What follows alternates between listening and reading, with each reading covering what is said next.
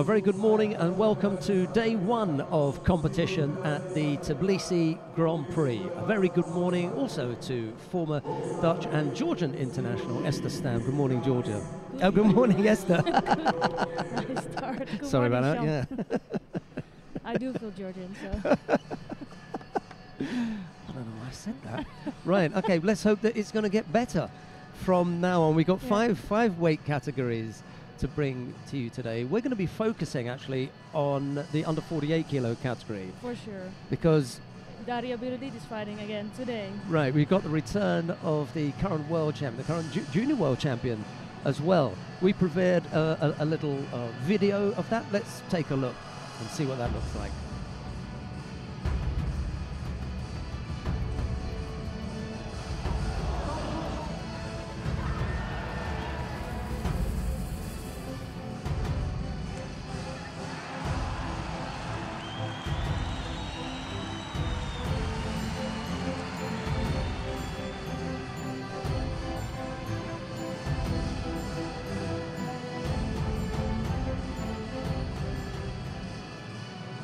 Right, that's a little look at the current world champion, Daria Birodid. In actual fact, she's not the number one seed, because the number one seed is Munkbat Grand-Prix of Mongolia. Where do you see this going? Yeah, and that's actually really interesting. For me, Daria Birodid is the one to beat today. She was so strong last year. She was out for a while with an injury, so I'm curious to see how she's going to be back here on the mat. But she never fought Munkbat, so I'm really hoping to see them in the final, to be honest. And I think we talk about body types as well. Munkbat is just that little bit taller than some of the opponents that Birodid has been up against. She's normally head and shoulders taller than her opponents. You saw that in that little clip when she was throwing Tanaki Funa, the Japanese, former world champion. The difference there is huge, but still I think when we're going to see her against Munkbat, the difference is going to be huge as well. Right. She's just so much taller. Now the number one seed is Munkbat Grand-Prix of Mongolia, the number two seed is Daria Birodid of Ukraine, the number three seed is Chernovitsky Eva of Hungary, and the number four seed is Melanie Clement of France. That's the under 48 kilo category. We will look at the other weight categories as we go through the morning, but we're going to start by taking a look at the opening contest on mat number 2. It is Matthias Boucher of France. He's up against Matteo Medvez of Italy. It'll be Boucher in the white judogi, Medvez in blue. It's the under 66 kilo category. Sit back and enjoy the action. Yeah, let's see what's going to happen today. I'm really excited for the competition in Georgia. There's always 4 Georgians in the male categories competing, and they're all strong. So should be some excitement in the competition today. They cleaned up in the under 60 kilo category last year, didn't they? They did. Gold, silver, and both bronze medals went to the Georgians in the under 60 kilo category. And at the draw yesterday, when before the competition we have a draw, and at the draw yesterday there was a kind of intake of breath from all the coaches when they were reminded just what a clean sweep, because I think I've seen that in Georgia a couple of times, 81 kilos as well, but I've seen that in Japan.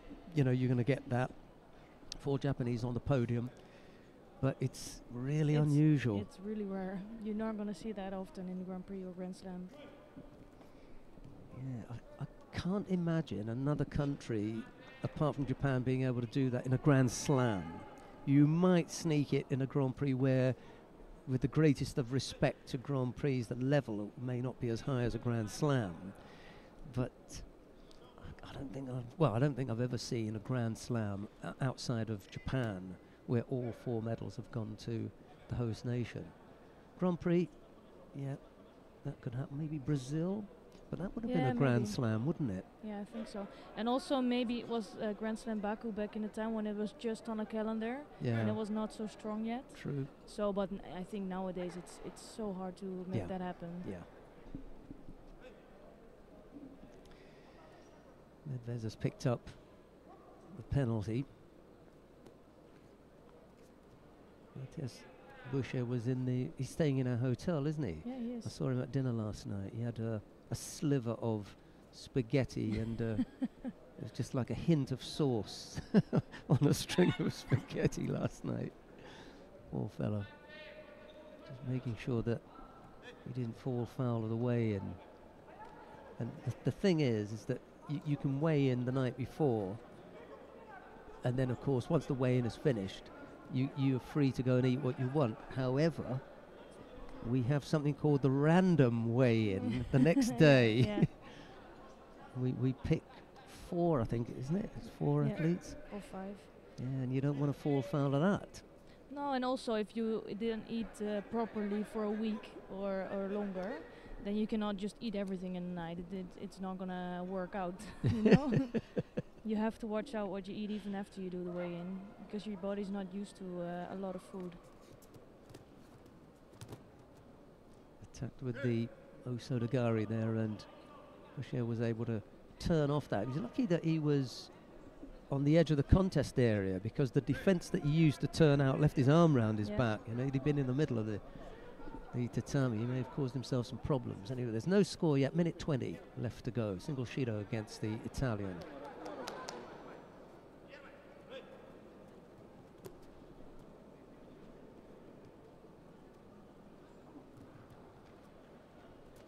Oh, that was almost a mistake by Boucher.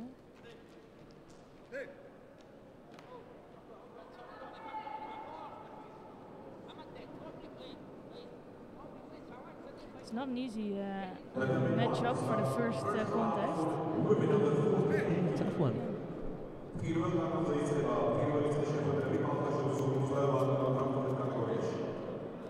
And I think Matteo Medvedev is so difficult to beat, because he has a really strange grip, really one-sided, going for the makikomi all the time. It's really frustrating to fight that. It reminds me a little bit of some of the fighters from Iran who adopt that extreme one-sided grip. Yeah, for me that was also, as a competitor, that was so difficult to fight with. Aisha Gabanli has taken to map number 1 from Azerbaijan. She is a fast improving young fighter in the under 48 kilo category. She's up against Andrea Stoyadinov of Serbia. That's the second that's of nice. the Serb fighters. Sorry, missed out. Sorry to interrupt, but it's really nice work on the ground with Matteo Medvedev. I'm not sure if he can hold on to that.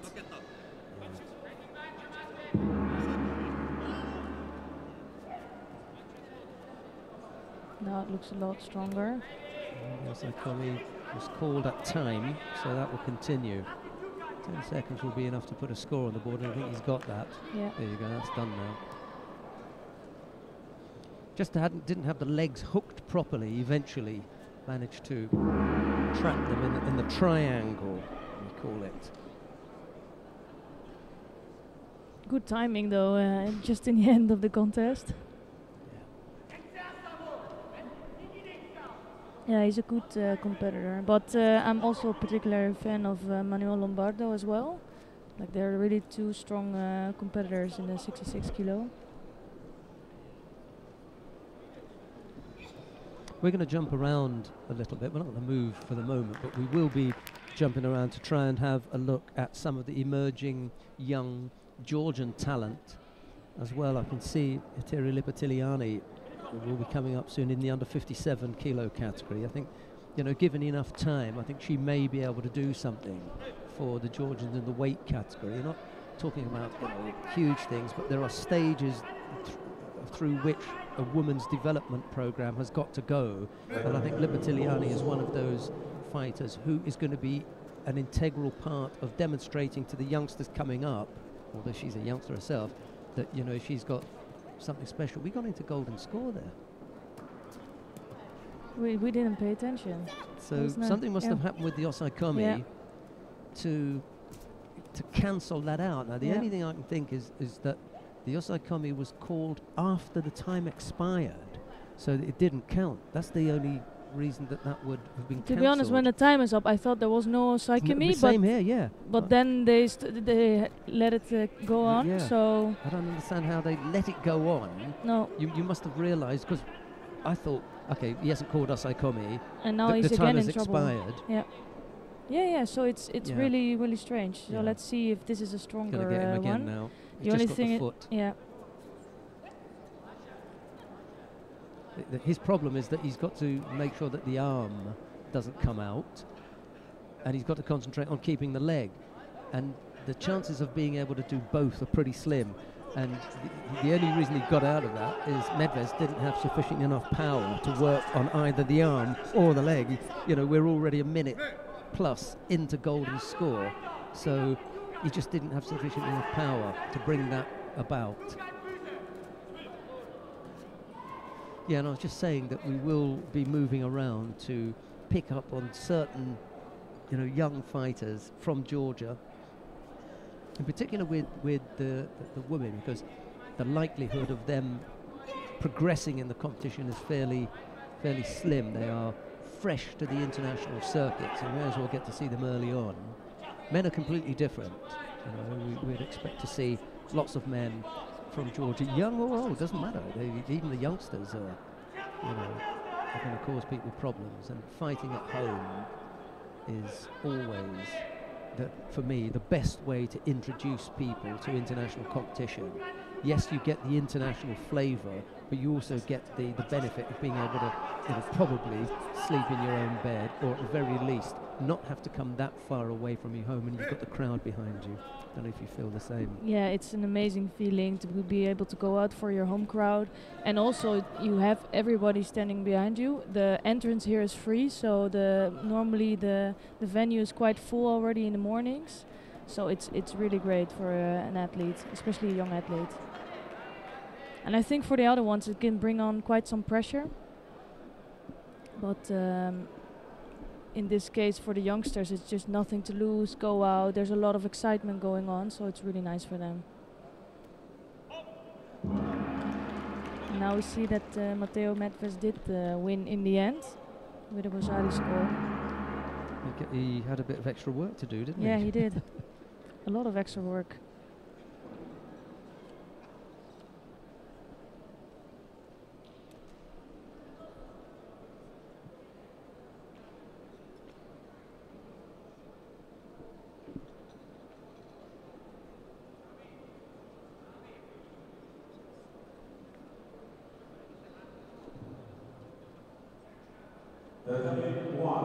So now we're going to see one of the youngsters of Georgia.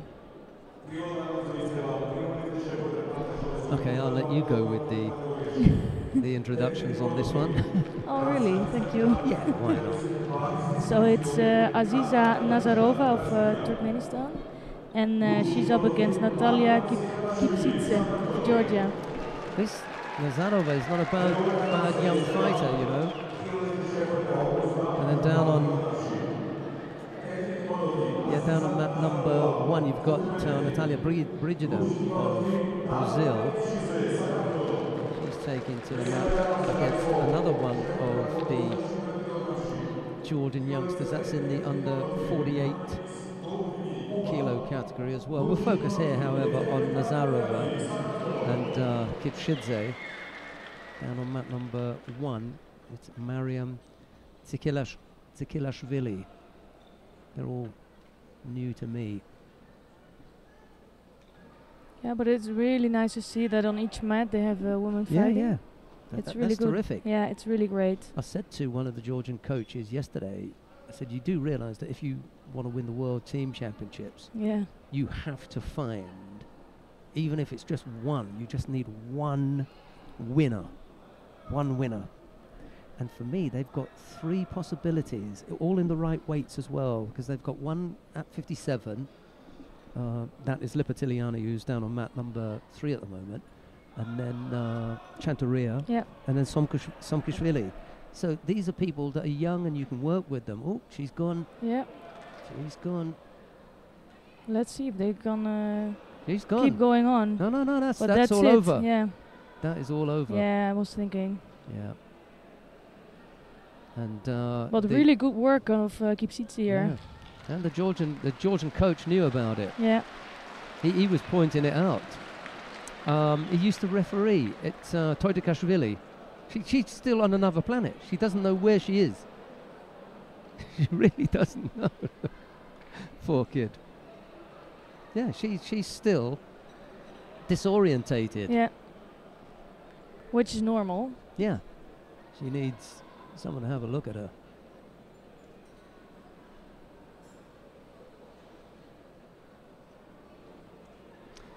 Right, let's go down to mat number 1. Ooh, let's see the score finish here. on this. Ooh, yeah, just a little tap. Yeah, there. that was also a bit fortunate and a bit unfortunate for Boucher here.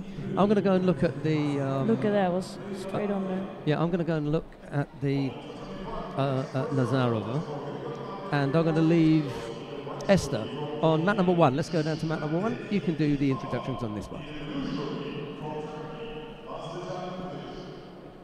So on mat number 1 we have Shushila Devi Likmabam fighting, and she's up against Nazlikan Kilic of Turkey.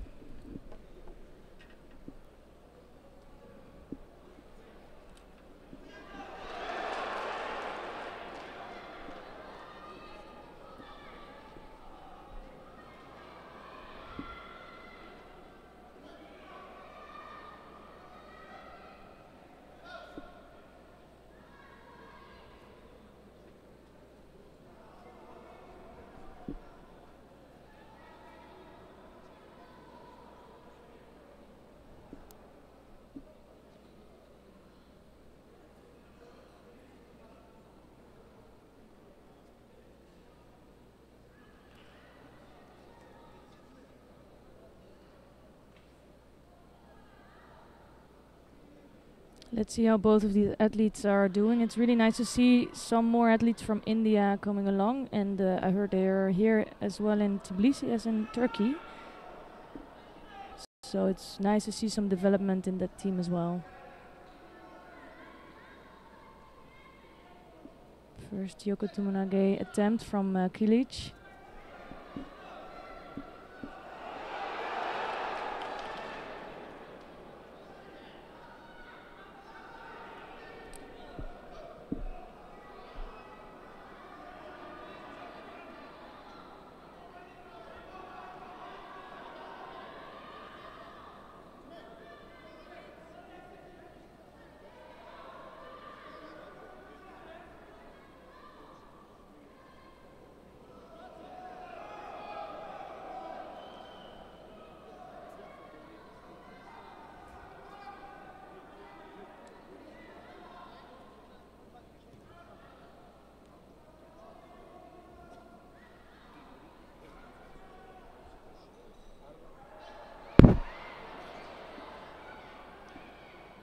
So no scores yet, 1 Shido on the board.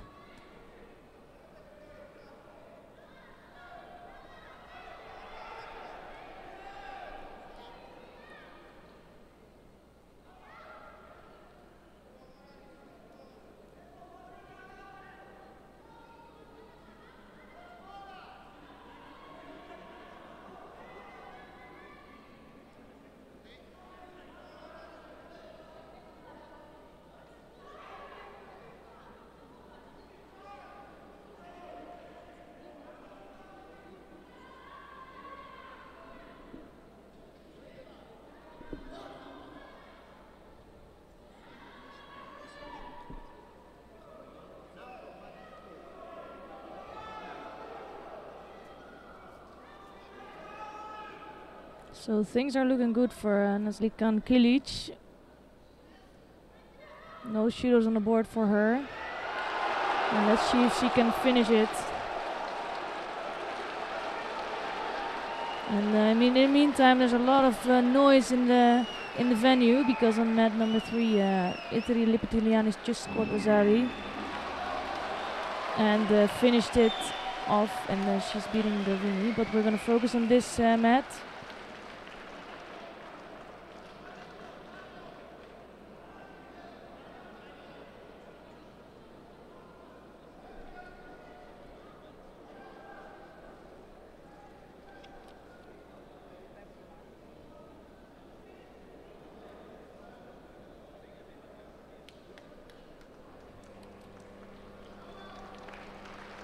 So it's a third Shido, and Kilic goes off with the win. And it's nice to see that another Georgian is coming up the mat. It's Mari Makharashvili of Georgia.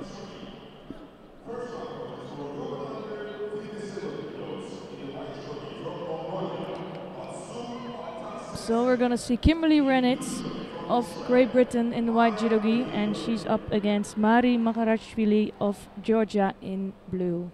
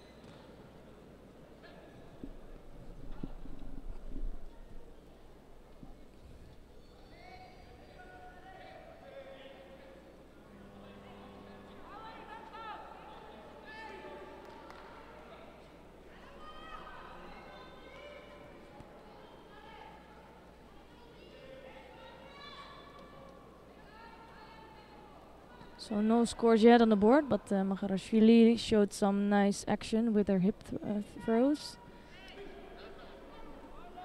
And again, she's proven to be quite strong with that. But no real threat yet for Kimberly Renitz.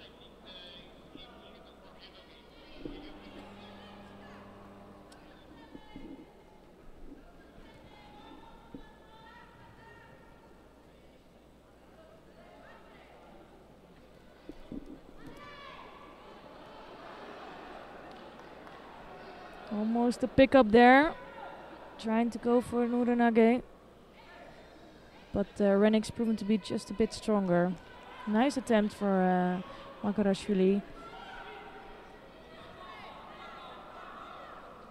The only thing is, can she be, because she used a lot of energy in the first 2 minutes, so I'm curious to see if she can hold on to that. And she didn't use too much strength in its first half of the contest.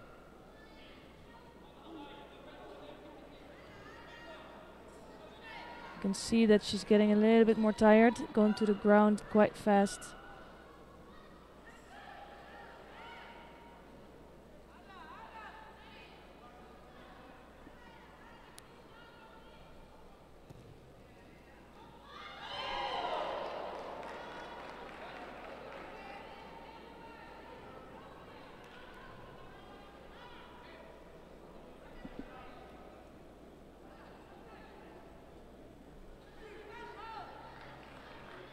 So 1 minute and 33 seconds left on the clock, and no scores yet on the board. Makharashvili showed to be the most dangerous in this contest. The only question is if she can finish it.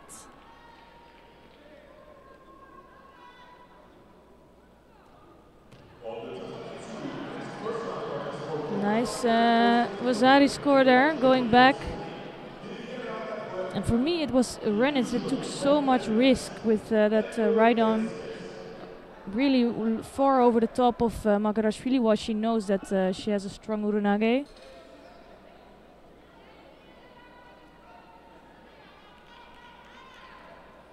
So she took a lot of risk there. Too much risk because she's Vasari behind now. Let's see if she can come up with a score to get even.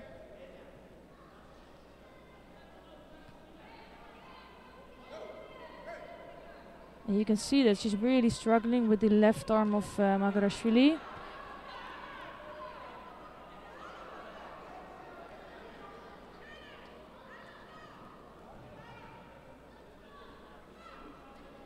And the Georgian women, they show to be really strong.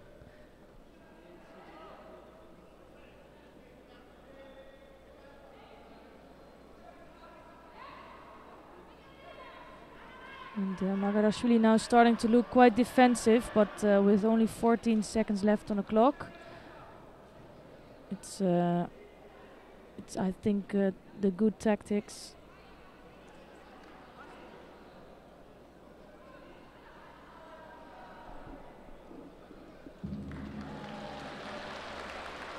So a good win for Mari Magharashvili.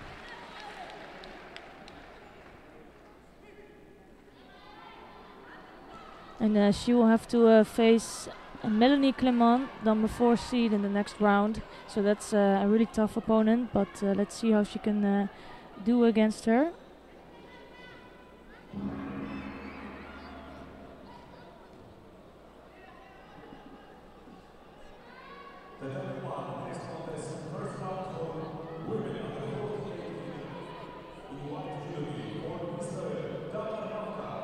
So next one up, it's Tamar Malka of Israel, and she's up against Abiba Abujakinova of Kazakhstan, and she's in the blue judogi, Malka in white. Tamar Malka being a youngster for Israel, and shown to be having a lot of talent.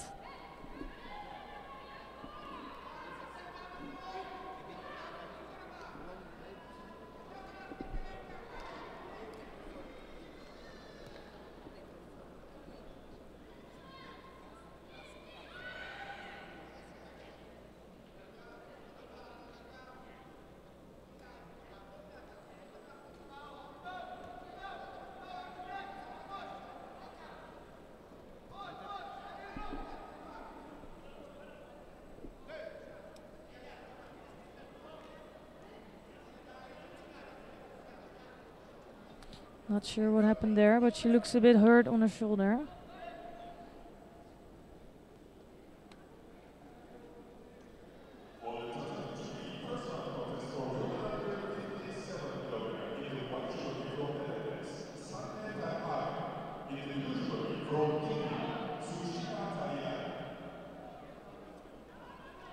And Malka looks ready to go, but Abujakinova, she really looks a bit hurt.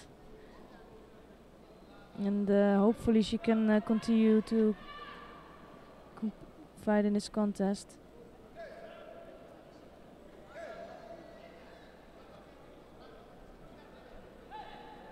And the referee, Vladimir Nutsibutse of Georgia, he's telling her either to move forward or to leave the mat, probably.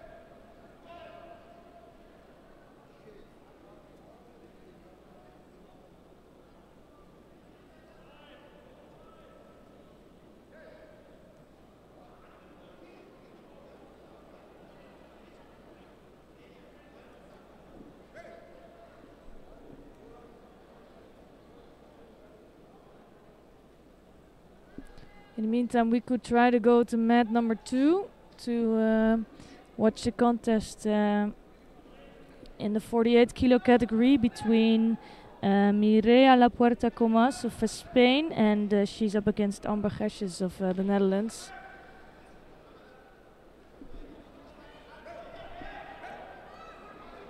Still in the 48 kilo category. And both athletes picked up 2 Shidos here.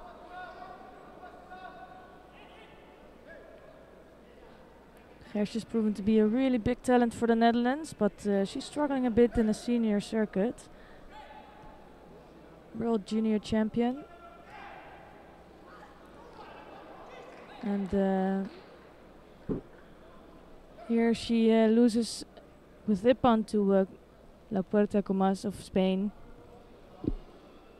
Not quite there yet, but she has a lot of talent, and some people take a bit longer to make it in the senior circuit.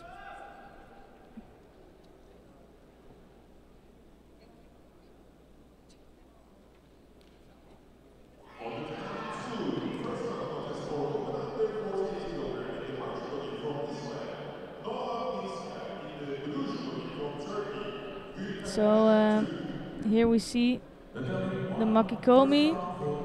Yeah, it was a bit too easy to go over that. I think she was not focused 100%.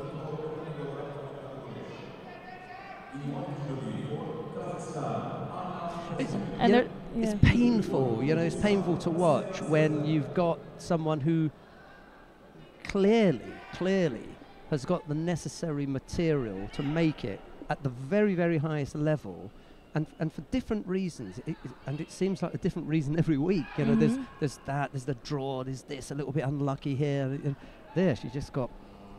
Yeah, she just tapped. Yep. Well, I was just talking about it, that some people just take a bit longer to make it in a senior circuit. So she should be disappointed, but not lose hope, and just keep moving forward. And what you say, you know, everything is there to be a top athlete, and just work on the things that go wrong.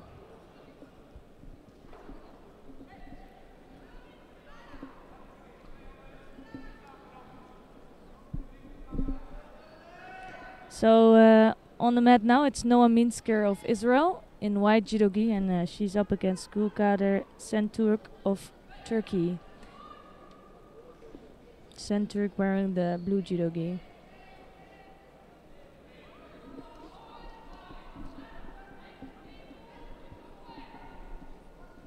Here's another fighter who just is missing out, Noah Minsker. All right, there's another Israeli in the weight category who is, you know, far and away more successful as far as the results are concerned, but she's not, you know, completely out of it. And it's just, you wonder sometimes just how much that other fighter in the weight category who's that far away from you could be, you know, bring you down. And from time to time I like to go to them and say, hey, don't look at that one, because that's not the one that you have to worry about. You have to worry about the ones that are standing in front of you.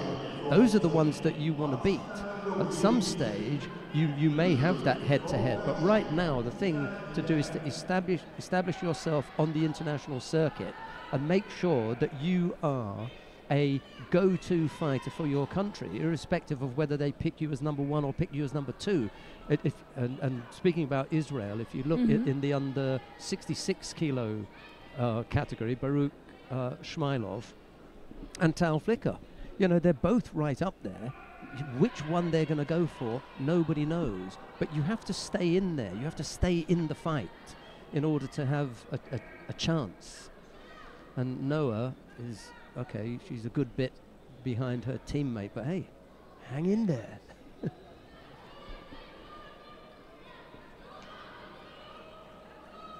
Yeah, and for me, Minsker was improving so much. A few years ago, she was going right up there, and then she stopped improving.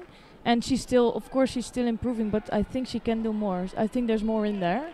And you're right, maybe it is because she stopped by having another athlete doing really well in the weight category. I'm not sure. Yeah, it's just you know, emotionally, it can sometimes work as something to deflate you, and at other times it can work as a spur. You know, exactly. I'm going to chase them. The one that I like in particular is Leshki and Terstenyak. Yeah, who sit next to each other, talk to each other, no problem. And I think it's 1 and 4 or 2 and 4, something like that. Yeah, 2 and 4 in the world. You know, there are a few of them that are really, I wouldn't say the best of friends, but they work well together. It's when they become antagonistic and it becomes like a barrier and you don't want to be around that person. I can think of 2 people in the Netherlands who it's a tricky situation. Yeah. You know? But still, even if it's like that, if you just don't focus too much on your opponent and just focus on your own path and who you have to compete with, and then it's all okay. And then you bring out the best of yourself, and it can help you a lot. If you have another one there pushing you to be better, it's really good actually. Centre, it's got to be careful not to lose this. Yeah. Minska's doing the right thing here, really trying to put the pressure on. And she's really good with that. Physically, there in Israel, they're all really strong. But sometimes she misses a little bit of control in her techniques. Like she's really rushed. You can see that they're running back to her spot. And it's normal, by the way, because she's behind. But she should take a little bit more time to get to her attacks.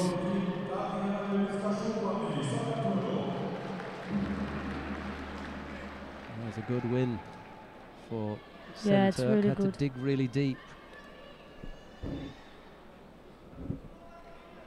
Just trying to think of the friendship with the two fighters that exemplifies the idea of working together.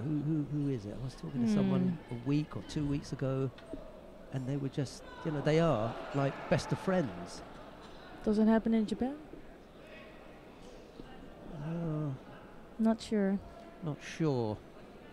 The difficulty there is that they are so strongly entrenched in their companies as well.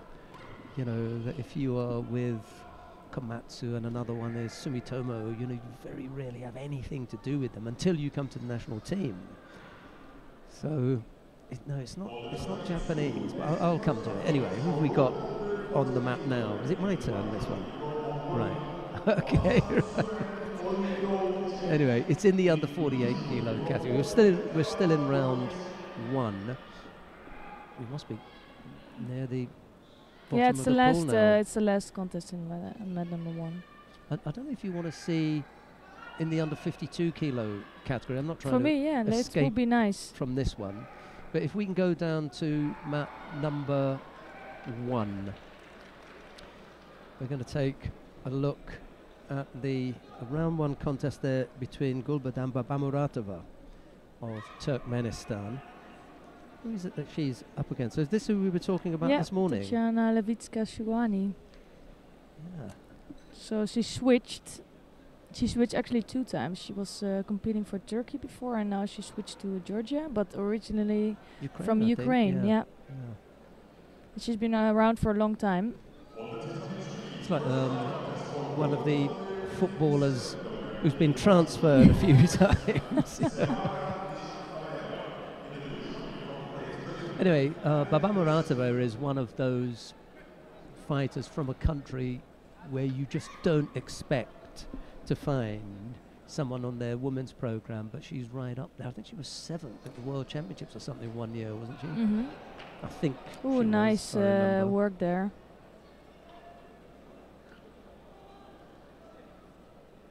And directly Psyche on. Yeah, Babamuratova is really a strong athlete. But for her, it's a little bit the same. Before last Olympics in Rio, she was going really up, and I thought she was going to be really up there, basically, in this cycle. But she's taking, she's having a little bit of trouble with that. But doing well, nevertheless. Did she have? I'm just wondering if she had an injury or something leading up to the games. Could be. Anyway, she looks on good form as she wins her opening contest. Yeah, who have we got coming up next then? Have a look around the mats and see what's up. Nothing really. I'll leave it with you, Esther, to choose. I think for now we're going to stay here, and then let's see what next contests are going to come up.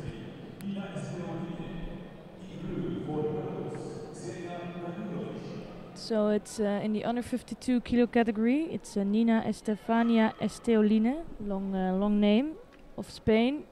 She's wearing the white judo gi, and she's up against Ksenia Danilovic of Belarus.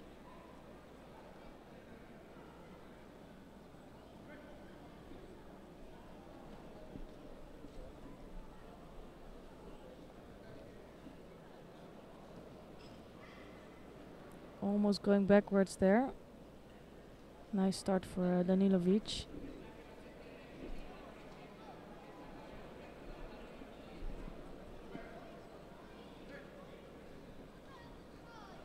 It's funny that Esteolina is a really tall and skinny competitor, but then if you would put her up next to Daria Bilodit, she would probably be as tall, or Bilodit would even be taller.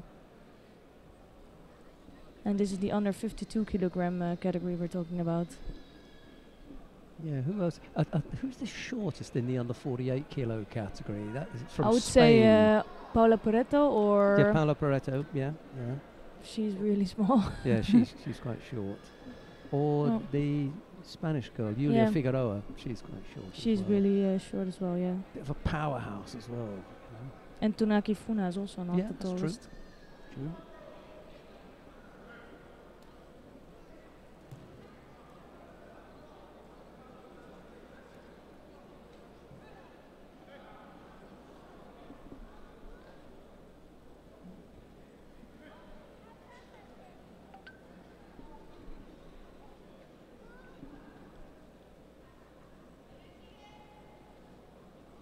So Danilovic looking strong. I think Esteolina is struggling with that. She wants to get over the top, but straight away when she does that, Danilovic tries to go to the back.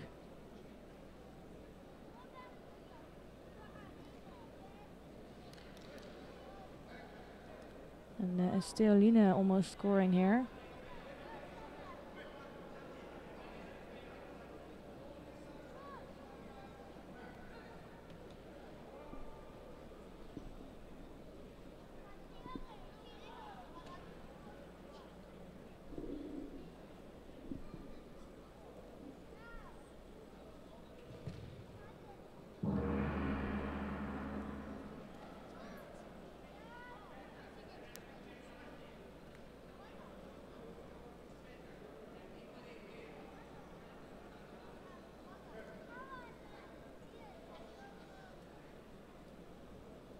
So half the contest up and no scores yet on the board.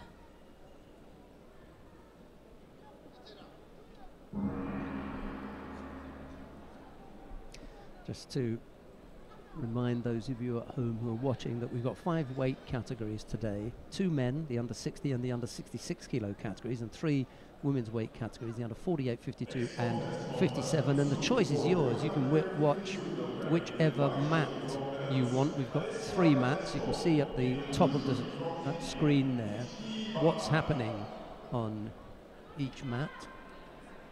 And if you just click on one, you'll get the action from mat 1. 2 is 2, 3 is 3, and if you click on the little icon that looks like a microphone, then you'll get Esther Stam and myself wherever it is that we happen to go. But the choice is yours. You can watch whichever mat you want. Yeah, what we're gonna do today is follow Daria Bilodit a bit, because it's her comeback, and as being a world champion, it's interesting to see what she does. And I'm also next to that interested to see what the Georgian will do here in the home at home. So for me, those are the ones to follow a bit, and then next to that we'll see what's going on. Just to follow up on what Esther was saying about Daria Bilodit, I'm looking down the list to see when she's likely to take to the mat. It's going to be a while yet, because we'll have to wait for round 2 of the under 48 kilo category. She had a bye in round 1, so it'll probably be over an hour before she's actually on the mat. So if you don't hold your breath for Bilodit, it'll be a while. But whatever happens, that's who we're going to show. As Esther was saying, the current world champion. And she's going to be up against Natalia Kipsitze, so that's going to be good also for her.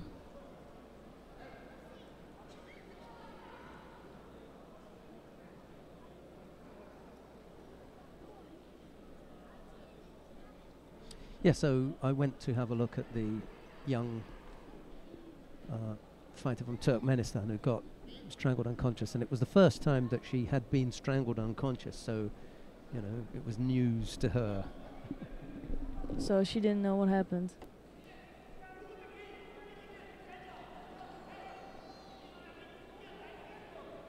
So it's Nippon score there for Danilovic. They checked the images again and decided there was a score there. So it's her that comes off with the win.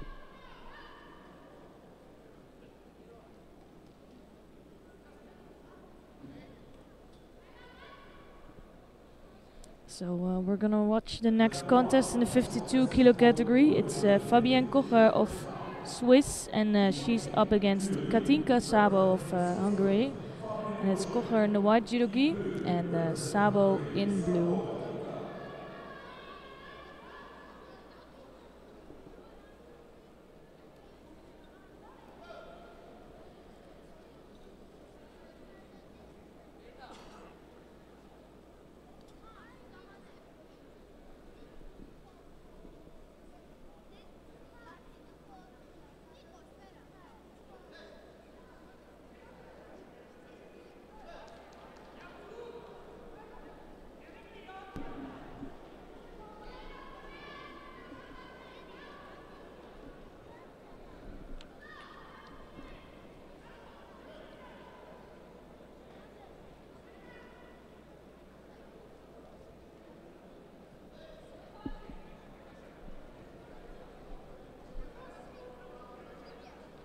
So no scores yet, and I think Sabo's always one of the tougher competitors. Hard to throw, she will keep really busy.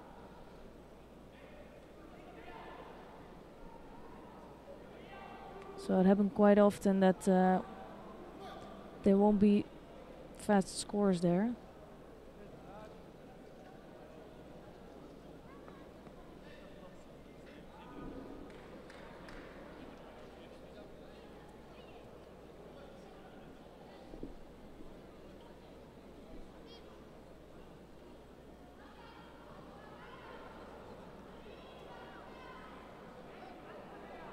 You can see that Kocher wants to take a little bit more time to come to her technique, but Sabo won't let that happen. So that's always going to be the struggle with judokas like Katinka Sabo. Try to get a hold of them, try to get control with the grips.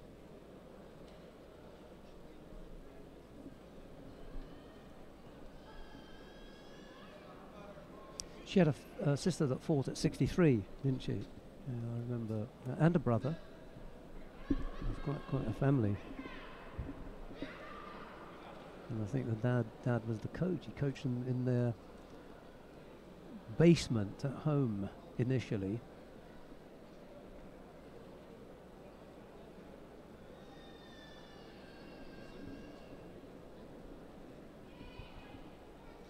Single Shido against Sabo. We've had half the contest.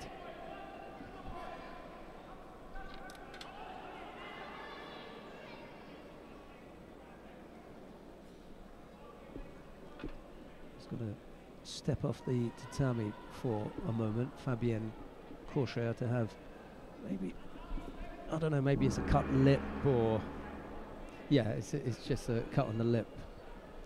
He's having that tidied up now. Yeah, let's see if Fabienne Kocher can come up with some more control of Sabo. I think Sabo's just a really clever judoka. Trying to be quick, always like this, trying to get on with the kumikata.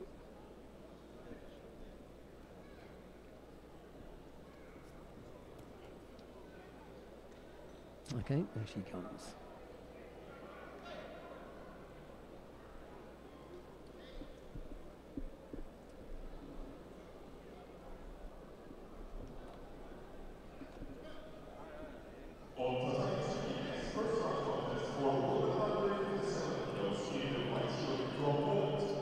And that was a really good score of Sabo there. Kocher looks annoyed at having been caught there. You know, she just looked up at the scene and I can't believe that I've been caught with that. Oh, well.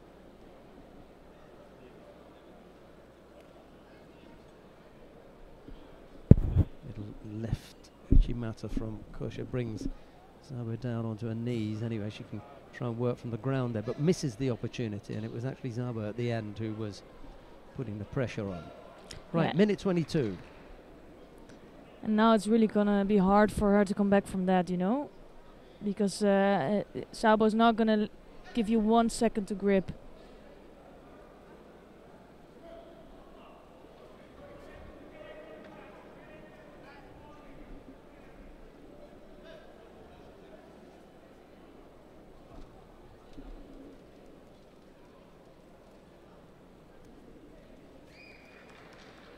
Yeah, you're right. You don't get a chance to settle. She may pick up a second penalty here, because that wasn't the most clever of attacks. No. Yeah, she does. And that's going to be tough for her as well, because 2 Shidos on the board with still 1 minute left.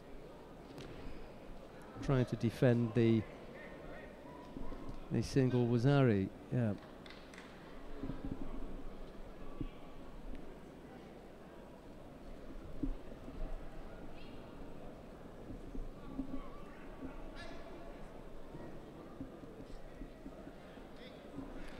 Yeah, well, 40 odd seconds to go. And it is going to be tricky.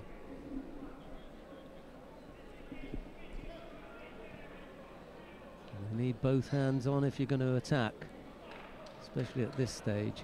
Yeah, I really think this contest can go either way, to be honest. Let's see. And Kocher is chasing.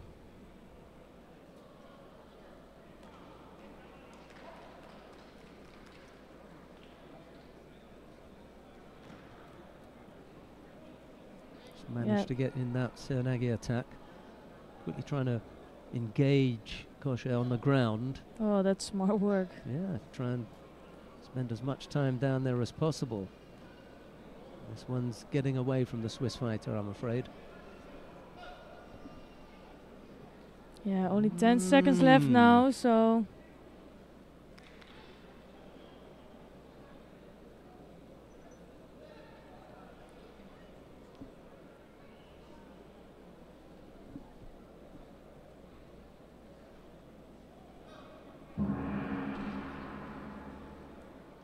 Yeah, it wasn't the most attractive of contests at the end, but the thing was, she did come up with the score, and you know that during the avoiding and getting away and the gripping, it's going to look unattractive. What can you do? She was penalised twice. That was as much help as the referee could give to Kosher. The other thing that Fabienne Kosher had to do was to come up with a score. And unfortunately for her, she could not. Right, who've we got coming up next then? Staying here or? I'm a bit tempted to go to another mat, but I think it's nice to stay here, and because also we have Tall Flicker coming up as in the next one. The under 66 kilo category, round 2. Yeah. Will be starting on mat number 1 shortly, so good call. Yeah, and he's the top seed of today, so I think it's nice that we follow him. Okay, we'll stick here in anticipation of the under 66 kilo category getting underway with the number 1 seed, Tal Flicker of Israel. He's going to be up against Muhammad Kosekov of Turkmenistan. I haven't seen him before. And that will be up after Larissa Pimenta of Brazil and Amber, how do you say that then? How do you think? Rio, okay. I'll have to ask the Belgian coach. Who is it that's sitting in the chair? Robert, is it Robert Kravchuk? Yeah. Nice Serenagi attempt there. I thought you were talking about Robert then. Nice Serenagi. He did have, really, he was one of the most attractive judo players. Technically, incredibly good. Really good fighter. Anyway, let's get on. Yeah, this time it was Pimenta coming out with the Serenagi, and now it's Rio, but Pimenta had a good timing of that.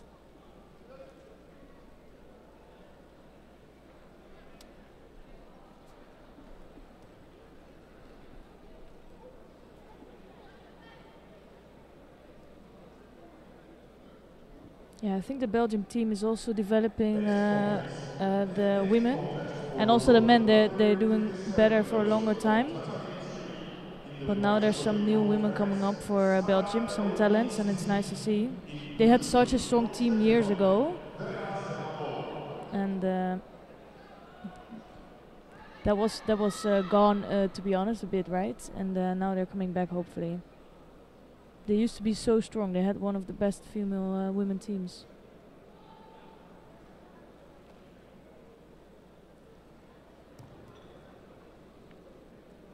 Ooh, that's danger for Rio there. And I think it's just because she made a mistake with the...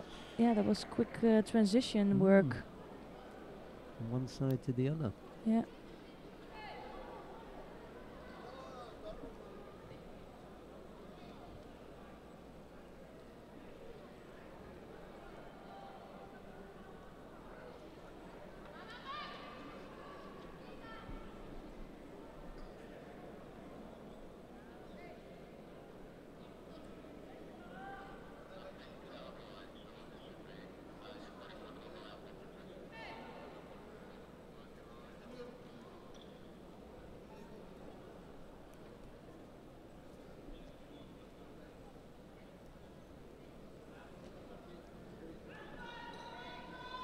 You can see Rio's really trying to move backwards, trying to stay out of the kumikata of Pimenta.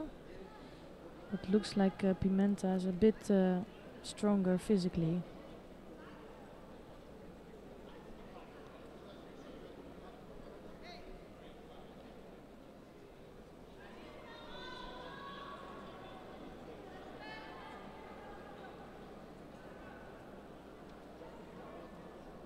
And this time now Rio has the sleeve of Pimenta, so a bit better gripping for her.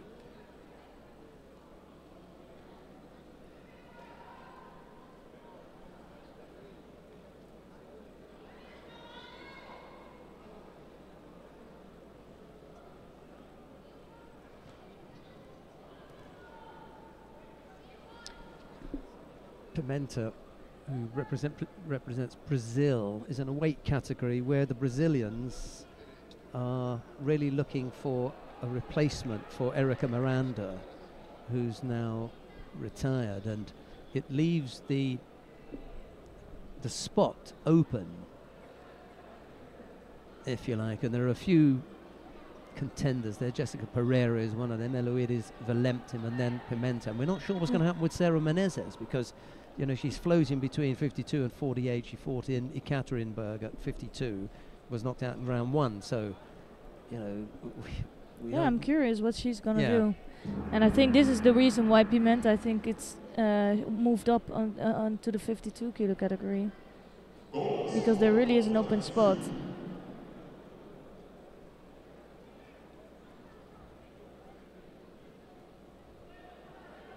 So they have a lot of, I think, really good athletes, but I'm really curious to see who's going to take that top spot and who's really going to get big medals, and if they can.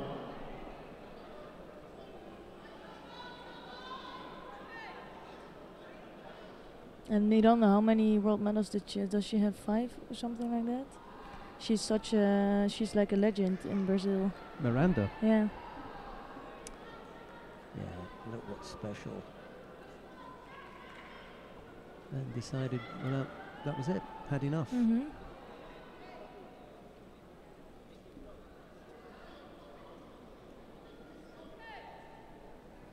And it's also nice to see when you stop and she really had enough, but she's still really good. So sometimes you see people, they keep continuing because they also like judo and they like to compete. But you see the results go down, and with Erika Miranda we didn't see that. Yeah, Miranda is currently number 10. Yeah, so that says something. On the IGF World Ranking list. Ooh, nice soda there from Pimenta scoring Vasari. And she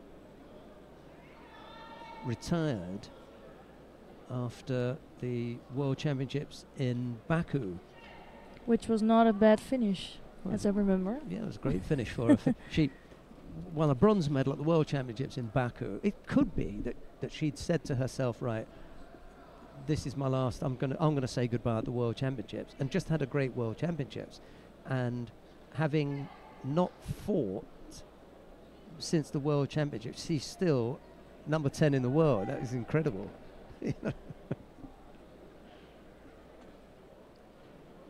can imagine that had she, you know, continued fighting, she might have been 2, 3, maybe 4. Yeah, I think so. She would be up there.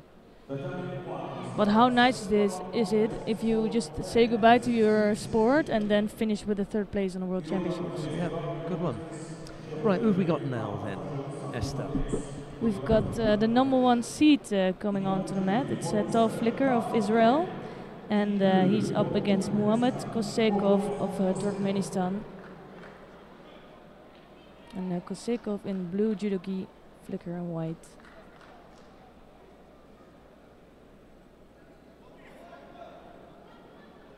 And normally Smilov would also be competing. They normally always are with the 2 of them, but this time he's not there. Could be injured. Yeah, might easily be. I know he's bruised from his last outing. His head was just covered with bruises. It's also a bit his style, you know? Yeah, yeah.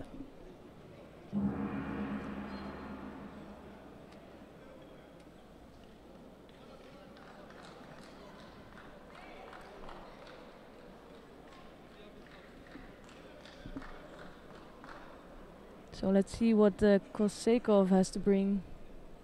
You didn't see him before also, right? Nope. Ooh, almost let go of the arm there, Flicker.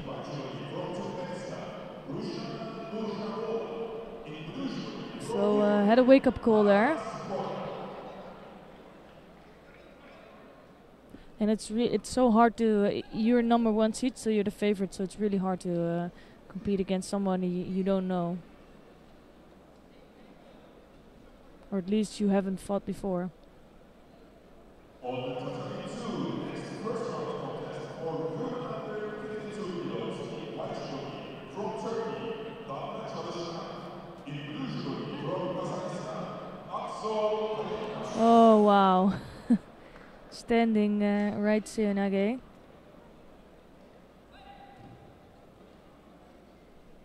Just didn't have his hips under well enough to really score an ippon, but beautiful stuff.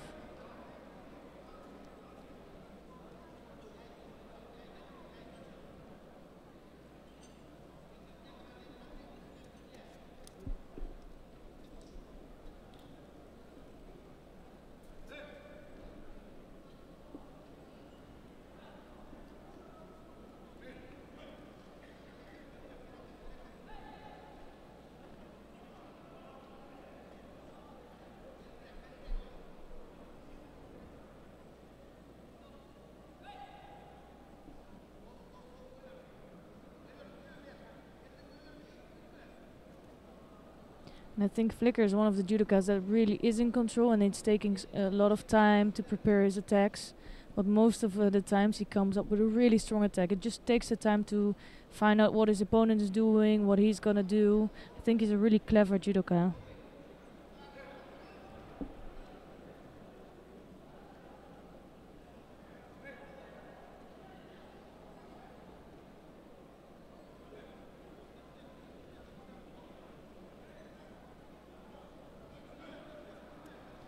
Number 5 in the world, just 1 place behind his teammate Baruch Shmailov. We were talking about that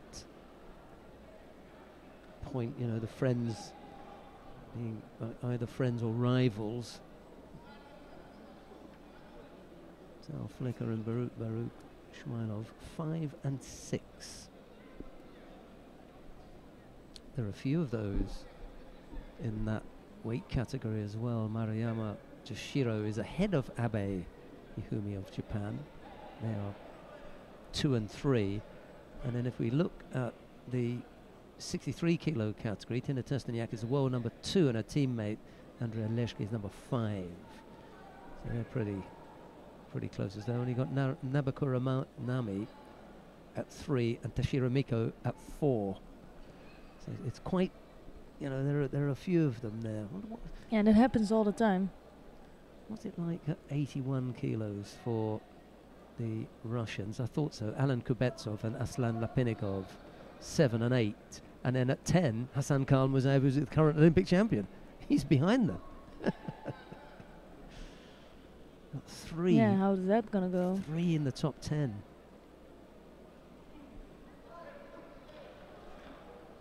But it so often happens that in a country you don't have some athletes in some weight categories, and then in 1 or 2 you have 2 really strong ones. For Serbia, for example, in the 90 kilo category. That's right. Alexander Kukolya and Nemanja Maidov. Kukolya is up at number 3, Maidov at 8. I think Maidov is here, isn't he? Yeah, he is. He's gonna compete. Right, a third penalty from Kosekov of Turkmenistan puts him out. Tal Flicker it is who goes through to the next round. I'll just tell you quickly with regard to the 66 kilo category. We've got 3 rounds, quarter-final, semi-final.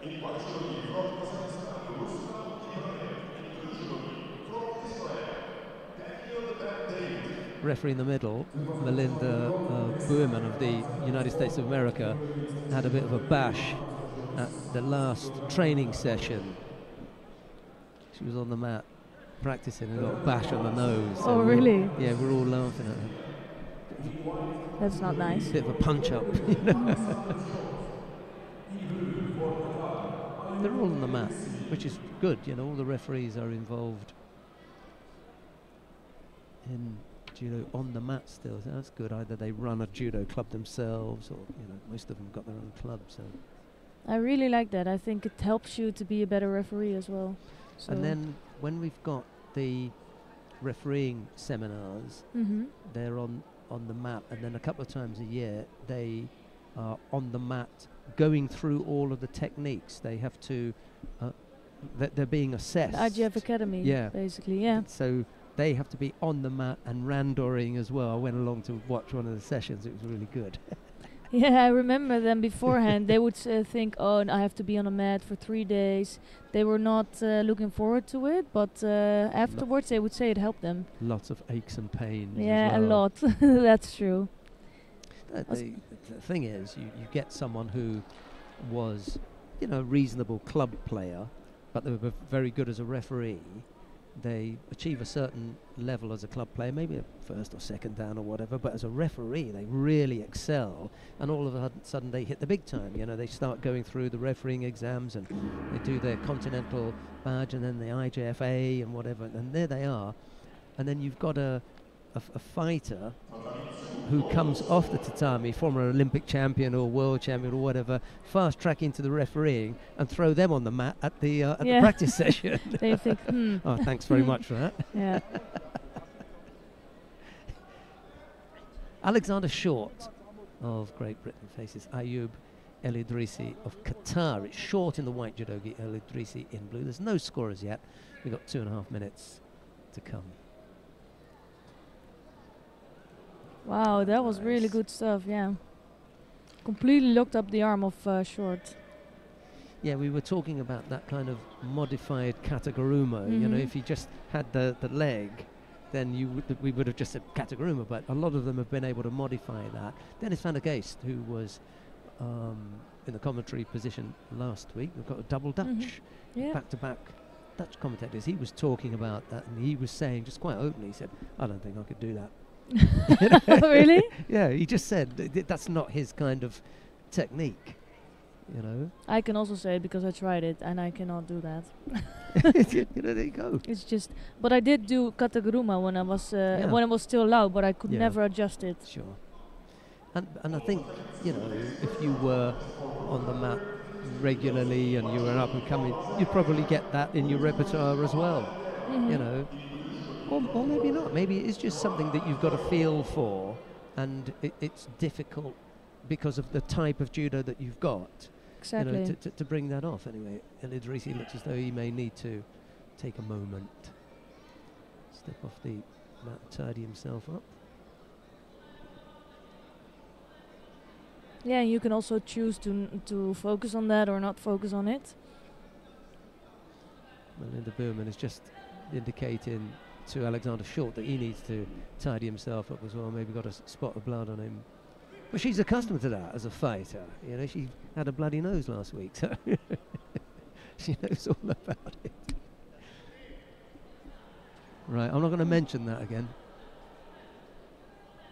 Down on mat number 3, Rustam Ibraev of Kazakhstan has just defeated Daniel Ben David of Israel. So things are moving along quite nicely now. Who have we got coming up? What names can you see? For me, it's interesting to see how Mariam Janashvili is going to do. For me, it's interesting to see that on mat 1, in 2 fights' time, we've got Ala Idrisi, but not of Qatar, of the United States of America. Surely they are related. I'm only joking. Right, well, we're not sure how long this is going to take, so we are going to move. Where do you want to go to? Down on mat number 3. Let's go and have a look at Irakli Kupatadze of Georgia, and just as they come back to the map. Short and El Idrisi. If you want to watch the 66 kilo category, just click on mat number 1 and you'll get that. But we're going to have a look at Irakli Kupatadze in the white judogi. He's up against Hakbeadi Jumayev of Turkmenistan. Kupatadze in the white judogi, Jumayev in blue. Yeah, and I love their spirit, the way they come onto the mat. They're full of energy, they really go for it. You can just tell. Yeah, I've seen him before, Irakli Kupatadze. I think when he was coming up, I've seen him at some cadet or junior competition. Yeah, for me it's always nice to see here, because I started to train here with the cadets. And now a few years later, most of them are competing here and doing really well. So it's nice to be able to already follow them for quite a while now. Almost caught him with the Yoko Sutemiwaza.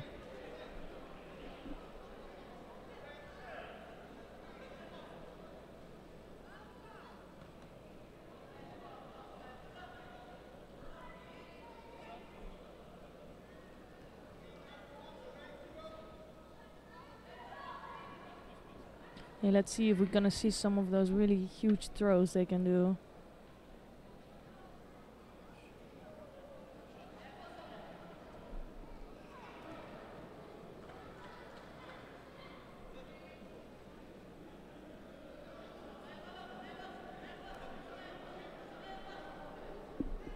Yeah, I think many of the top seeds are still, they have a bye in the first round, so they're gonna take some time to come up.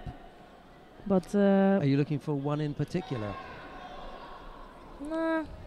Yeah, I am. Right, because we were talking about Biladid being well over an hour away. That's still the case. She's just over an hour before we get to see it. That'll be on mat number 2. Yeah, but for me also, like Gili Cohen is gonna come up, Nora Yakova, Rafaela Silva, not to forget, the Olympic champion. Yes, yeah. So there's a lot of good people still waiting in the warm-up to be able to come up. So Charlie Chibana, I like him, the Brazilian. We'll get to see him shortly. Tofig Mamadov in the under 60 kilo category. Felipe Kitadine, that'll be a good contest. Timur Nozadze as well, he medalled there last year. Chibana and Kitadine already long for so long, you know, around for so long also.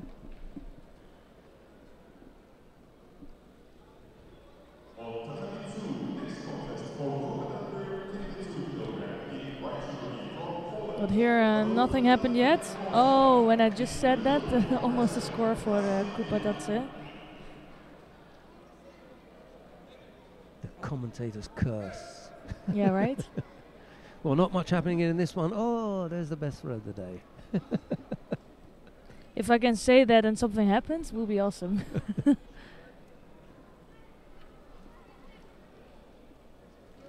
Single shoot at Shiro against Jumayev as he tries to work things out. Not sure if that's under the chin. No, it's not. Is Amiran Toitikashvili coaching for Turkmenistan now then? would appear so. He's sitting in the chair. And he was there for the young girl who got strangled as well. So yeah, I think that is the case. Yeah, why not? There's a lot of knowledge here, a lot of strong judo. Why not help other countries? And no doubt he's able to converse with them in Russian. Yeah. You know, Turkmenistan. Yeah, not all the youngsters speak Russian anymore, so. That's right. So you need to get. But he speaks Russian. The older brigade, yeah. But that's, by the way, that's the thing for Georgians, and he's communicating with the Turkmenistan, so it's completely different. I would suggest that that's not a bad thing to do, to learn another language, and if you're going to learn to speak one, try to put aside any, you know, dare I say, prejudices that you may have, because it's not just with Russia that you can communicate. You know, it's all of those countries, Kazakhstan, Uzbekistan, Ukraine, a great deal of people, great number of them there, Belarus, you know, there's lots of opportunities for using the language. However, I can appreciate if there are people who've decided that they'd rather not. Third penalty picked up by Jumayev. 1 second before the end of the match, but it's enough for a win. Well, we've got Iago Abuladze of Russia coming onto the mat next. Let's go and see who it is that he's up against.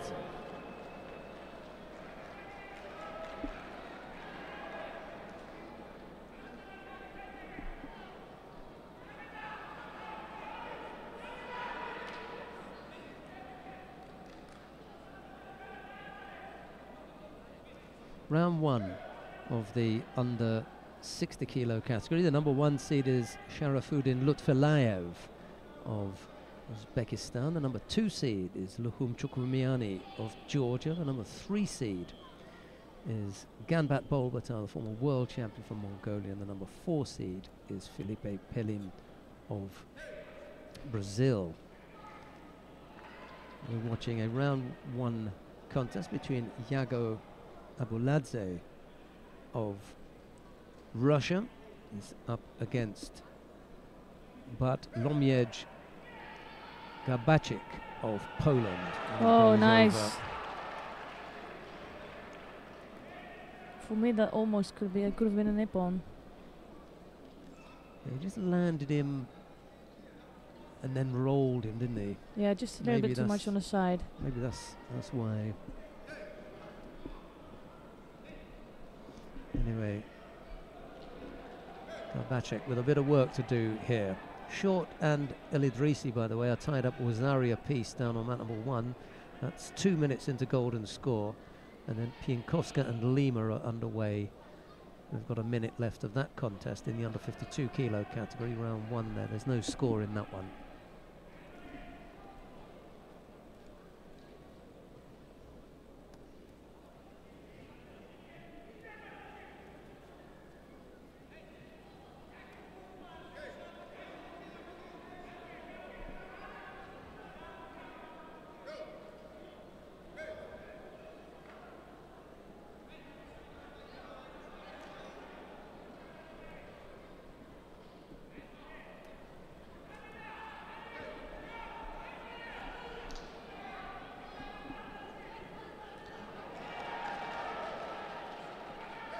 Really, Abuladze is also one of those ones that has a really unorthodox grip, so hard to grip yourself and get control of.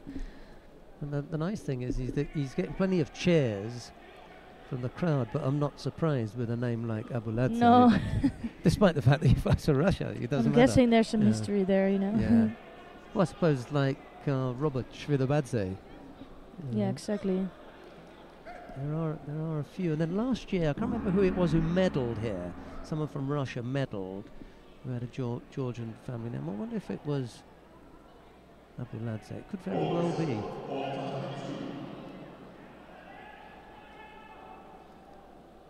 I shall have a look.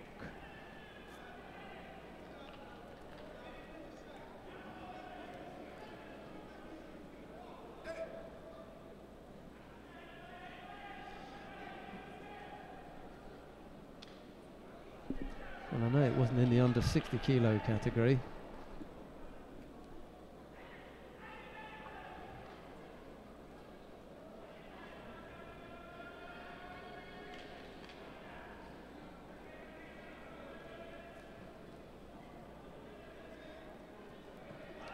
Yeah, Merab Margiev in the under 100 kilo category. Ah, For okay. Russia.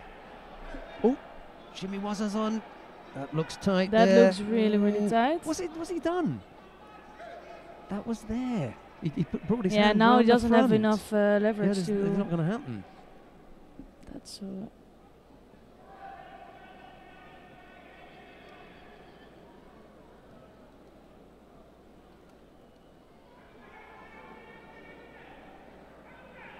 He's trying to work the Yeah. Shimiwaza again. Yeah, Oh, it he's is had to on. tap. He eventually got there. I mean, he could have concentrated on that the first time round. Anyway, he decided not to. And when he switched back and thought, okay, I'll have another go, he brought it off. So maybe he does know what he's doing. And he comes up with the win, with a good win in the end. Yeah, and got a nice chair as well. So, Abuladze into round 2. Was it Piankovska that you were talking about this morning Yeah. as one to watch, or No, Borovska? Yeah, Borovska Borovska. was. Yeah, she's the real. Although Pinkowska is also Yeah, a both good of them, yeah. competitor. Yeah, Borovska for me, she surprised me in Austria this year in the European Open. She was so strong, different techniques, really controlled. So I'm curious to see how she does today and if she can do it today as well. Right, in the under 60 kilo category, round 1, Banabe Agaev of Azerbaijan faces Temur Nozadze of Georgia. It's Agaev in a white judo gi, Nozadze in blue, and this time the Georgians do have a Georgian to cheer for, not just someone with a Georgian name. Yeah, but it is nice that the crowd is really behind everybody that's originally from Georgia. Short and El Idrisi still going 5 minutes into golden score down on mat number 1. It was Aria Peace. Wow. Single penalty picked up by Short and still hammering away.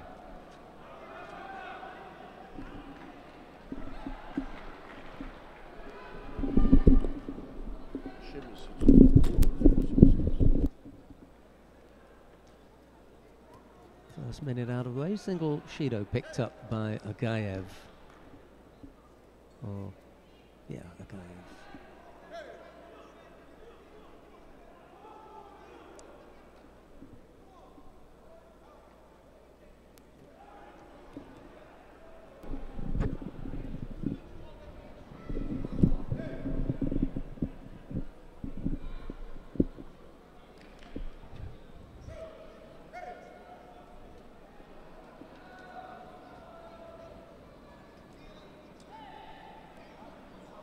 So this is one of the other cadets, like not cadet anymore. I've known since he was a cadet. And developing really well. Agaev picked up a penalty for passivity there. He looked at the referee as if to say, who, me? Me, second Shido. What? He's lost contact with the left arm there. Agaev slightly rushed with that attack. Oh. Yeah, well, That was really quick. Well, I think it's going to be a gripping infringement. There's not much that. Yeah. Yeah.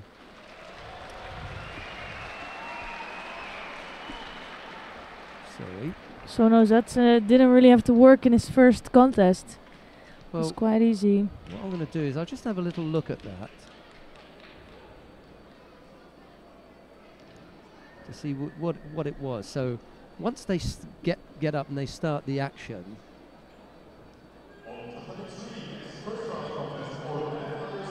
they're both involved in not gripping up. And what she's saying is, if you're not going to grip up, then you take a penalty. The fact that you already had 2 penalties must have given you some indication that you're in trouble. So don't try and go on the edge here, you know, get a grip. And of course Nozadze was perfectly happy not to get a grip because he didn't have any penalties.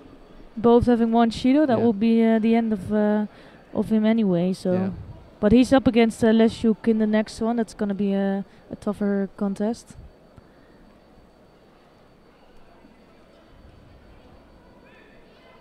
Short and El Idrisi still battling away down on mat number 1. 7 minutes of golden score.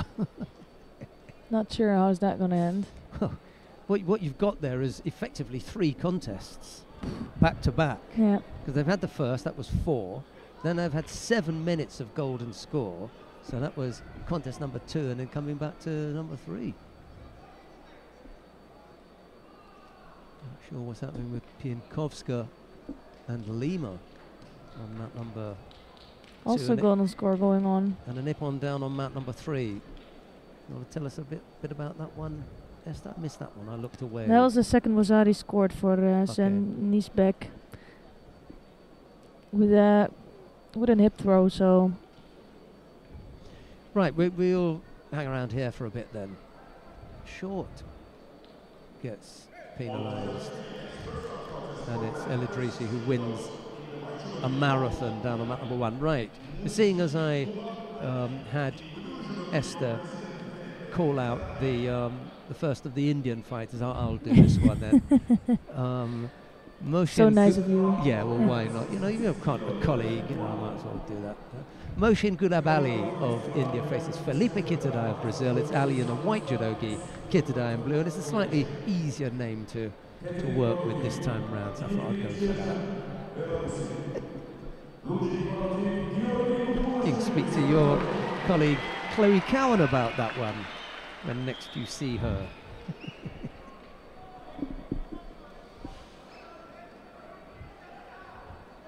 It's all good fun, isn't it? Where is Mr. Ali then? Tell you what, if he's not careful, he's gonna lose this. Hasn't appeared. Felipe Kitadai takes the contest. Well, don't know what happened there. He's not there. It doesn't matter. He's not here. The only reason that they will delay the contest is if we've kept him in judogi control.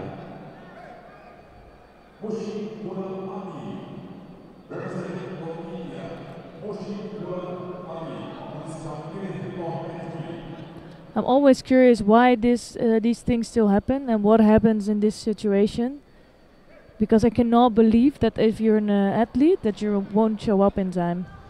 The only thing that can have happened is that he is in the in judogi control, and for some reason we've said that he can't come out, as opposed to he's not ready and hasn't turned up. Because if he's not ready and he hasn't turned up, then you lose the contest. Exactly. So he should appear with a gi that says IJF on the back. There he is on the left side of your screen. And he is coming, so. And no coach. But the coach is there, and he's got his own gi on. So it would be interesting just to find out, for our own purposes, you know, why he was late. Anyhow.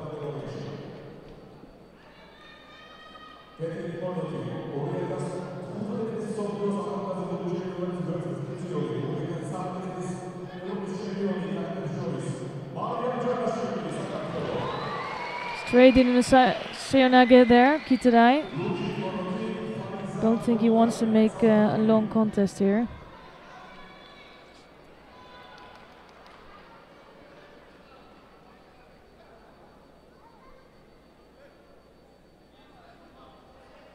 Mariam Janashvili on mat 2 in the under 52 kilo category against Faiza Mokhtar of France. That's a tough contest. Yeah, not an easy first one. No. French fighters are always well prepared, you know that.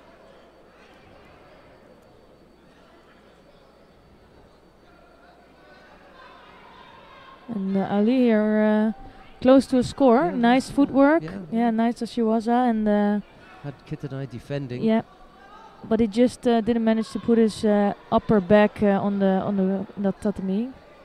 So no score for him. Yeah, Coach Igari was really nice.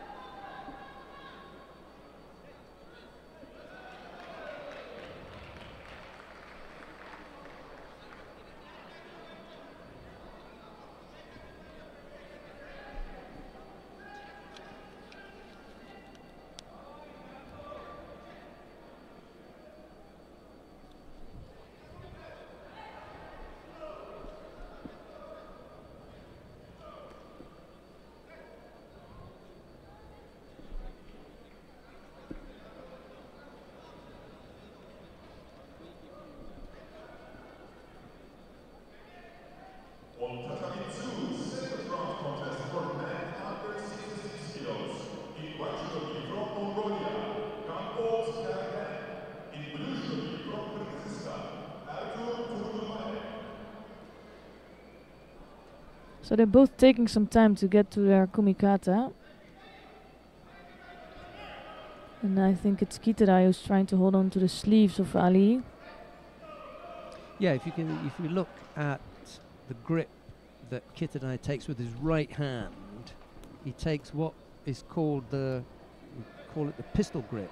Now previously that had been, if a fighter took the pistol grip, then the referee called mate and gives Shido immediately.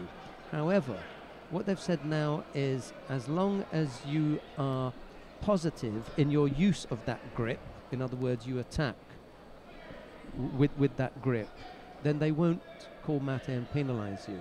What you can't do is to use it for defensive purposes. And that in actual fact, any grip that you use for defensive purposes will be called mate and given a penalty. Positive action, take whichever grip you like. Even the cross grip, if you attack right away. And that's what I really like. It's really about the judo. They thought about the rules and how to improve the judo and make it really attacking. How do you say offensive? No. Offensive. Offensive instead of defensive judo. Or attacking. Attacking, yeah. I really like that. So I think the rules are there for a good reason. And they're logical.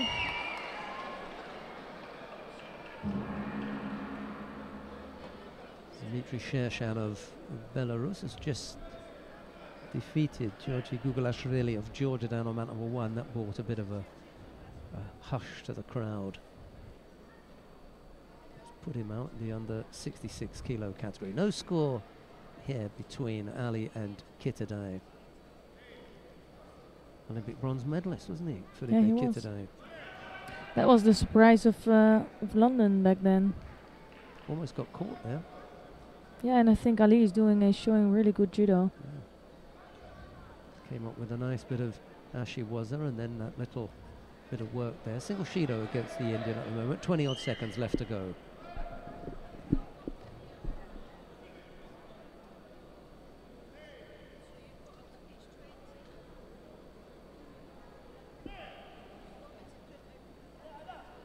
Speaking of Brazil, we're going to be out in Brazil later in the year. We've just added a Grand Slam to the calendar, the International Judo Federation. I'll give you the date, actually. So all of those of you who are, from that side of the big pond, you will get Grand Slam Judo back in Brazil for the first time in a few years. Since years. Yeah. We'll be out in Brasilia 6th, 7th and 8th of October. The Grand Slam in Brazil. How's that? Is there a special reason for that, or they just wanted to bring it back? No, I'm not. Like not instead of another Grand Prix or Grand Slam, no, right? We haven't replaced it with anything. No. We've managed to add one to the schedule.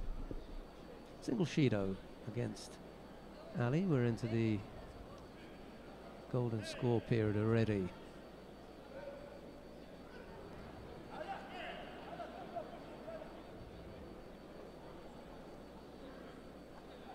got a good performance in here, has Mohsin Ali. Especially when you consider the quality of the opposition, you know, Kitadai is one of the more experienced fighters on the circuit. He is, but he's not very often on the podium on the Grand Prix or Grand Slam. But it is true that he's so experienced, so it will be always difficult to compete with him.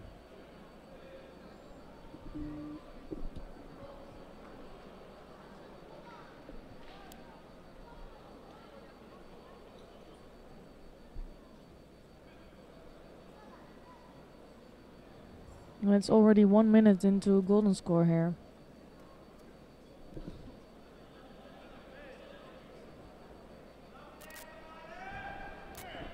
Two penalties against Ali. He's the one who has the difficulty, I'm afraid. A single Shido now would put him out.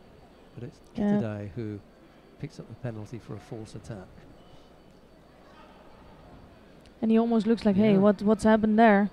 That was not what's meant to happen. Nice left-sided effort. So Tsurikomi Goshi was the shape of that attack. Giving him some real problems, isn't he, Ali? There he goes again, left-sided. And I like it because it looks really promising for the future, although he was in big trouble here. It was a good attempt, but he just waited a little bit too long after it happened, and Kitadai could take over. Yeah, right. It was a good attempt, and Kitadai was actually quite clever in using the miss. Oh, he gets caught there, yeah. Wow, what a good effort, though. Yeah, and I'm happy to see that that he was doing so well. Let's just have a quick look and see what Mohsin Ali's record is. He's not really that well known to us in the under 60 kilo category. That's not a bad boy. Yeah, and in the meantime, it's maybe nice to switch to mat number 1, because we're gonna see Manuel Lombardo competing there. He didn't do anything yet, right? Not nothing. Didn't compete yet. Yes. It's quite surprising, not unless he competed in another weight category and came down. That would be incredible. No. Oh. Right. Okay. I was gonna say switch to mat number 1, but that's already over apparently. So might as well stay here. Lombardo has won, yeah. We're gonna see him later on today. Right, Tofik Mamadov of Azerbaijan faces Ivan Dolgy of Russia. It's Mamadov in the white judogi, Dolgy in blue. I spoke to Ivan Dolgy earlier today. I mentioned to him that he should change his picture. Change his picture, yeah. Yeah. He looks a bit different now.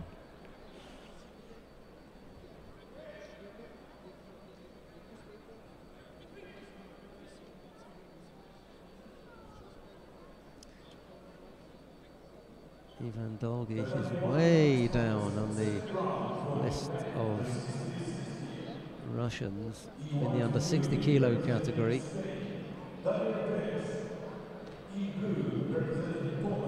So it's actually really nice that they give him a chance to show himself here.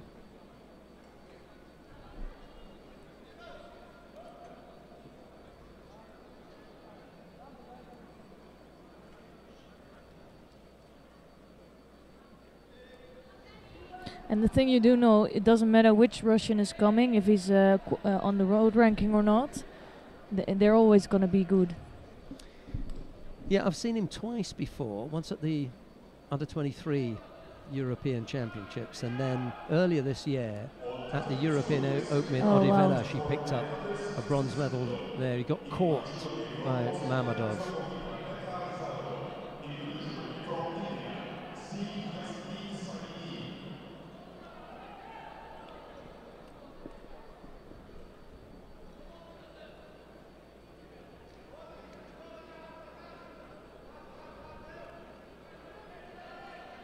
Oh, that was good. Dolgy really putting on some pressure there, and Mamadov. And it means the first Judo for him.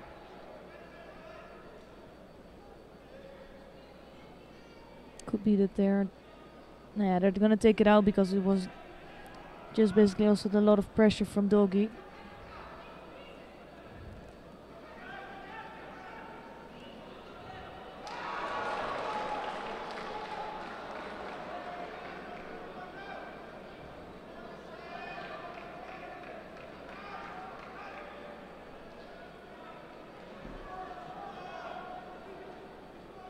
So let's see if Dolgi can come up with a score to even up in the second half of this contest.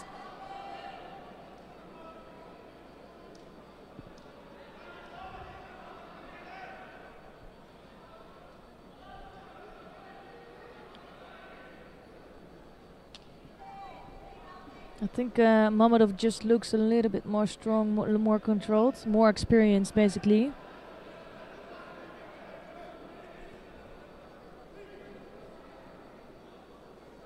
And Dolgi almost going over there for the second time.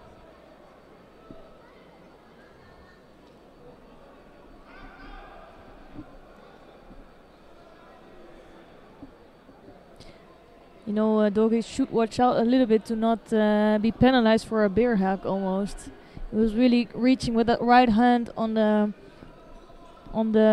how do you say that? Around the waist. Around the waist. Just didn't have his left hand there too. So that was a good thing. Almost caught him.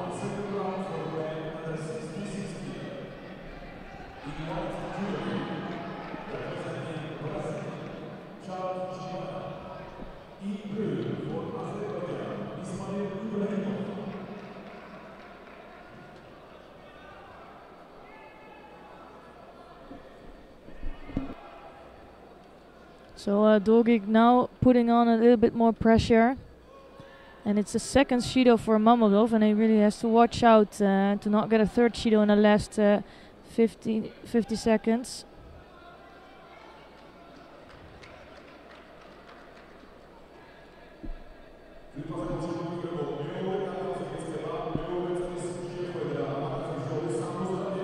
And Dolgi doing a really good job with putting on a lot of pressure. Trying to go over the top of Mamadov. And only 33 seconds left on the clock. Let's see if Mamadov can defend this Wazari. That was a really good score. And that's it, second Wazari score for Mamadov.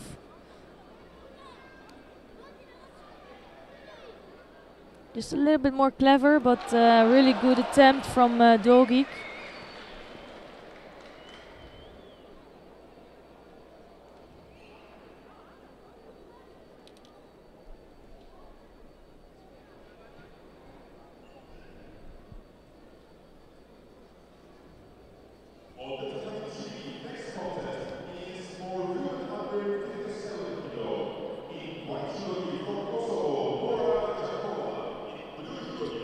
So we're going to see the number 1 seed in the 57 kilo category. It's Nora Gyakova of Kosovo in the white judogi, and she's up against Semya Öcalan of Turkey.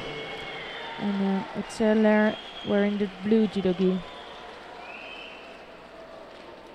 Öcalan also being quite tall in the 57 because Gyakova is one of the taller competitors.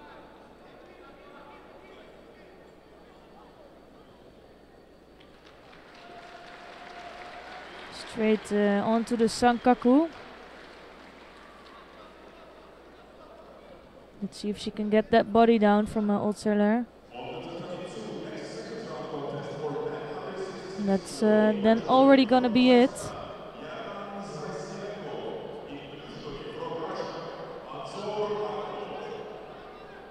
And Öcalan had to tap out. Really strong work from Gyakova. She only needed 40 seconds to score a Nippon.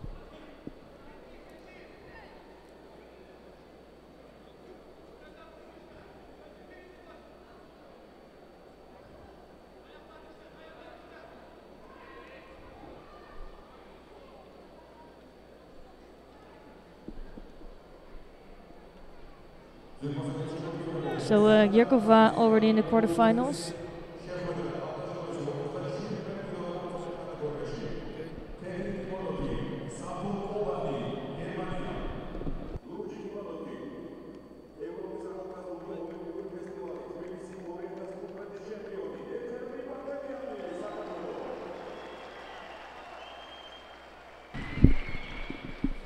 So this should be a really interesting contest. It's Savo Koban of Germany in white judogi, and she's up against the home favorite Eteri Lipertiliani. And immediately scoring Wazari with really just great Ashiwaza. Looking good today. Already defeated Dorvigny of Cuba. So she had a tough first contest.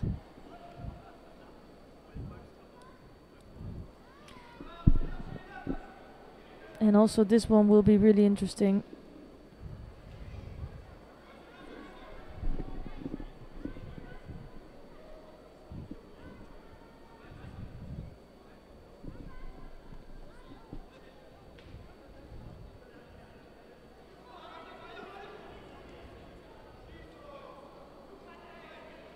So great start for Lipitiliani, and let's see if she can hold on to that.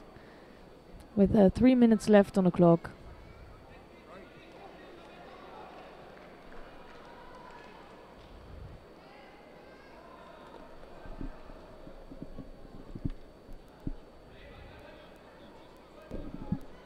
I chatted to Safo Choban this morning, and she said that she'd been on with Lipitiliani in training before, and she was really good. So that was in her mind, you know, that she was going to have her hands full.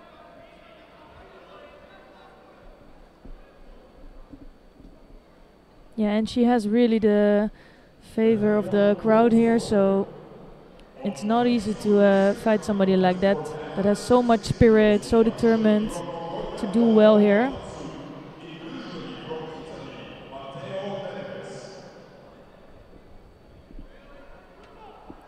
But it's not over yet. It's gonna be a tricky one, I think.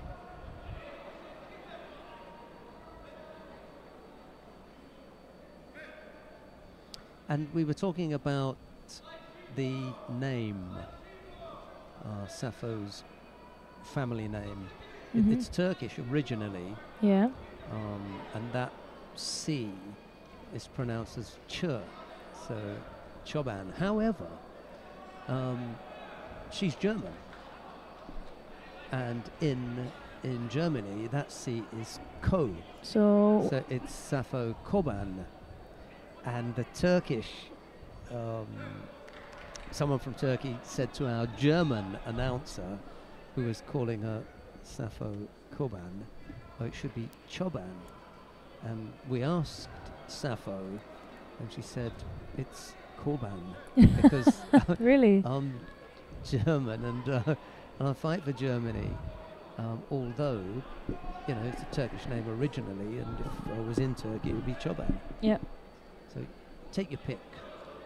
Choice is yours, whichever one you like, but I'm going to go for, having called her Safo Choban all through her career, I'm going to defer to our German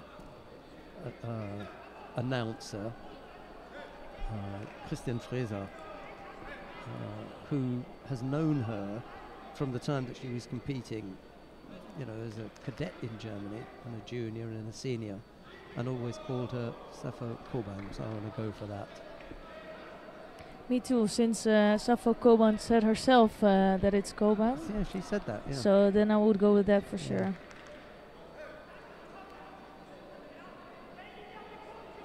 So 1 minute, 10 seconds left on the clock. And Patiliani still leading by Wazari. Problems there for the German. I'll go with German. Can't get that wrong, can you? Ooh, almost. Just a single Shido picked up by the Patiliani. What will they do with that? Score? Yeah. Yeah. And now the Osai Komi as well. Looks as though she's gone onto her front there. Oh yeah. Yeah, I thought she was not in, but that was quite close to a second score, you know. And she hasn't given up on the arm yet. No. But the referee has. Well, she had to dig deep there. Yeah. And Lipitiliani scoring so fast in the first seconds. I was really afraid that in this contest she would be really defensive. But she didn't do that. No, she didn't. She looks really good. Just hasn't got enough to hold on, I think. No. But I do think it can still go either way. Yeah, I think one thing that could happen is Lipitiliani appears to be very good with counters. Mm-hmm. And should Koban come up with something and be a little bit loose. Bertiliani could counter, although she's picked up a second penalty now, and that's going to make things a bit tricky. Yeah, and I was going to say she's looking just a little bit too defensive, because that left side of Koban is so strong. Oh! Whoa! Well, can you believe it? We couldn't. You know, I thought there was no score there because I couldn't see this. That we were completely at the wrong angle there. What a way to win! Just as the time ran out as well.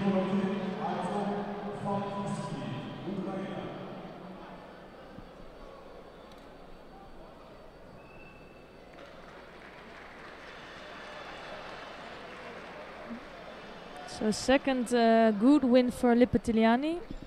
She will be up against Kiyakova in the next. What a draw she has. Goodness me. Yeah. She really had the toughest draw today.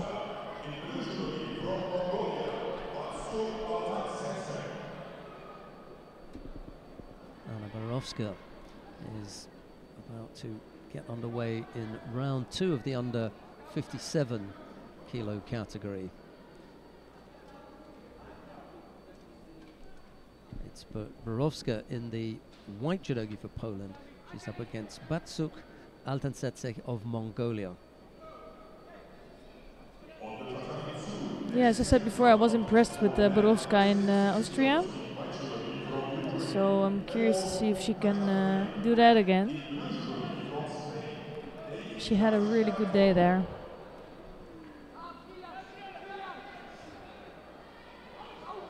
Now quick Shido on the board.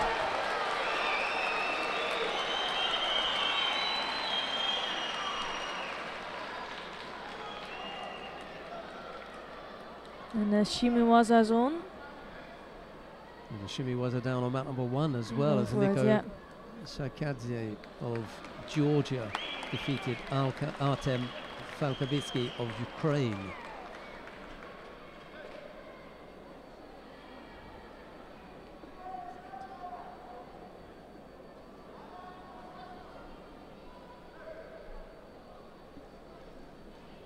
You can see the venue, it's getting fuller in the morning, while it's still on a Friday, on a weekday. Borovska winning out down on mat number 3. That gives us a chance to go quickly down to mat number 1, because the number 1 seed in the under 48 kilo category is about to get underway. She had a bye in the first round. It's Munkbat Oransetseg of Mongolia to face Andrea Stoyadinov of Serbia. Munkbat in the white judogi, Stoyadinov in blue. Yeah, things are starting to get good. It's the number 1 and 2 seats are starting to come up. So it's nice to see.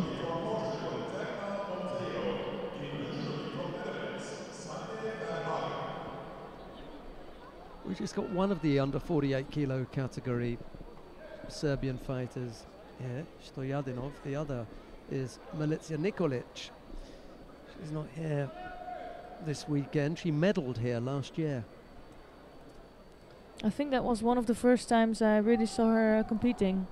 And she was doing really well. You saw after that, things got rolling, and she's doing great at the moment.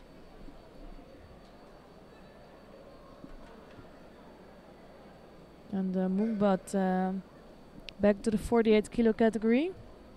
I'm wondering if she will stay in this one. Yeah, I think she's handled the weight a lot better this cycle. You know, previously she has been a bit like a yo-yo going up and down, but this time round I think she's done it really well. Like, we could have a look to see when, you know, when last she was up at 52, but I think it's quite some time ago. Or if she does, it's just very, very briefly at something like a Continental Open maybe.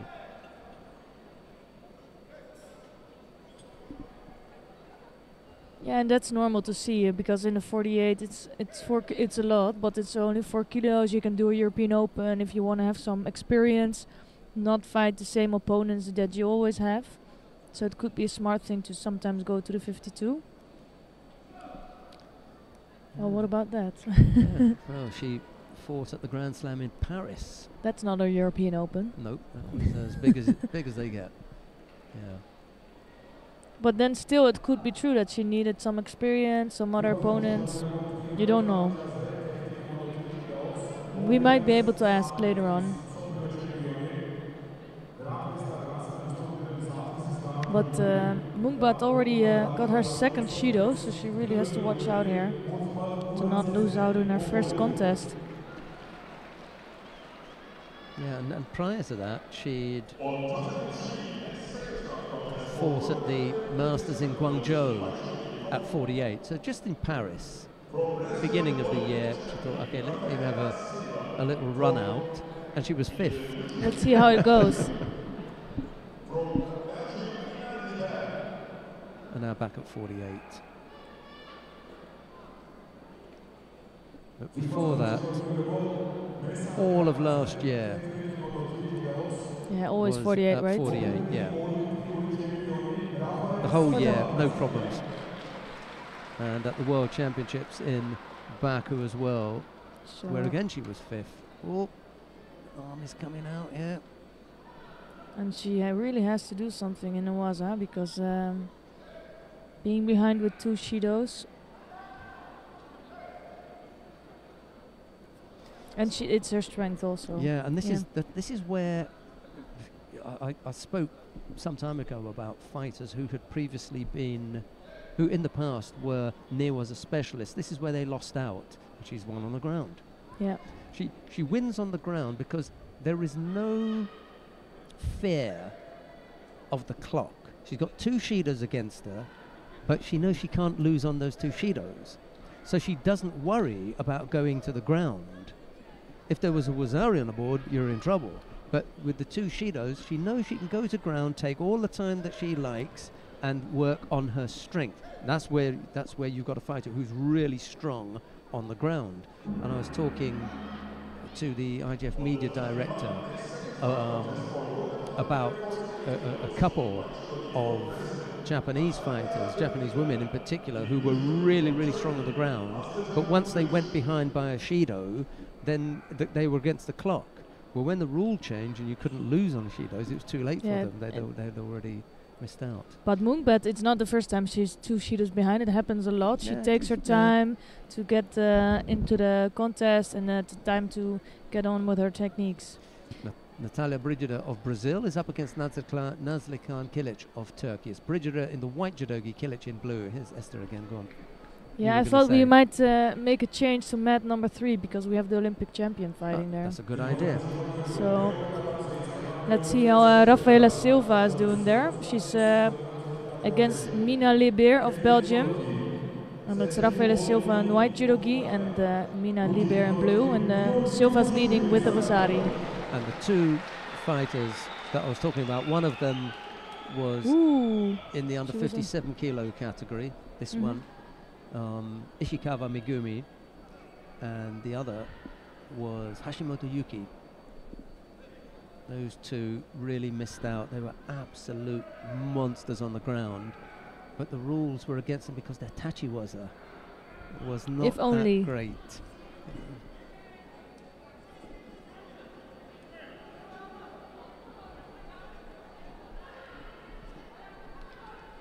And we have also our eyes a little bit on mat number 2 because we also have the next fight up. Yeah, next fight up. It's Daria Bilolid. So let's first see what happens here.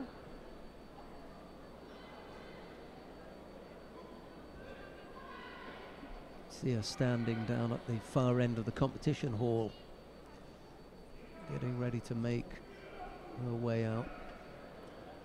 First time that she'll be back in the competitive arena since the World Championships, the Junior World Championships in Bahamas, where oddly enough she went as the Senior World Champion. That's a funny way around to do it. I think the only person I remember just off the top of my head doing that was Kondo Ami of Japan. She won the Senior World Championships and then went to the Juniors. And what about the Cuban first 48 then 52? What was her name? Oh, that was a while ago, wasn't it? Yeah, it was a long time ago. My time. Okay. Oh, now you're going into Stone Age there, Esther. Yeah. Not gonna say anything about that. No, pass. Rosario on the board for Rafaela Silva. We're into the last minute. You know, we're just pressing forward, trying to make something happen there. She's picked up 2 penalties. Unfortunately, the internet is not working. Oh dear. So Let me see if I can. I know I can see her. It's funny when you just get that mental block. A little over half a minute left to go.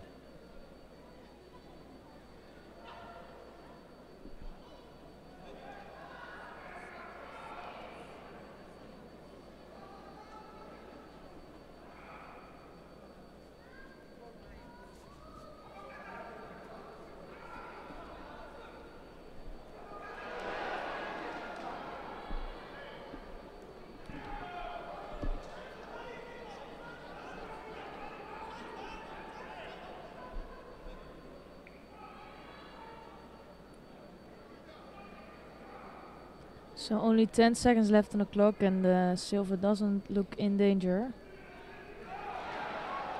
So don't really see this going anywhere.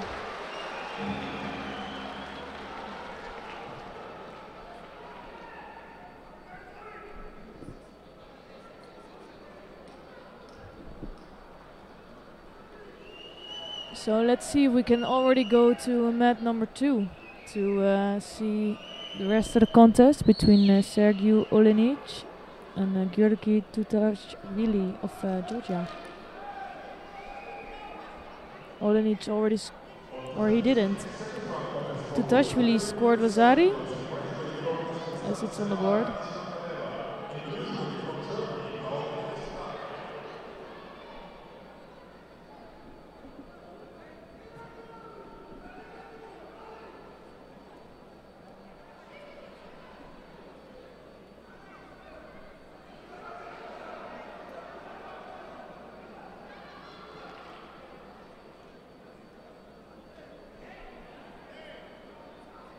So only 32 seconds left on the board for between Tutashvili and the win.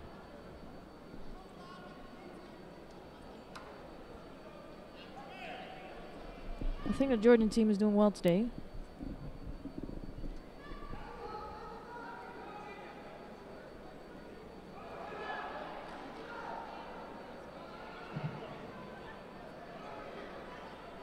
And what I really love for the Georgians is that they always keep attacking, even if they're Vasari behind, or Vasari, if they have Vasari in this case, they will just keep going.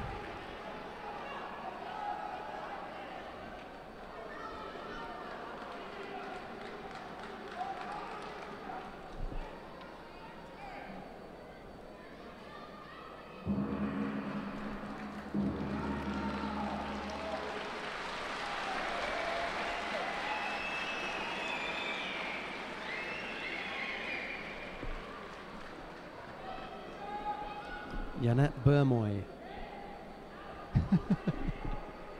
I was waiting for that. Okay, it took a while. Yeah. Sorry about She's, that. I think, double silver medalist at Olympics.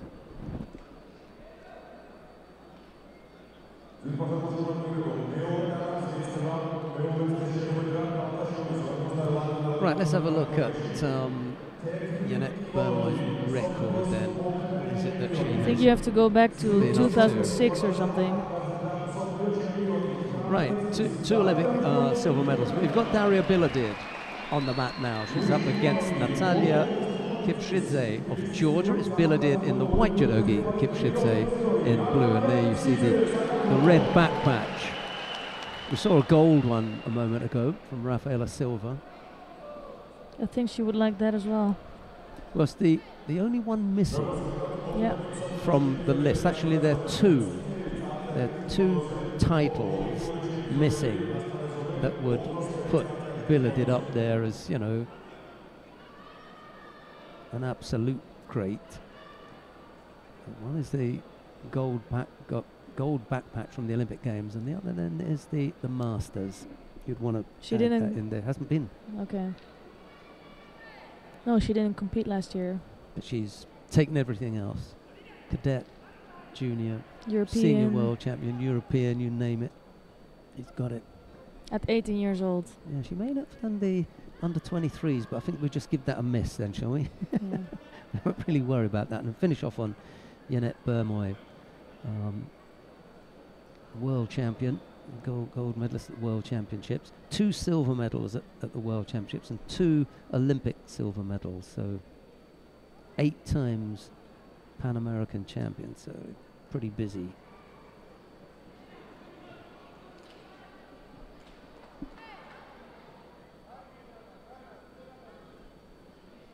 So let's see what Kipsic has to say.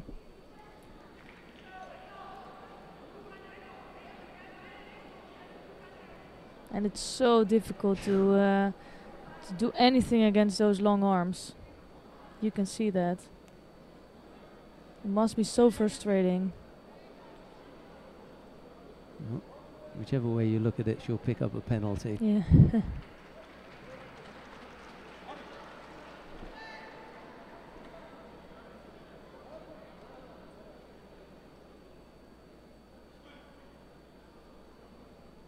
And I remember being an athlete, I already was in trouble when somebody was taller than me, because it's just really hard to defend. That's it.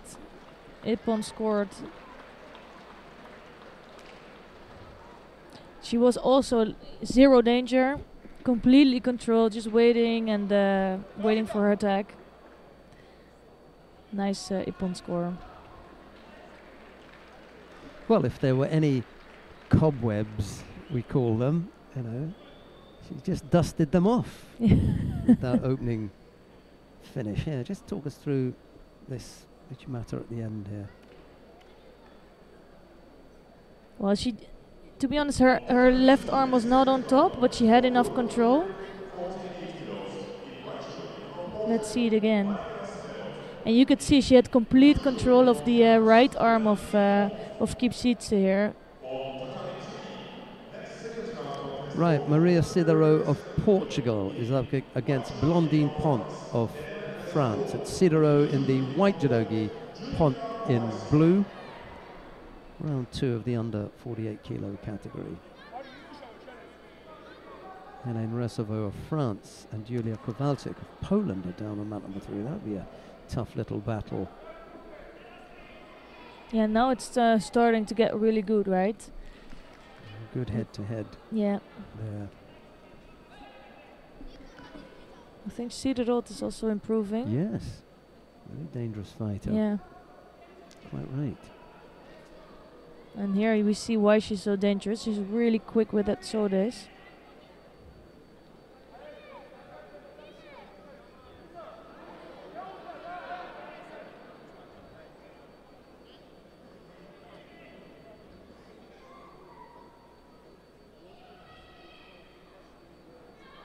I'm curious if anybody can bring Bilodit to real danger.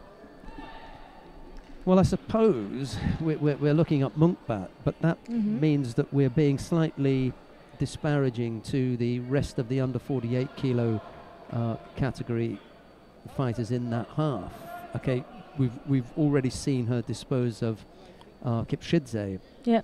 And it will be Sidero or Pont up in the quarter-final, because that's where we are next round. It will be the quarter-final. So one of these will have to face Bilodid. And then the other fighter still left in the lower half of the draw, Czernowicki Eva of Hungary, Maria La Puerta Comas of Spain, Gulkada Senturk of Turkey, and Eva Konishki of Poland, unless, of course, that has already taken place.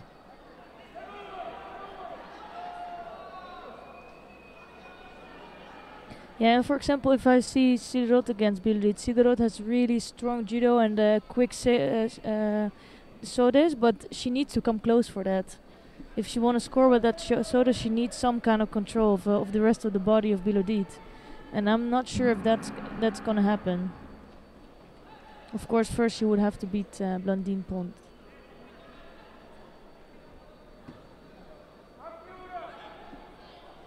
Resovo leads by Wazari down on mat number 3, ahead of Julia Kowalczyk of Poland. Minute 50 left to go there.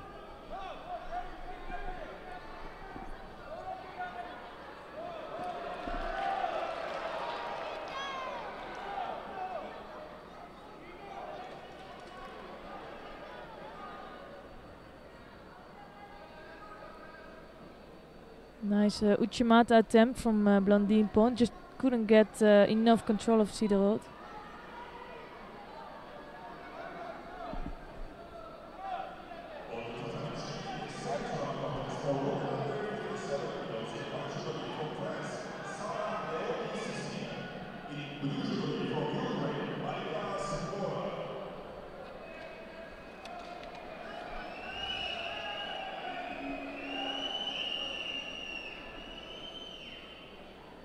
That's one of the other fighters I think that's quite interesting to watch is Sarah Leonie Sizik.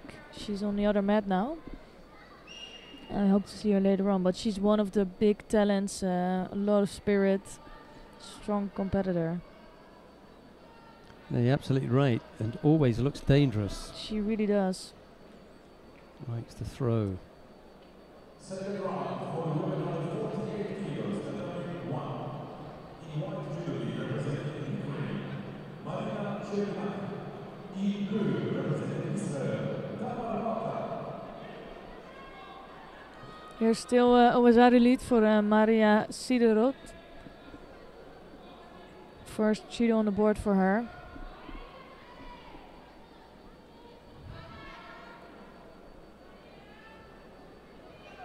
And another Sodi attempt. She doesn't come so close to scoring, but it's enough for a good attack. So it takes some seconds off the board.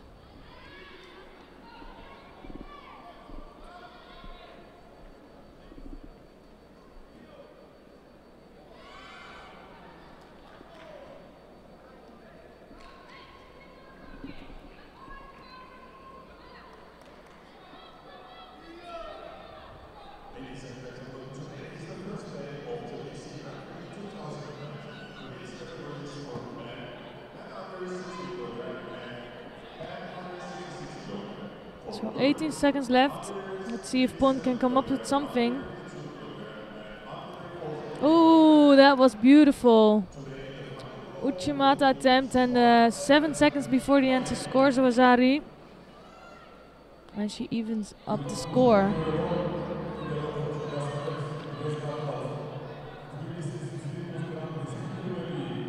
That was really great stuff of Blandine Pont.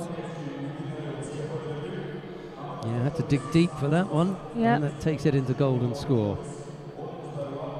And let's see if she can keep pushing that.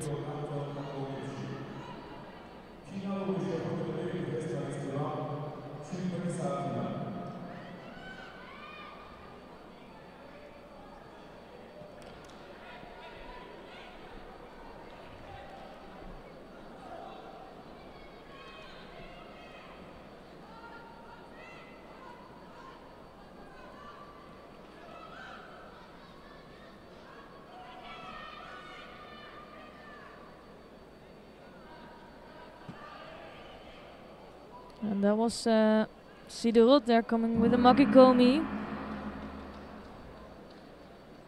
Good defense from Pont. And I'm hoping she doesn't stop with the pace and with the way she was fighting in the last minute of the contest. Because if she stops with that, she's gonna let Siderot come into the contest again.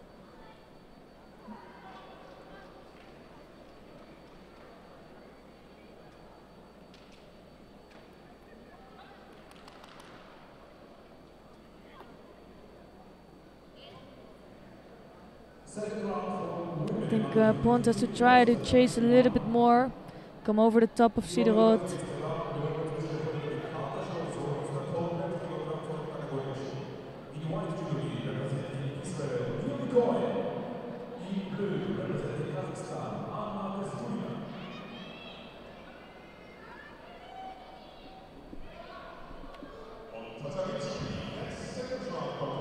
Again, Seedorf close to scoring, but not enough for a score. 1 minute 17 seconds into golden score now.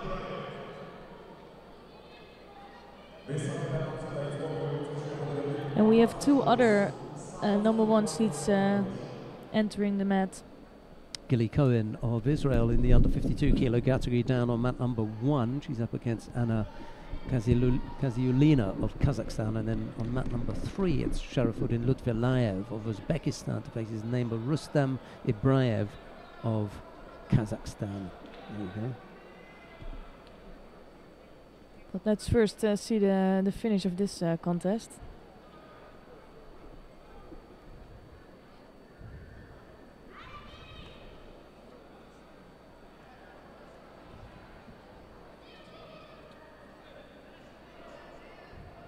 And I think even in France, the top spot for the 48 is not completely decided yet. We have, of course, Melanie Clement.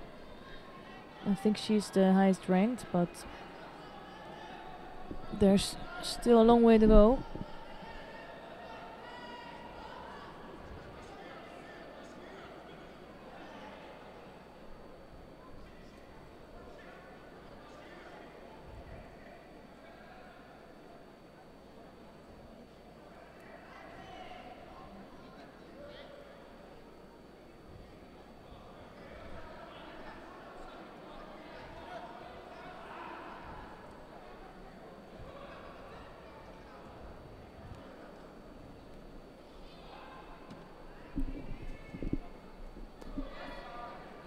Ooh, that was a really good reaction from Seedorf. Pon trying to come in with Uchimata, and right in that moment Seedorf could dug underneath.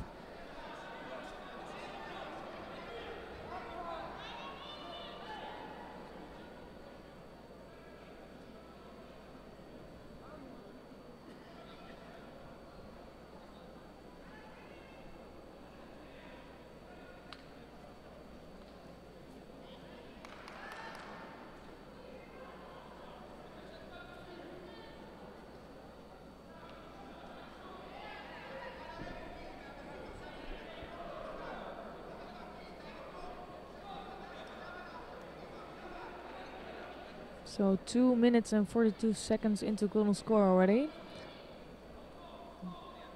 Each judoka have one Rosari scored and also have picked up a Shido.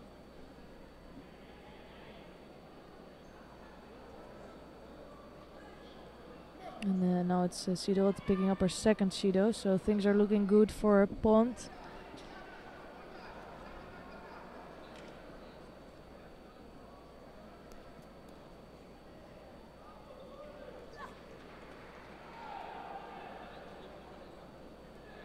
Things are starting to look a little bit less controlled also for Seedorf.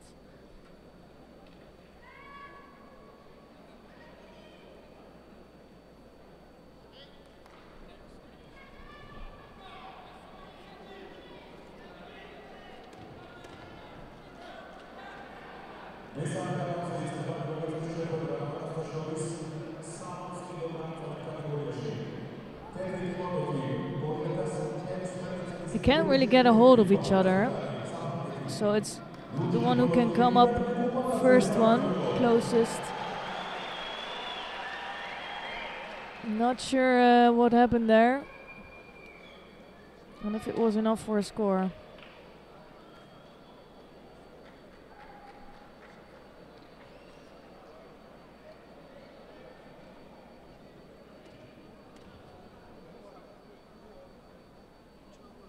And it was enough for a second Rosari.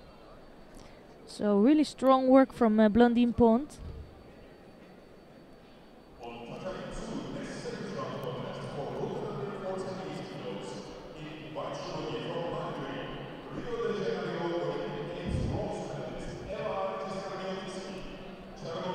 So let's try to switch. Oh, I think if we can switch to mat number 3.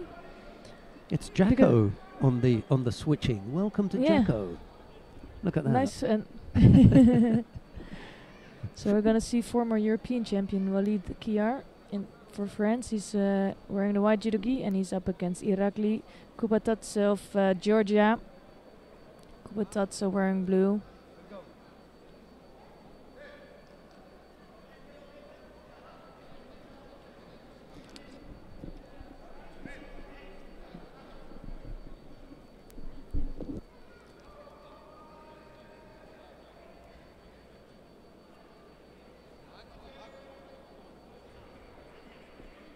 And I'm curious to see if Kubatatse can come up with something special to beat Kiar, a more experienced fighter.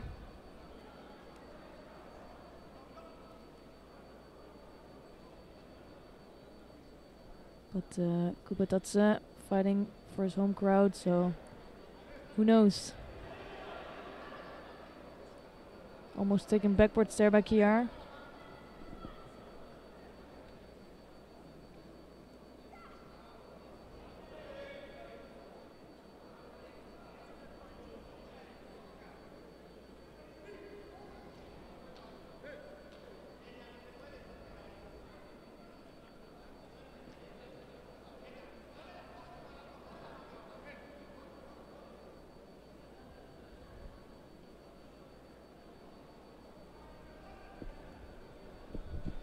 Another Sutami attempt, but lacking any kumikata. He has to watch out with that.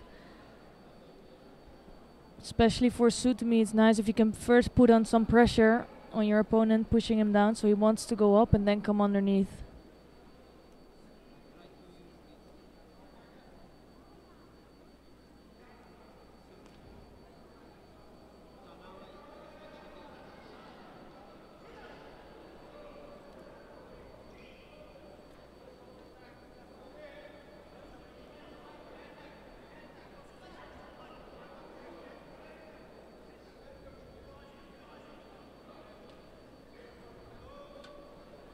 So second Shido there on the board for Kubatatse, with 1 minute left on the board, and not so much happened yet. I cannot believe that already 3 minutes are gone.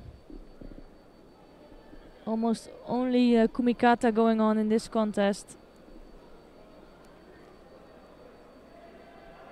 And hopefully they can come up with a bigger attack.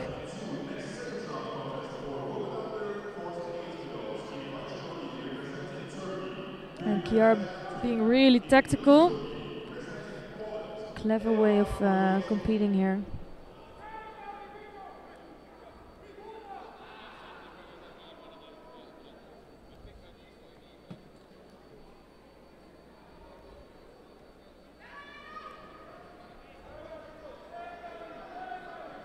And it's Kiar that just has a bit more control in the kumikata, with his right arm putting on pressure on Kubatatse.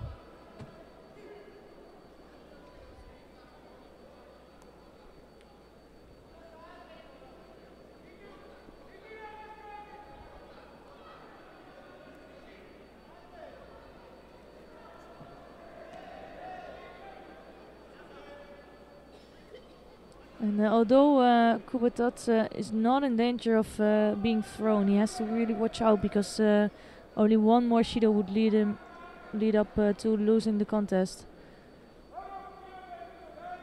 And Kiar is doing a really clever job, just not letting Kubatatse getting into the fight.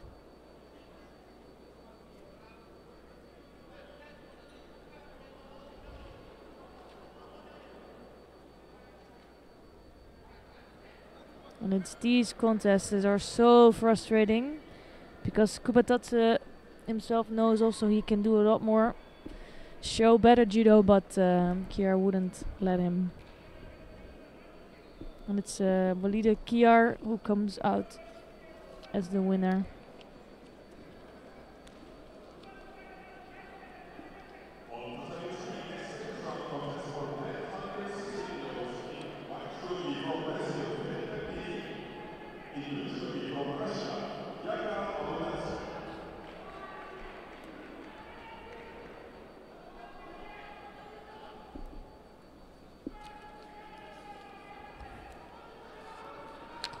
So on the mat now, It's Felipe Pilim of Brazil in white judogi, and he's up against Yago Abuladze of Russia in blue.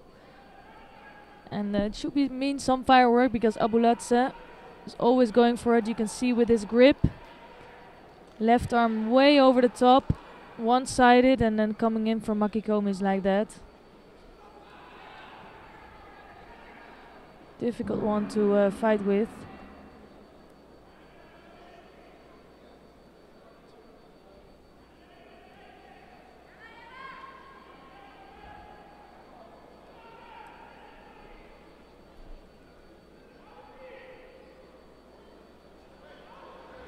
Oh, taken backwards here. Just landed on his elbow, so no score yet for Palim, but nice work there.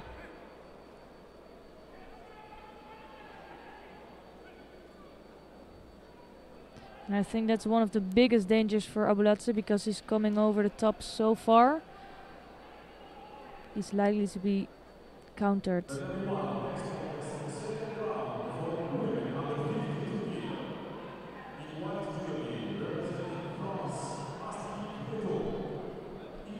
And you can see here the threat of Abuladze. You could see Pelim trying to escape and really being careful and cautious.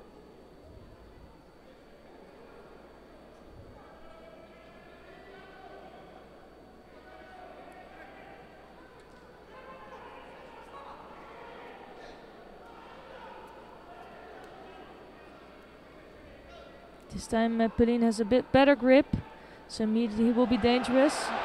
But huge takeover of Yago Abuladze. And he gets the crowd on his feet, on their feet.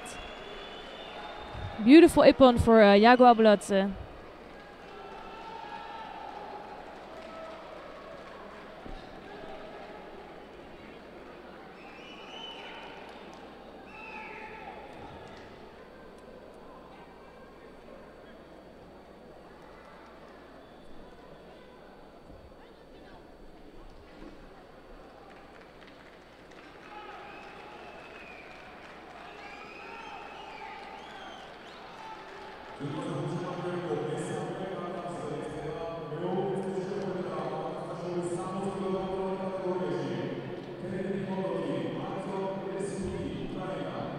So next one up, it's Artem Lesyuk of Ukraine in white judogi.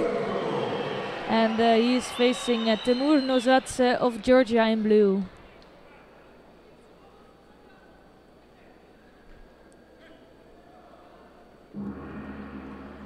And then Nozadze having an easier contest in the first round.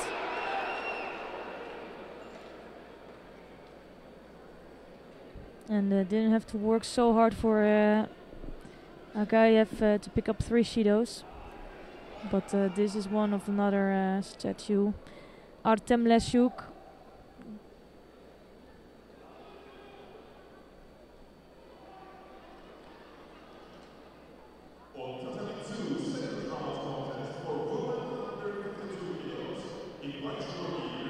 Ooh, that is completely under, but great way to escape from Nozadze. That's where the Georgians are really good at, escaping from those techniques, because his arm was completely locked in by Lesyuk, but still manages to come out without the score.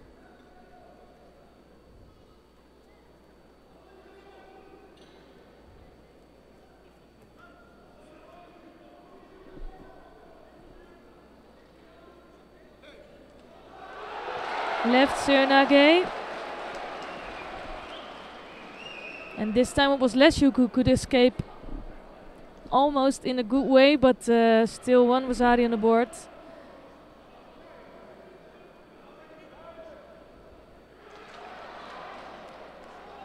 And nice Newaza work from Nozadze as well. Just tries to get the other leg free.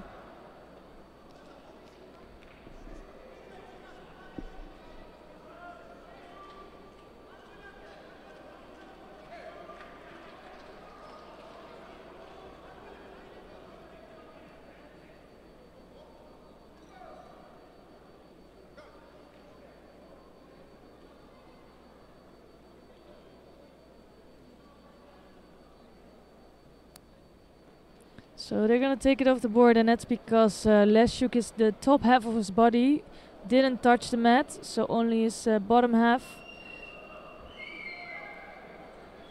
and only probably his elbows touched the floor. So not enough of his back touched the mat. Although it was a beautiful technique of Nozadze. And you can see the strength here of Nozadze is incredible.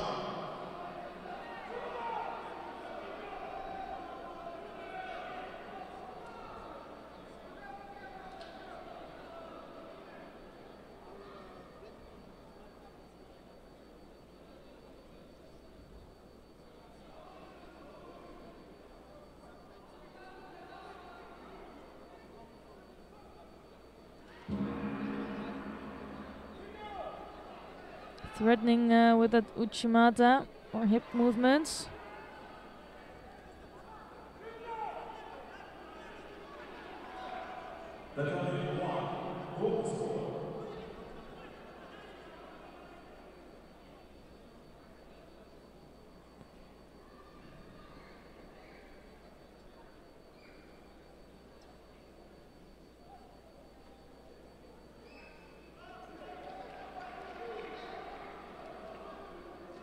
So first Judo on the board for Artem Leszczuk.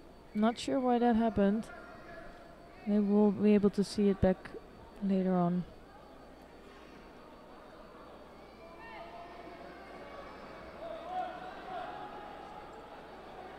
Because that's showing to be really strong in Newaza as well. Quick transitions.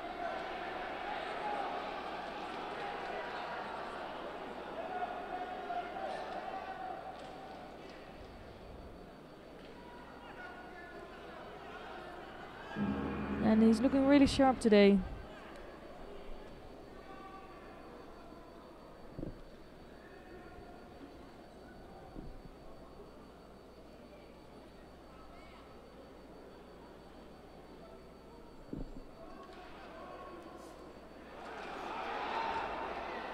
So something's gonna happen here. Looking really dangerous for both competitors.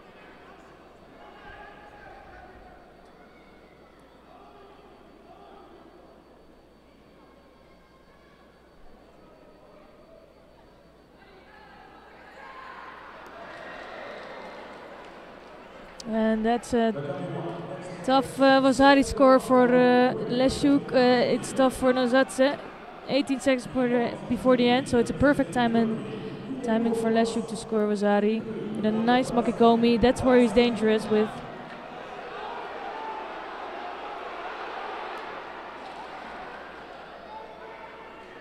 And another nice movement from Leszczuk.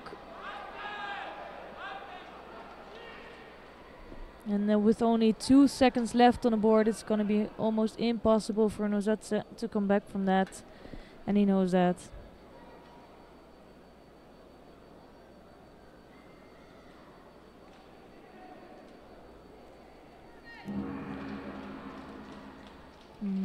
Good win from Leszczuk in this second round of the Tbilisi Grand-Prix.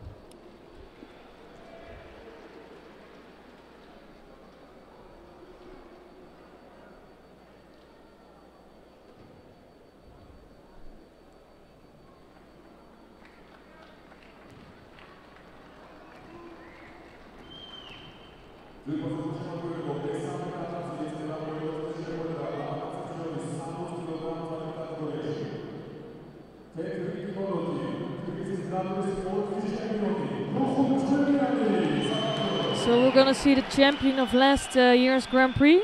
It's Lukumi Shkrimiani of Georgia in white, and he's facing Zaksibek Senisbek of Kazakhstan. Senisbek in blue judogi and Shkrimiani in white judogi.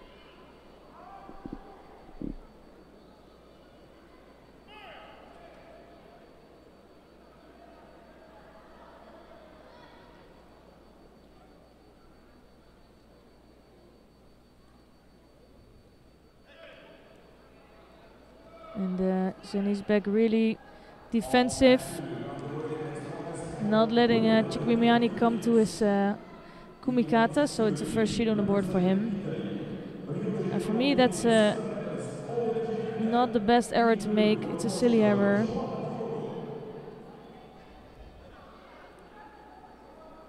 And not really necessary as well, so first sheet on the board. And it could mean the difference in the end.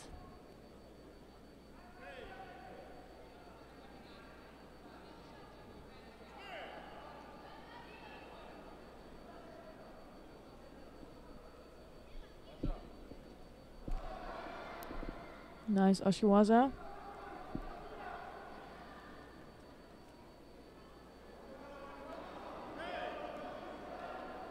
And Chikwimiani looking very sharp.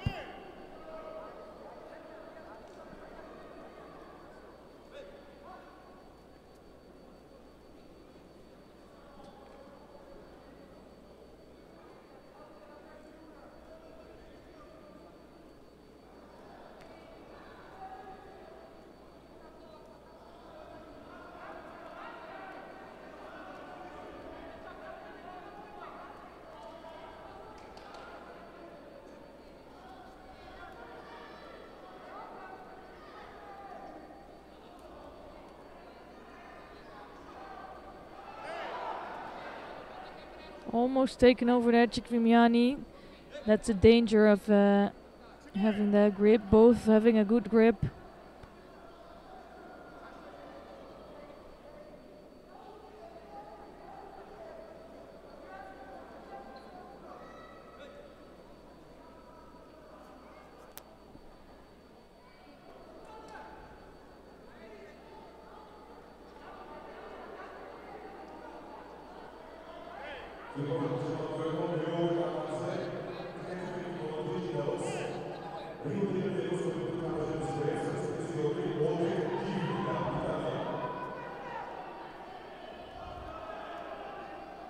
You can see that Chikwimiani is really trying to get close and almost being thrown there by Zeni's back.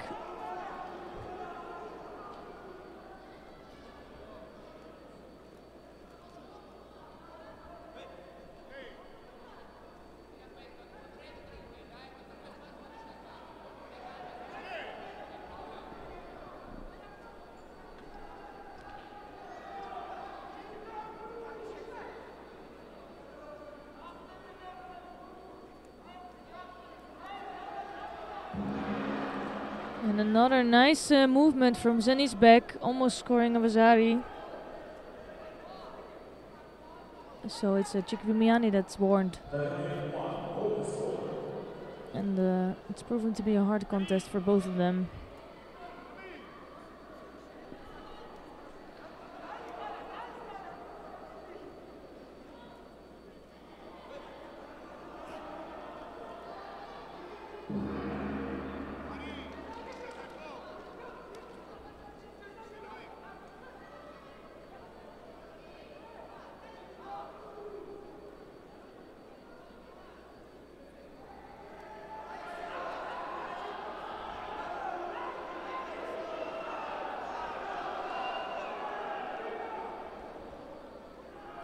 Just it was over the chin, and if it would have been under, it would have been interesting to see what would have happened there. It's a second Shido for Zeni's back for being too defensive.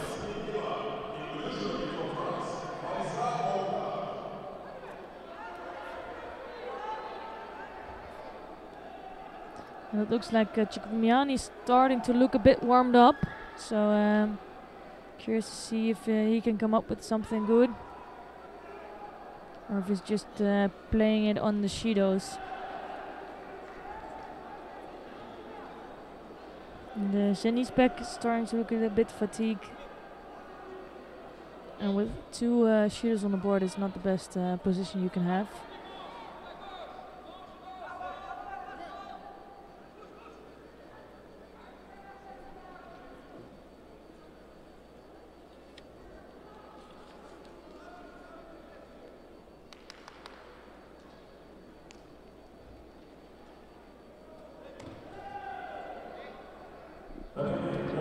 So golden score it is.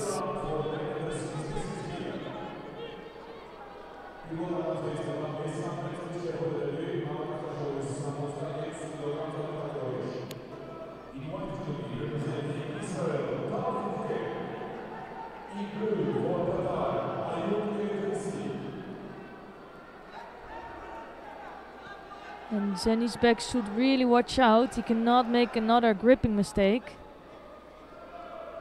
So he should really focus on just getting on with his kumikata, going for the attacks.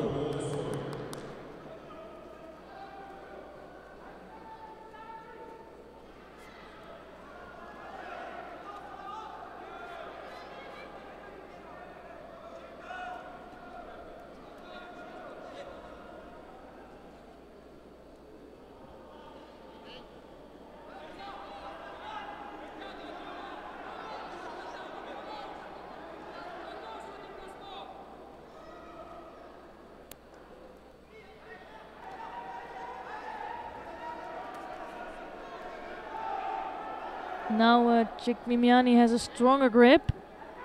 Not sure if he can do something with that, and now he immediately is in danger. So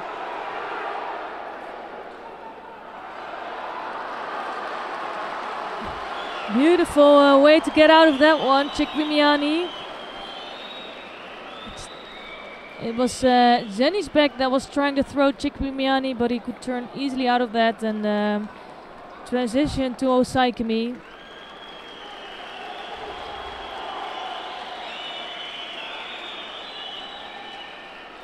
Not an easy contest at all to start with, but he's well warmed up now and ready to face the next opponent in the quarterfinals.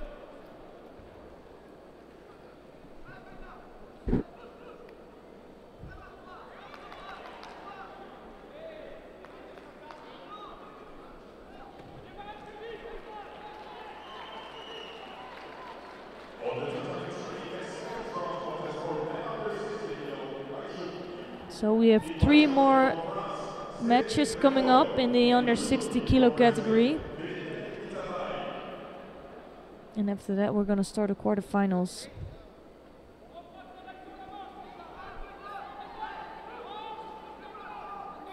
So now it's Cédric Revol of France in white judogi, and he's up against Felipe Kitadai of Brazil wearing the blue judogi.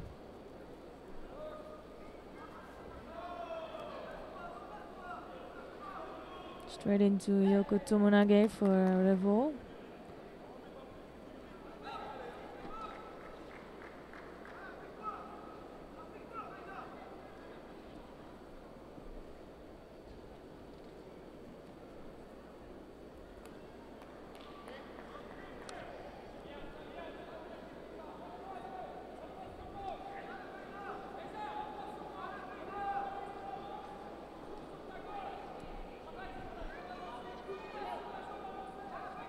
Also, second quick Seonage attempt,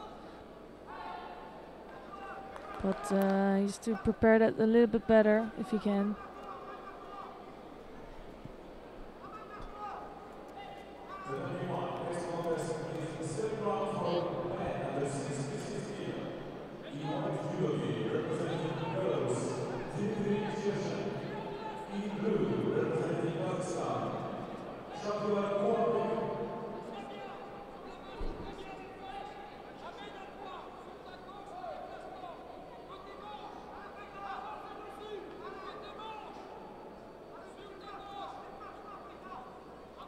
So as you can see, that Revol is a little bit too hasty.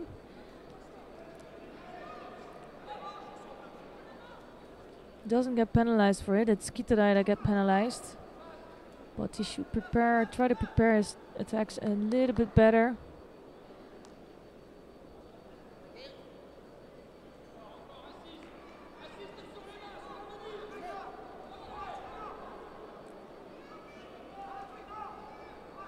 It's Kitadai who's going to try to work on the sleeves.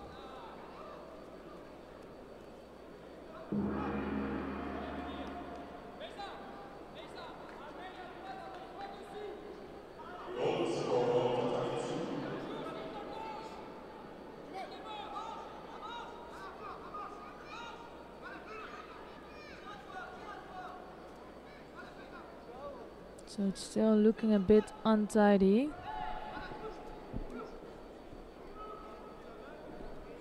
Both don't go for big attacks.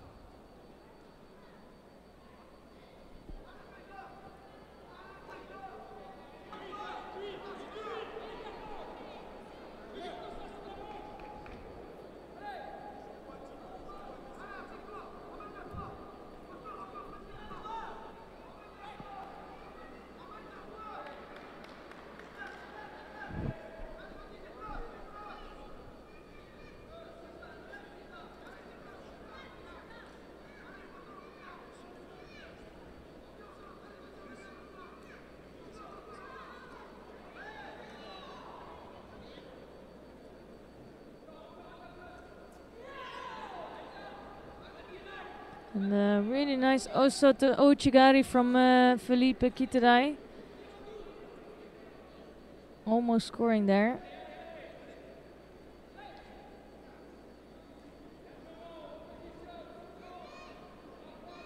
But still both athletes are struggling with each other's kumikata, struggling to get close, to get control, and to keep control also when they attack. You can see that here.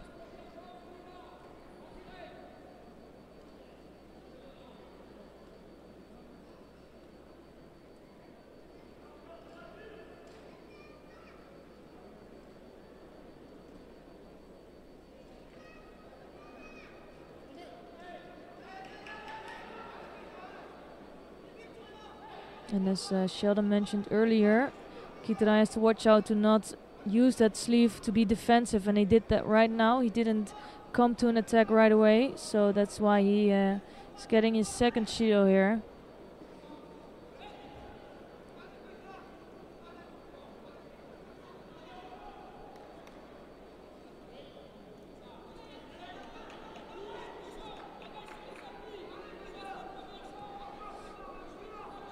And it's a bit his style, so he has to watch out with that. He really wants legs to pin that sleeve, as you can see here. And this time he did go for an attack. And he did use this to get some reaction out of a revolt.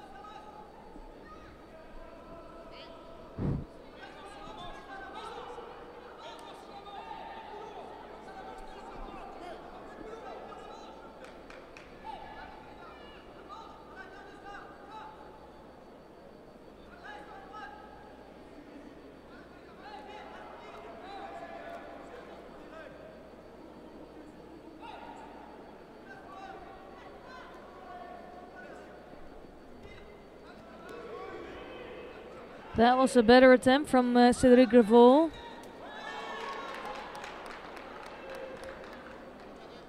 And they really have to start getting closer to action.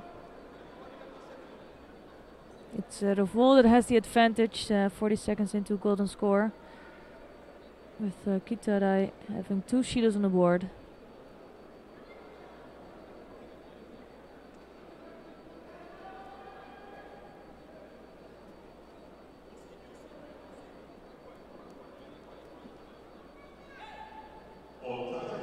It's all quick attempts and quick attacks, but unfortunately no score yet.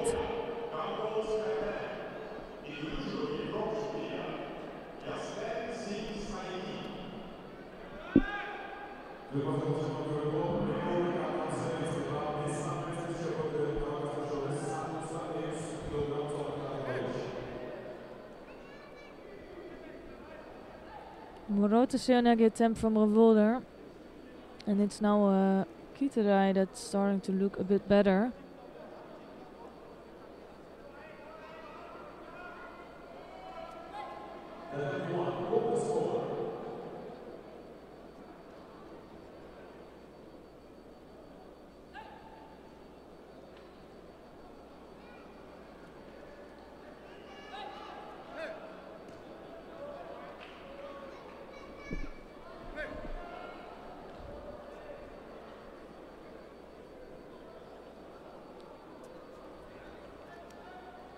And again, Kiterai pinning down both sleeves. But just in time for some action.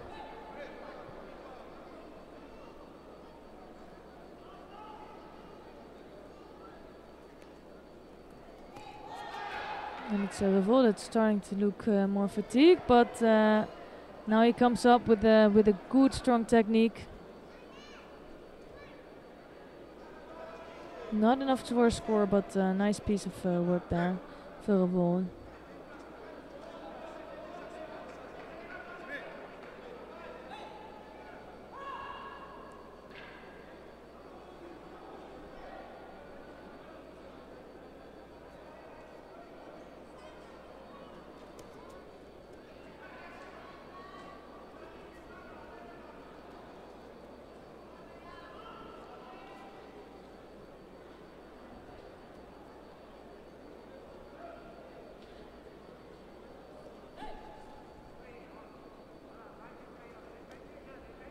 Still no score yet. Kiterai coming closer to a score here with a nice soda, but not yet close enough. And now Kiterai will leave the mat to tidy up a bit. So it's a really even contest, this one. 2 minutes 32 seconds into golden score already. Felipe Kiterai picked up 2 shidos, one for a gripping mistake. And but nobody really got to big attacks. Both having a style of ashiwazas, low seonages, so no big hip throws. And I'm hoping to see a score soon.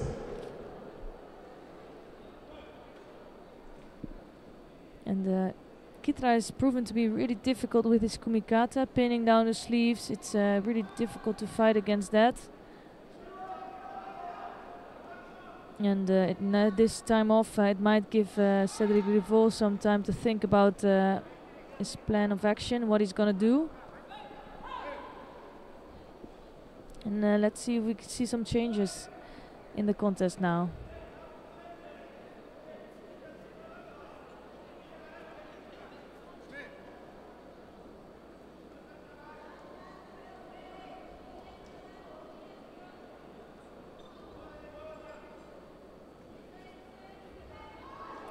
Also waiting quite long to get to an attack. Now both having a good grip, and I think if you have a good grip, you have to do something with that. Start working on ashiwaza, try to get close to the other and get to your technique. And it's Kiterai that comes in for an attack, but a good defense of Revol. Was he not involved in quite a long golden score this morning, Kiterai? Could be, could have been. Just have a quick look and. Against Ali, yes. The Indian boy, him, yeah. That kept him on the mat for a while. So this one is keeping him even longer. And the thing is, Kiterai is also quite good in cancelling out the judo of the other. He's good in this kumikata, pinning down the sleeves, and it's really difficult for his opponent to come to action, and you can see that. Yeah, he had a couple of minutes of golden score this morning with Mushin Gulabali of India.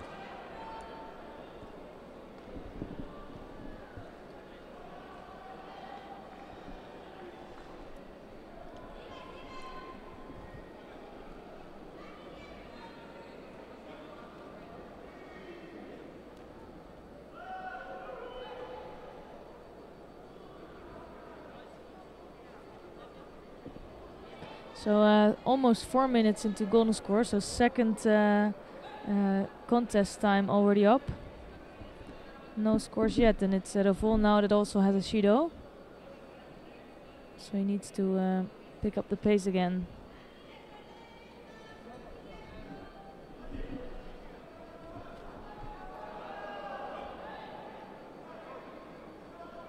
And it's not the most attractive contest, but it's an interesting one, and see how they can come up with a solution. Well, I think you hinted at the reason why it's you know, not attractive, because Kitadai knows how to close his opponents down. So if you've got someone like Revol who may, you know, under normal circumstances be quite an attacking and open fighter, if he gets shut out in certain areas, he can also then become a little bit defensive. So it's not going to be the most attractive. We're almost into, well, 4.5 minutes of golden score have gone already. 2 penalties picked up by Kitadai, just the one for Revol, so maybe just a slight advantage for the Frenchman as far as the penalty situation is concerned, but the first one to score will win.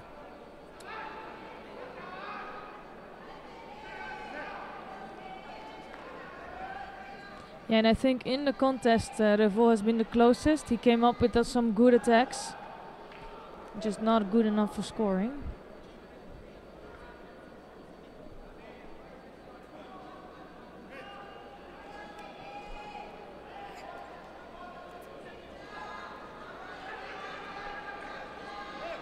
And it's 5 minutes exactly into golden score.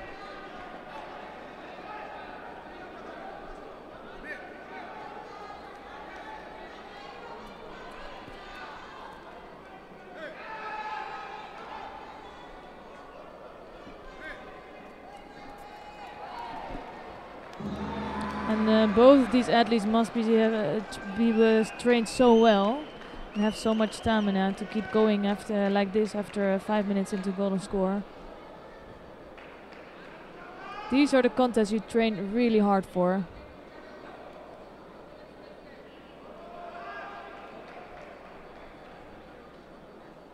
And it's Kitadai that comes up with a win. Oh.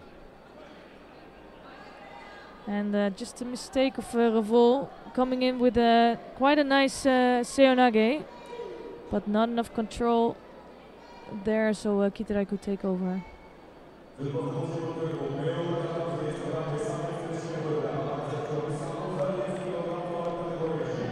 And it's a good chance for Kitadai, since Felipe Pelim is already out.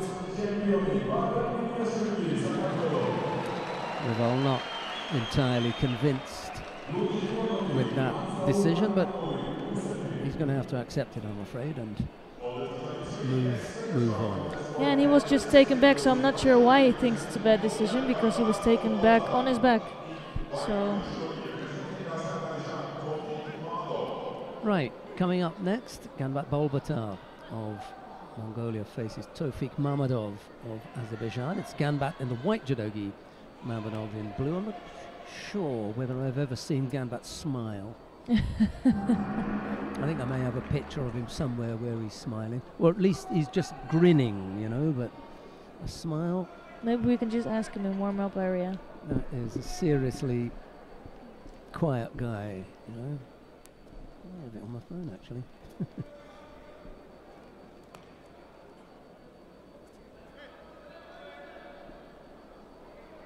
So let's see what Mamadov can do against all this experience of Ganbat.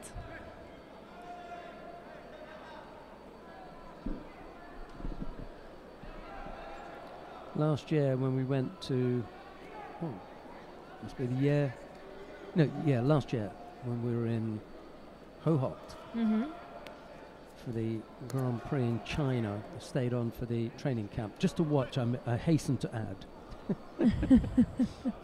I'll just put that in there before anyone mistakenly thinks that I may have been actually on the mat in China. I was not.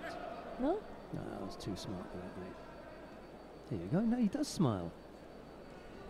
Oh, huge smile from, well, it's a little bit of a grin, isn't it? Yeah. Some smiling. You should share that picture for the world to see.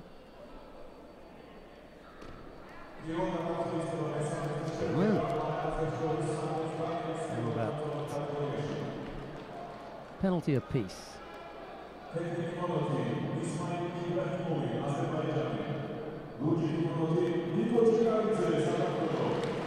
Yeah, 2 contests left in this category in the second round.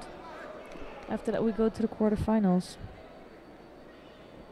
Also of the 57 kilo category, as I see now. Jakova and Lipatiliani. What a Yeah. draw Lipatiliani's had. Oh dear. Yeah, if she manages to beat also Jakova, that will No, be well, that's it, yeah. that will be it. You know, that will be a really great thing. That was Niniashvili throwing onto Adanov of Russia on mat 2.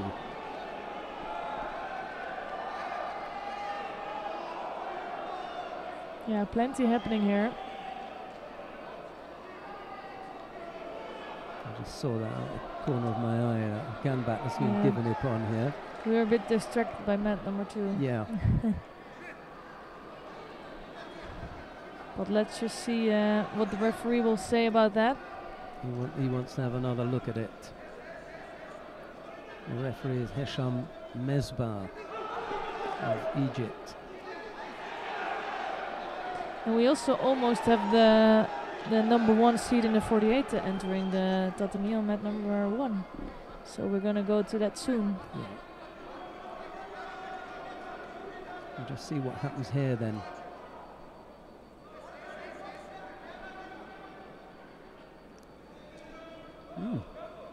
Must be quite a tricky little decision to make then if they're taking that long about it.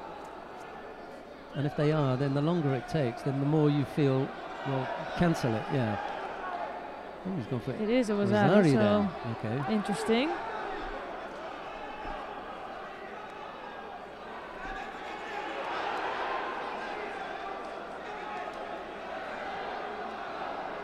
And Mamadov is really going for it now. That's nice to see. 1 minute 25 seconds left on the clock.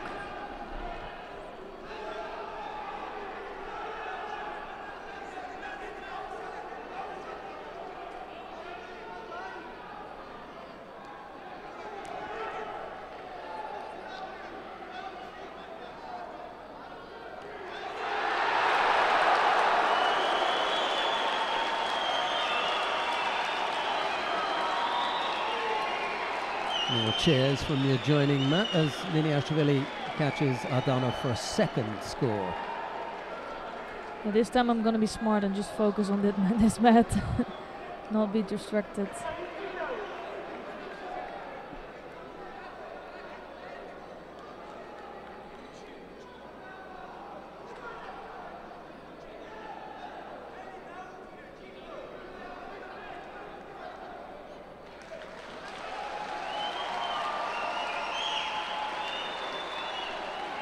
And it's a second Rosari score for Gambat, just proven to be too experienced for Mamadov.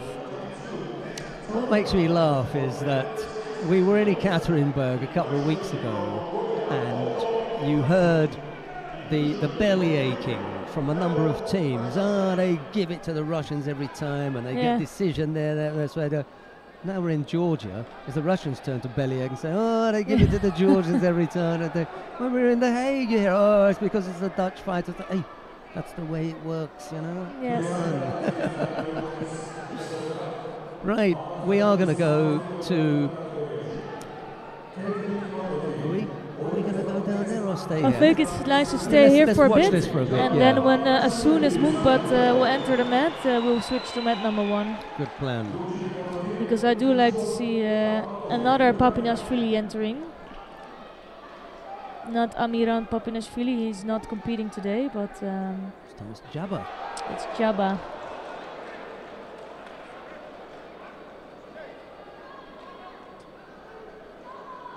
Yeah, it's a shame that not the top athletes of Georgia are not competing. Quite a lot are missing out today or this weekend. Ismail Ibrahimov of Azerbaijan has just thrown Niko Chikaidze of Georgia for Ippon down on mat number 1, so that one is over and done with, and that brings Munkbat Urantsetseg to mat number 1 for the quarter-final in the under 48 kilo category. So we will go down there, Freddie. Let's go down to mat number 1, see what's happening with Munkbat Urantsetseg of Mongolia. She's up against Natalia Brigida of Brazil. The first of the quarterfinals in the under 48 kilo quick category. And just to tell you, if you want to continue watching Papianashvili and Kalmatov, just click on 3 and you'll get that. And if you want to watch Dovdon Altunsuk and Hevora Kachatrian of Ukraine, just click on 2 and you'll get that. We'll be clicking on 2 shortly because Daria Bilodid will be up against Blondine Pont soon.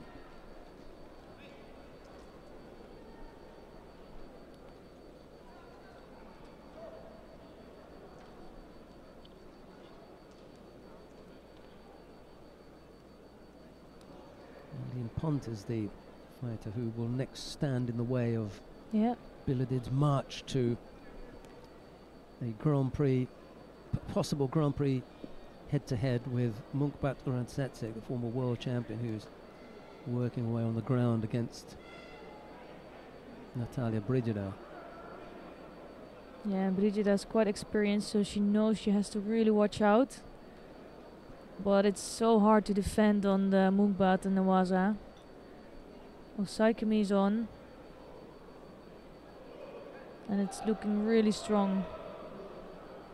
Nowhere to go for Brigida. No.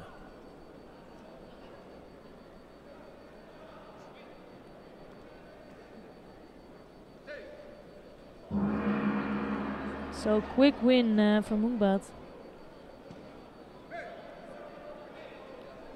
Yeah, hardly broke sweat. No.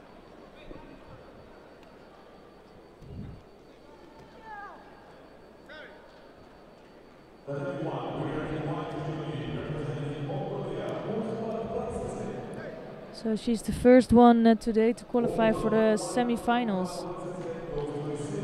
And we're going to see the other quarterfinal of the top half of the 48 kilo category. It's Melanie Clement of France, and she's up against Marina Cherniak of Ukraine.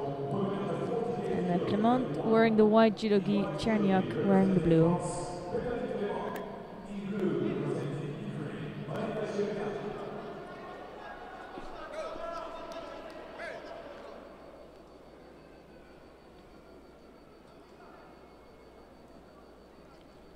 And Cherniak immediately did the right arm way over the top. And actually these two competitors are both quite a handful with their kumikata.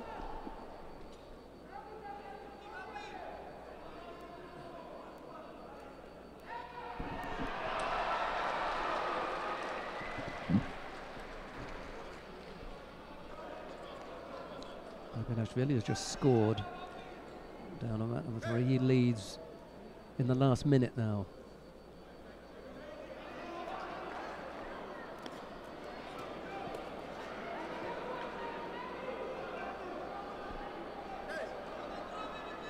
In the far left corner of your screen you can see Munkbat Urantsetseg has stayed around to have a look at her upcoming opponent. For sure it's going to be a tall opponent, because both of these athletes are quite tall. Both having a grip way over the top, and I think Cherniak is in this moment doing a better job. Ooh, almost. Yeah. Nice way to go to the back. Well, yeah. Chance on the ground here if she can free the right leg. That's what's trapped at the moment. Yeah, the only thing is she still has to first control the top half. And she's now starting to do that. Getting herself into a better position.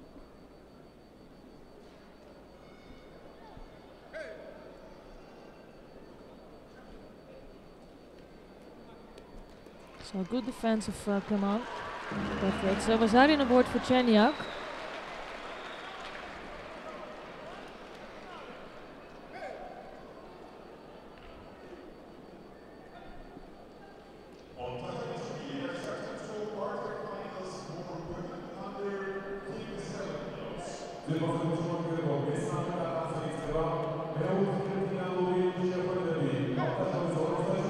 I'm quite tempted to go to mat number 3 to watch numbers 1 seed. So if you want to keep watching this contest, Just click on one, yeah. Well, we're going to go to mat number 3 to see the number 1 seed competing. And she's up against the home favorite. So it's Nora Djakova in white for Kosovo. And she's up against Eteri Lipeteliani in blue. You know Eteri is the same as Esther, right? So that would be my Georgian name. Yeah, it's my same name. First name then. Yeah, just the timing of this contest is unfortunate for Lipeteliani.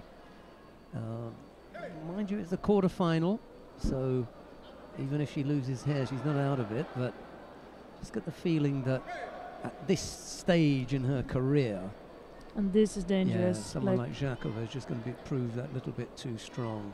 Jakova is so strong with her Zankaku. And I'm afraid that's going to be it. Well, you saw what Jakova had concentrated on first. The very first thing that she did was to wrap up the top half. It's not quite done though, she's out. Nice, that's really good work from Lipeteliani. Well, I'm not at all sure that she has the shoulder in there, Jakova. That's why that didn't work out. Lipeteliani able to fight that one off. So I'm happy to see some more of Lipeteliani here. Yeah, I agree with you.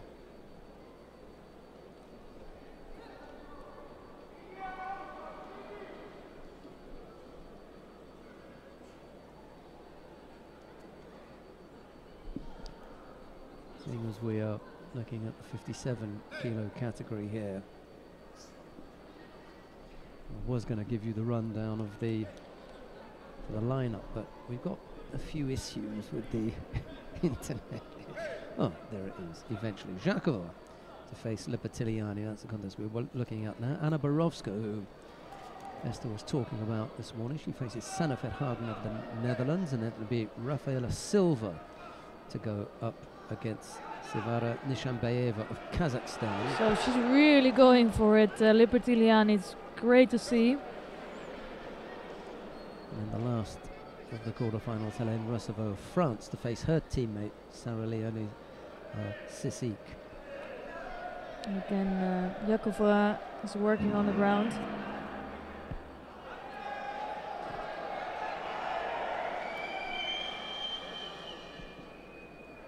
And that's a good thing about Lipeteliani. She's not afraid to fight these fighters. Doesn't matter if they're higher ranked. And she's not careful at all. She's taking all risks, getting really close, going in for big throws. You can see it with her hands, trying to get on the wrist of, around the wrist of Jakova.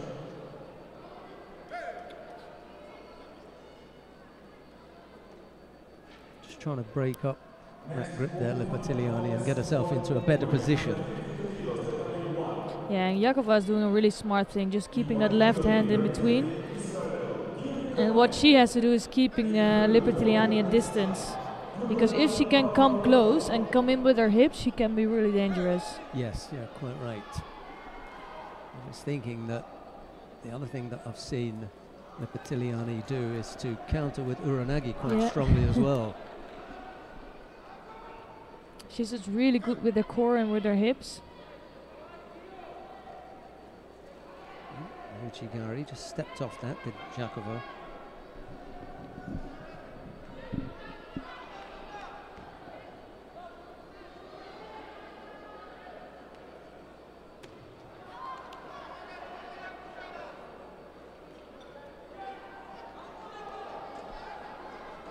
And it's even if she won't win this contest, I think it must give her a lot of confidence that she's competing with really with the top seed and in a good way.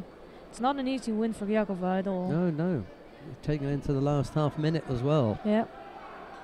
And if she wouldn't have that score, it would have looked completely different.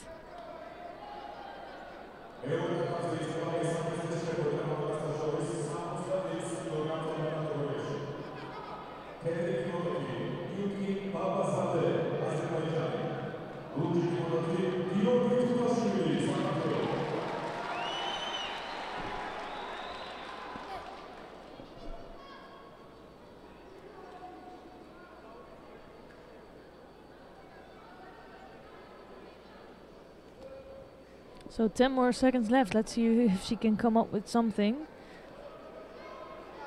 And you can see immediately, I like to see that, Jakova's just putting her left hand on the lapel of Lipitaliani, just thinking she's not going to do anything, you know. Just put my left hand in between, and that's it. Frustration for Eteri Lipitaliani. She loses out in that quarter-final to Nora Jakova of Kosovo. It's the Kosovan who goes into the semi-final, but we'll see Lipitaliani again when she reappears in the repechage. Right, let's see if we can go down to mat number 1. We're going to take a look at the number 1 seed in the under 52 kilo category. I think Gili Cohen of Israel. She's up against Gulbadan Babamuratova of Turkmenistan. It's Cohen in the white judogi, Babamuratova in blue. We join it just as Cohen is securing the Osai Komi.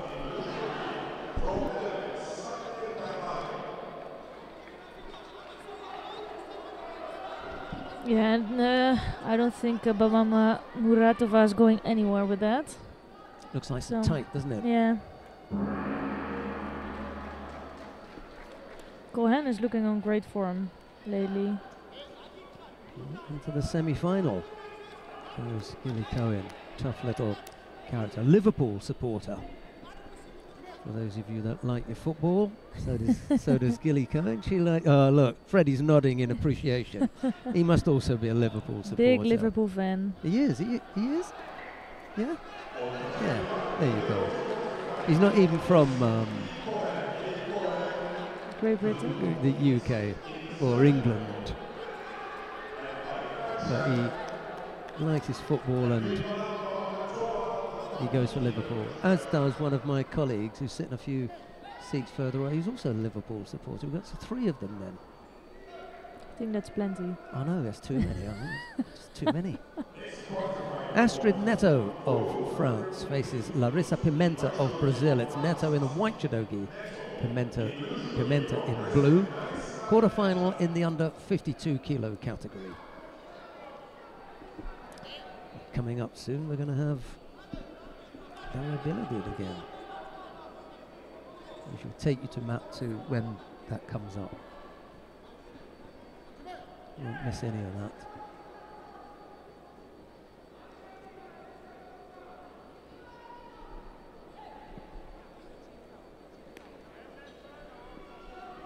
I haven't seen Neto fighting so much yet. Mostly seen her sister competing. But obviously also a really strong judoka. Yeah, sometimes a brother, a sibling, brother or sister will come into the arena after someone who's had that kind of success, like Priscilla Neto, and you wonder, can she follow it? And the answer is really yes, because Astrid Neto is, a force in her own right. She's a very, very good judoka. I'm sure that she will be in and around the qualification positions in the under 52 kilo category for France. There shouldn't be a difficulty there for her. The only difficulty is the other French athlete. Well, I mean, she'll be in and around the qualification positions. Whether she'll make it is another matter. And as Esther Stammers just hinted, there is another fighter there who is only a mere 4,000 points ahead of Astrid Neto. Despite the fact that Neto is at number 22 in the world, the gap between them is 4,000 points. That's a measure of just how high up on the overall ranking, not just the ranking in the 52 kilo category. Amandine Bouchard-Nordmeyer is, the world number 1 in the under 52 kilo category. But as far as the ranking for women is concerned, she's number 4. Wow. Overall. She's just behind Idalis Ortiz of Cuba, Yoshida Tsukasa of Japan in the overall leader for women is Clarice Akabegnenu on 8,000. That's incredible. It's a staggering 8,000 points. Also, if you see that she doesn't do so many competitions, that's incredible. When she does, she wins them. She does well. She wins the big ones. So I think soon we're gonna move to mat number 2, because that contest between Babazada and Tutashvili is finished. Right, if you want to continue watching Astrid Neto and Larissa Pimenta, just click on 1 and you'll get that. But we're going to go to mat number 2. It's the quarter-final in the under 48 kilo category that is occupying our attention now. Daria Biladid of Ukraine faces Blondine Pont of France. It's Biladid in the white judogi pont in blue. Esther.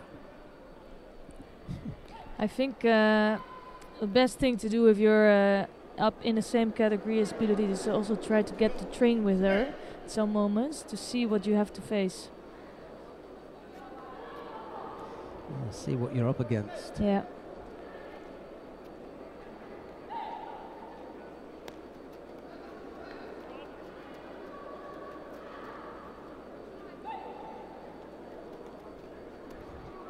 Yeah, and basically try to get control of that left arm of Biladid, but that's easier said than done.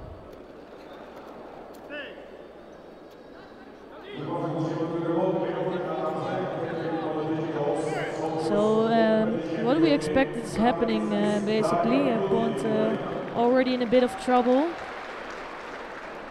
Yeah, Biladid just reaching over the top with her left hand and keeping Pont at distance, but also being dangerous with that. Your teammate, Sanna Verhagen, has just put Anna Borowska into the repechage. Verhagen has got into the semi-final.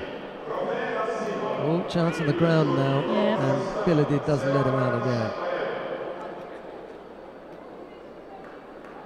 Yeah, I'm happy for Sanna Verhagen because she had a really rough period. Took her a long time to come back, so semi-finals good here.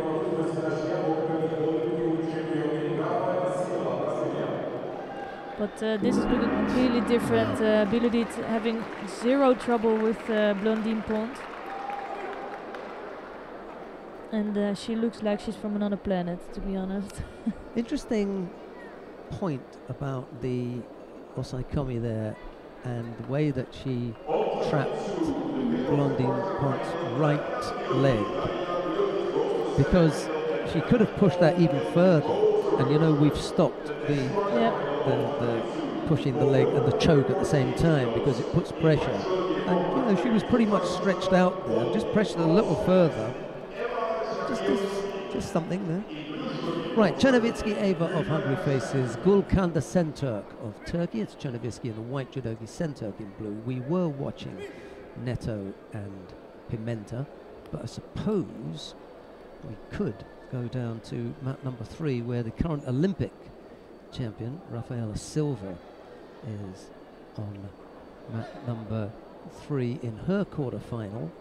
Let's do that. Let's go down to mat number 3 and pick up the action between Rafaela Silva of Brazil in the white judogi. She's up against Sevara Nishanbayeva of Kazakhstan. It's Silva in the white judogi, Nishanbayeva in blue. They're coming thick and fast now, aren't they? They are. Yeah, now it's going to be difficult to choose. And then Rosovo and Sisik in the next contest. And then the number 1 seed in the under 60 kilo category, Sharafuddin Lutfilayev and Walid Kaya, former European champion of France. That's a lot going on there. And we have the number 1 seed, Tal Flicker, also coming up on mat number 1 against Sershan. So really a lot. Yeah, now we really have to start choosing the mat.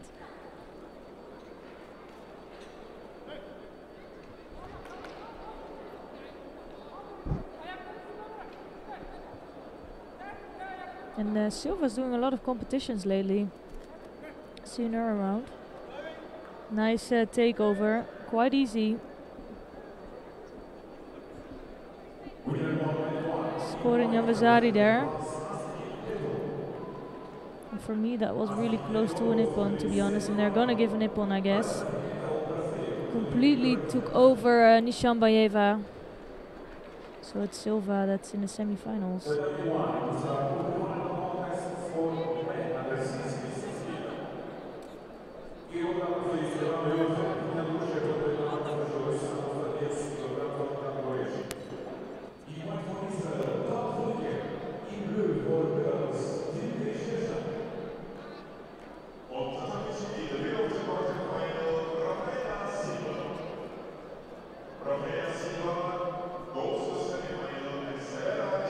So watching now, it's Hélène Receveux of France in white, and she's facing another French. It's Sarah Léonie Sizik.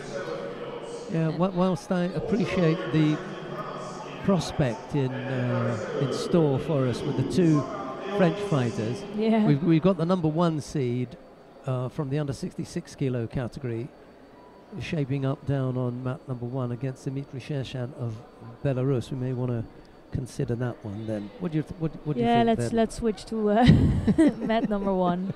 Right, mat number 1 then.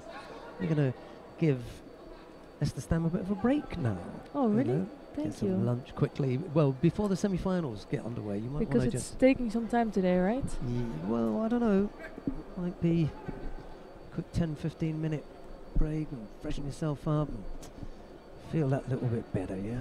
Okay, Esther's going to take a bit of take a couple of minutes. Right, Tal Flicker of Israel in the white judogi faces Dmitry Shershan of Belarus in blue.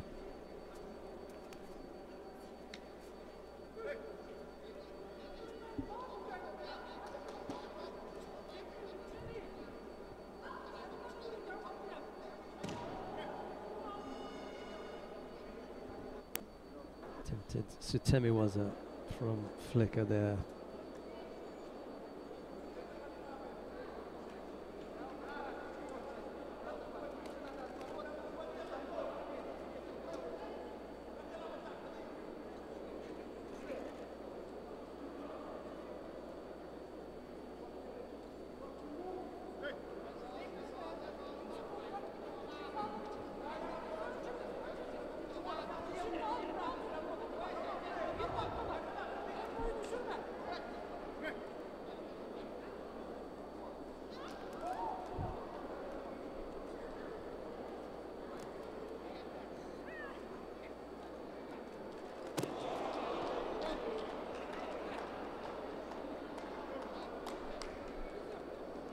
Shido picked up by Shershan. Blemish on the board at the moment. As Flicker comes up again with the Sutemiwaza that catches Shershan.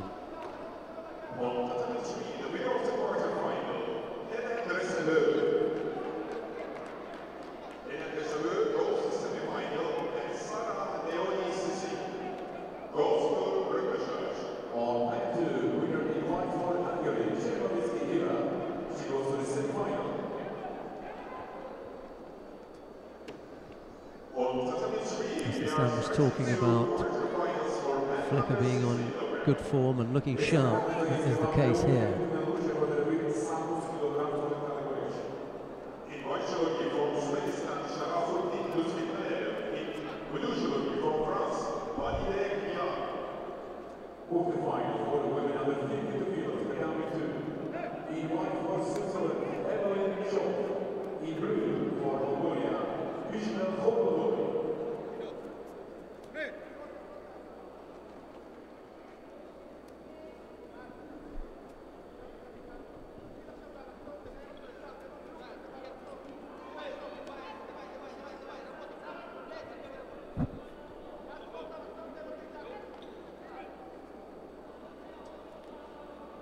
So, into the last minute. Rosari the lead for Tal Flicker as he throws left-sided again. That really nicely executed Ippon Seoinage. Tal Flicker looking completely untroubled there, despite the fact that Dmitry Shershan is one of the most difficult opponents to come up against.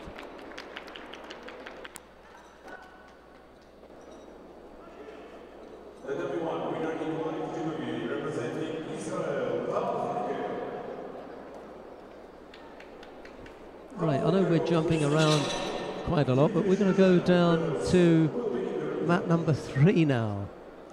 The action down there is Sharafuddin Lutfilayev of Uzbekistan. He's up against Walid Kaya of France. It's Lutfilayev in the white judogi, Kaya in blue. Both fighters have picked up 2 penalties apiece.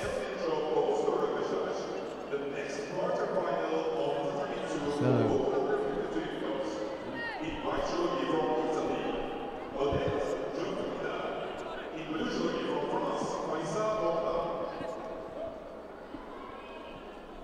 yeah, so 2 penalties apiece. Another penalty will put whomsoever it is out, or the first to score should be able to take it. Oh, there wasn't enough control there for me for the score. Lutfilayev is going to claim this, but I just don't think that there was enough there for him to come up with a score.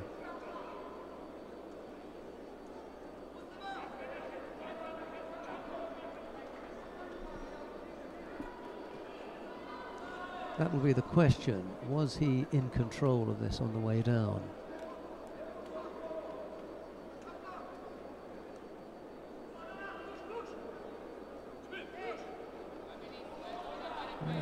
There wasn't.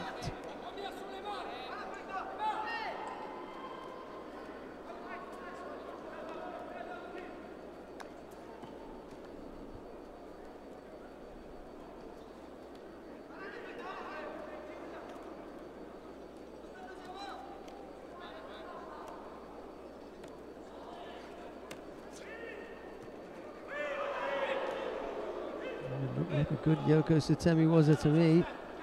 And he does come up with a score. Lutfilayev playing fast and loose with the grips there and ended up getting caught. Not the plan.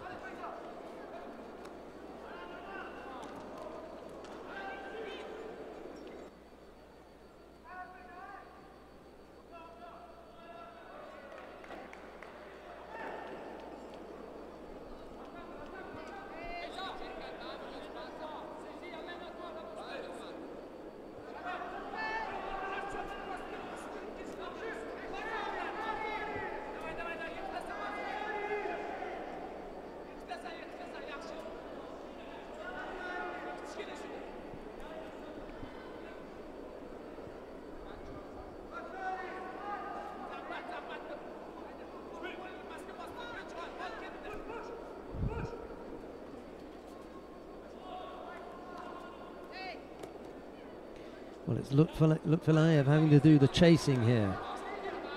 Time running out for the Uzbek.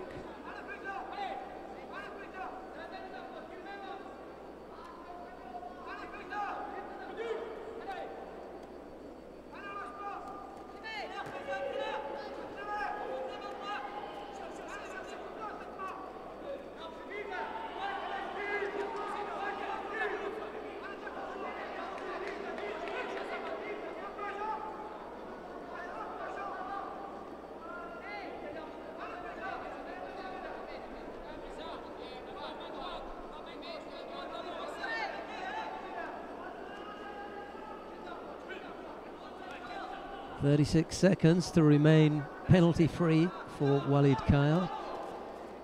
36 seconds is gone now. Oh, that does not look good. That really did not look good from Walid Kaya. He just got away with that.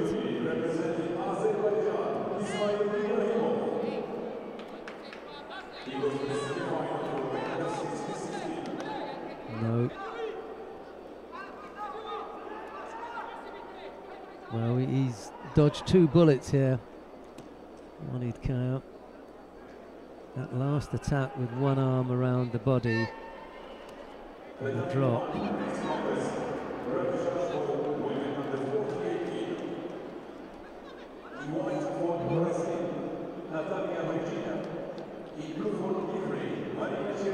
Lutfilayev started the day out as the #1 seed, but he's going to have to go through the repechage now if he's going to find himself on the podium.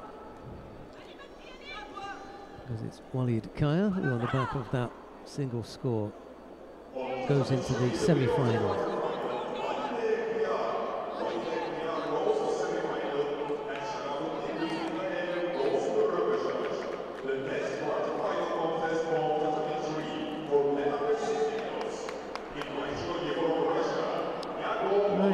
Coming up next, Yago Abeladze of Russia faces Artem Lesiuk of Ukraine. Abeladze and the white judogi Lesiuk in blue.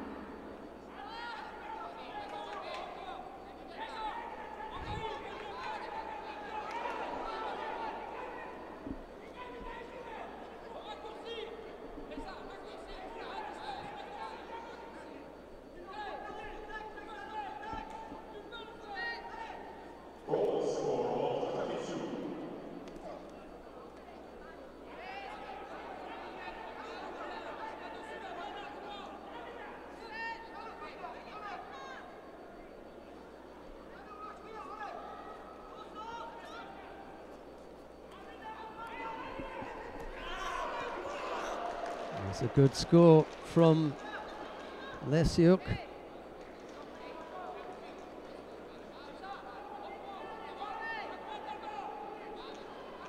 They're not happy with it. Maybe he thought it was Rosari.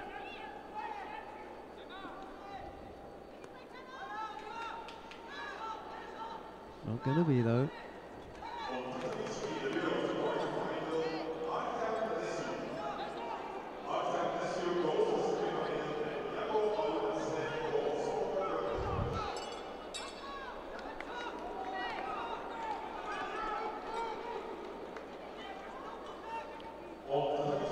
So, on mat number 3 now, Lukum Chukwuemeka of Georgia faces Felipe Kitadai of Brazil, with Chukwuemeka in the white judogi, Kitadai in blue.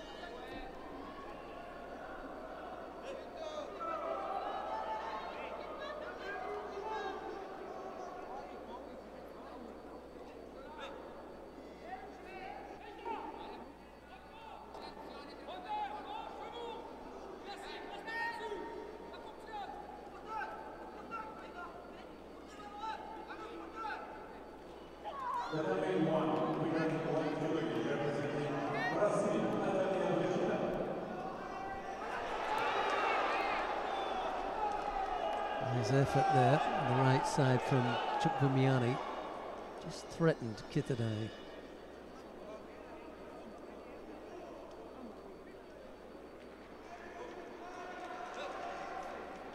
Now Kitadai picks up a penalty.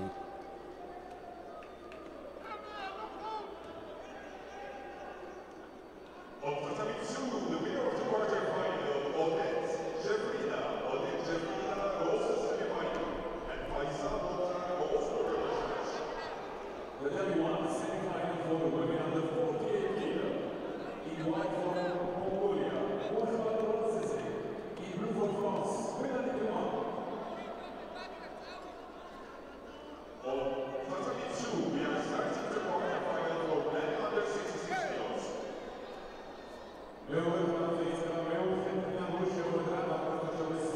half the contest gone, no score as yet. Kitadai has picked up the single Shido.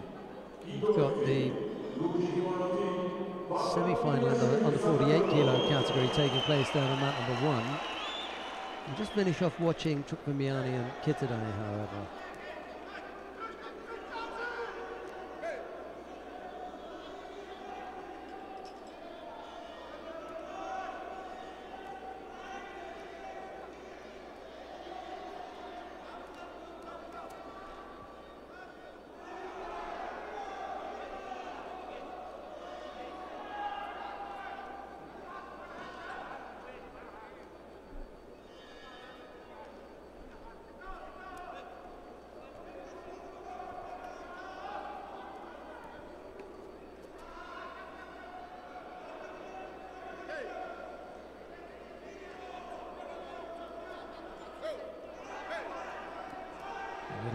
Over a minute left to go.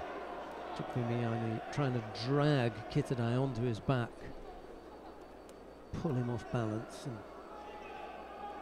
put him onto his back, but it didn't work out.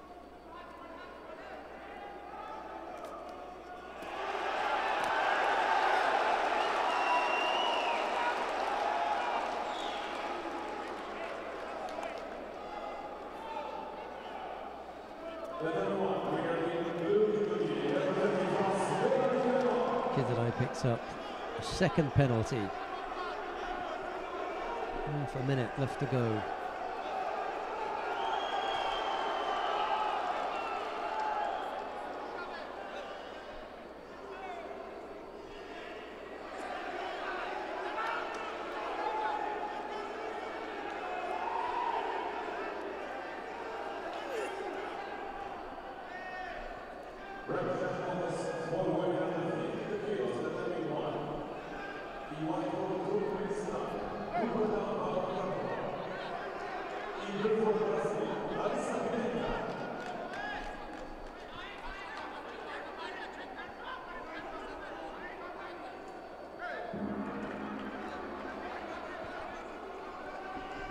Score during regulation time, so we're going to need a period of golden score to sort this one out. Chukvimiani and Kitadai.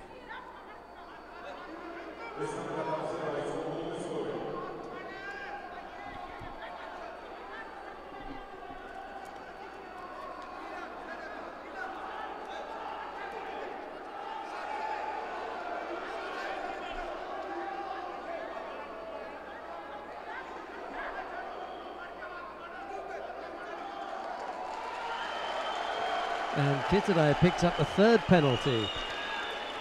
That infringement was for grabbing the leg, possibly used as he was defending an attack, but in any case, the third penalty picked up by Kitadai puts Chukvimiani into the semi-final.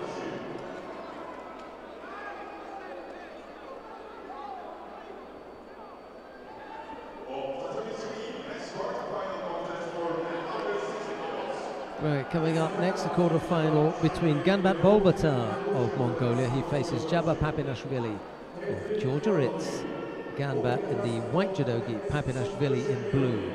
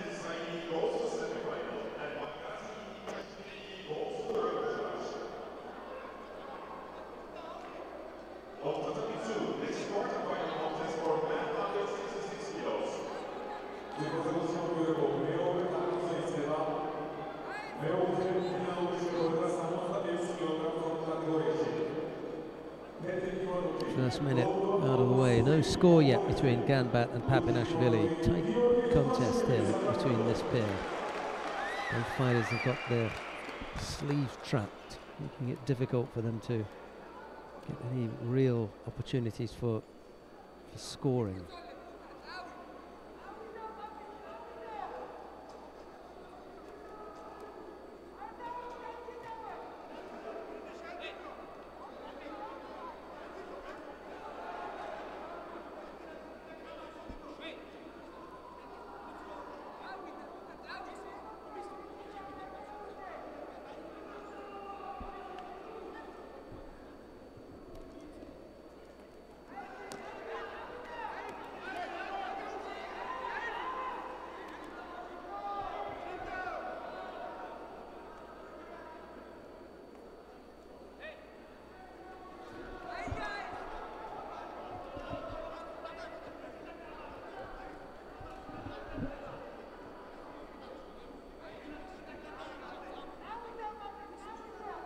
Half the contest gone now. Papinashvili is the fighter with the single Shido.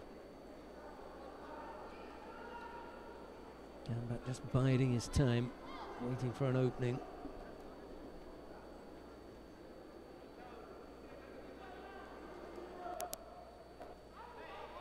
Well, Ganbat took a bit of a knock on the fingers and wanted to stop. Maybe a nail has come off.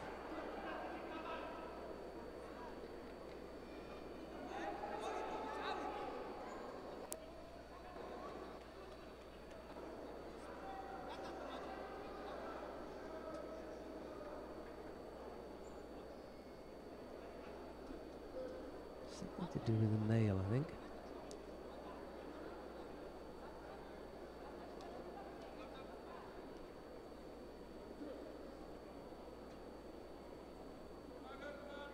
Not at all sure what that was. Okay, it's gone now anyhow. And we're back underway.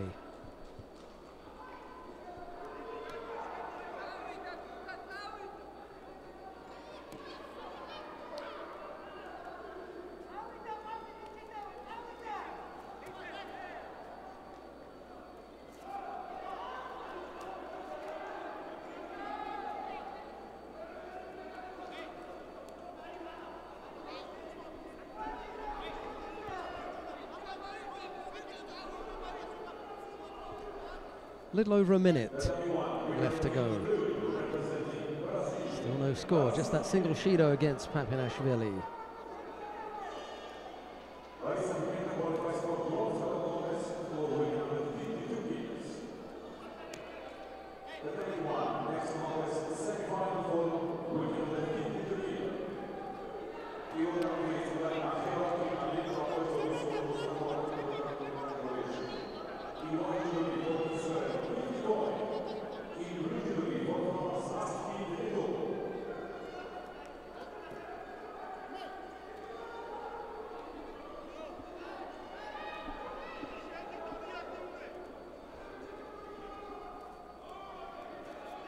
Two penalties against Papinashvili now. Ganbat playing this quite cleverly.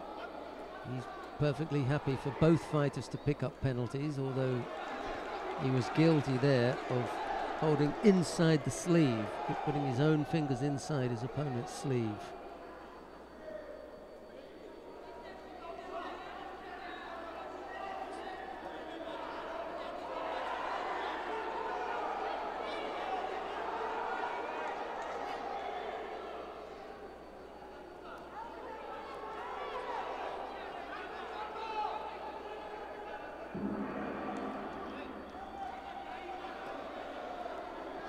So, golden score between Ganbat and Papinashvili.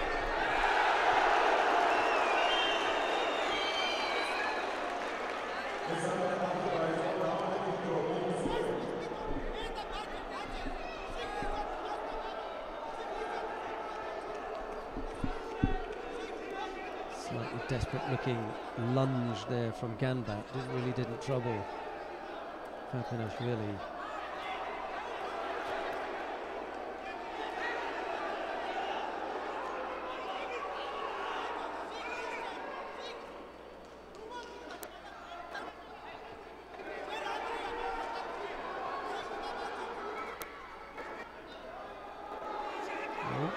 danger here. But Ganbat spins out of that fairly easily in the end.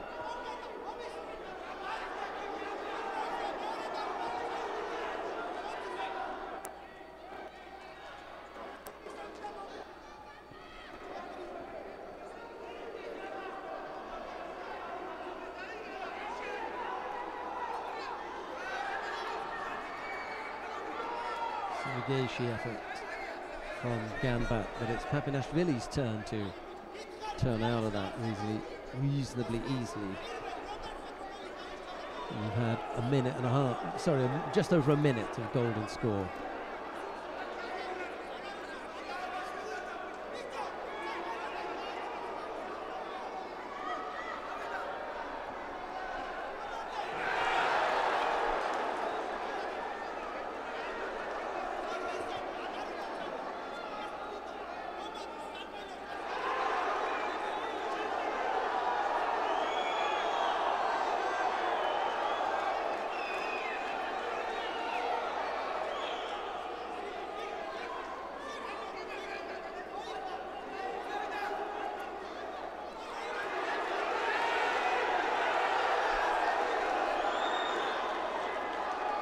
Well, Papinashvili has really stepped things up now, and if Ganbat's not careful, he's going to pick up a second penalty. And he does. Just fell off the pace there. Papinashvili quite cleverly just choosing that time to pick up the tempo and put the pressure on the Mongolian.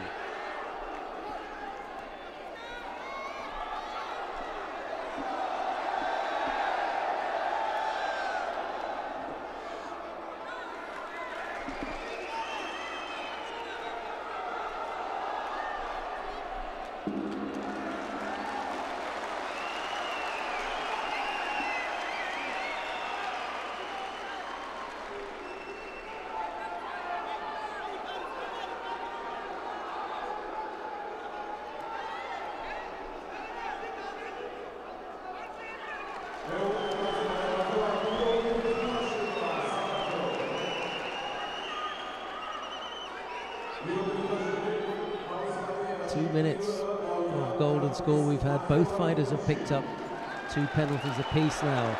Oh, nice counter. Oh dear, oh dear. Well, just against the rub of things. Papinashvili trying a bit of Ashiwaza and getting caught himself. That kind of silenced the crowd, I'm afraid. Just when it looked as though Papinashvili was going to steal it, it was Ganbat who came up with the steal.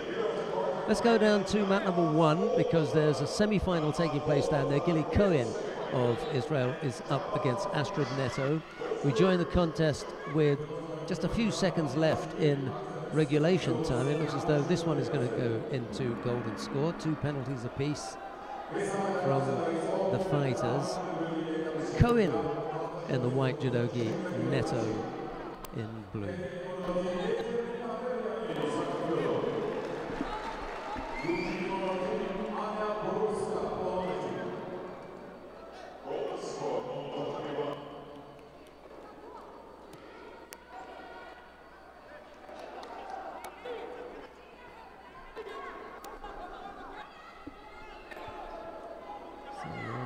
The golden score period. Front and centre on mat 2, Epatiliani and Borovska on mat 3. We've had half a minute of golden score so far, a little bit over.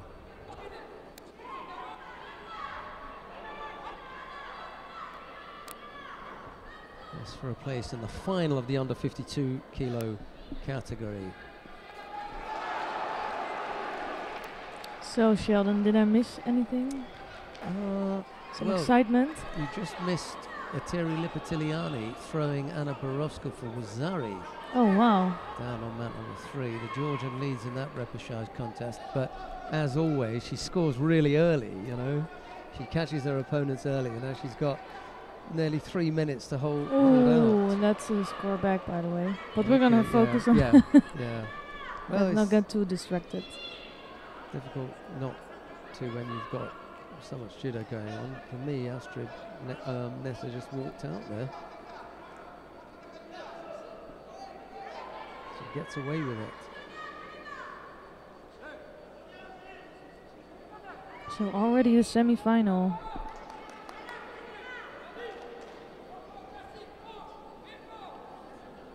This is the first semi-final we're seeing, right? Yes.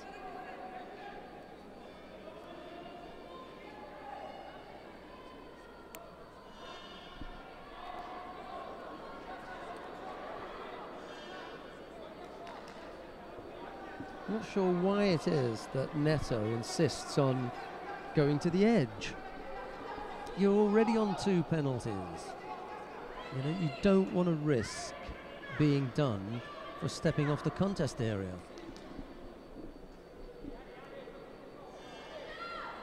No, sometimes it really you don't understand why judoka are doing that, right? And she's always got her back to the contest area. That's But the thing. Yeah, but the one thing you can think like, why the hell is she doing that? But I think it's also something that Cohen is doing. She's being really smart with her position on the mat. A little bit pushing forward, pushing Neto forward. But I'm not sure what's going to happen here.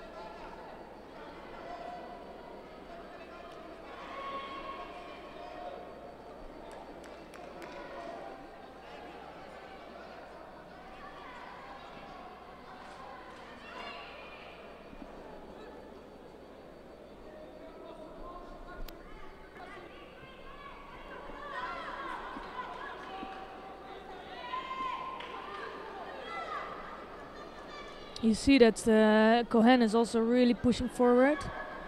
So it's not only Neto just walking off the mat area. She just has to watch out not to push too much.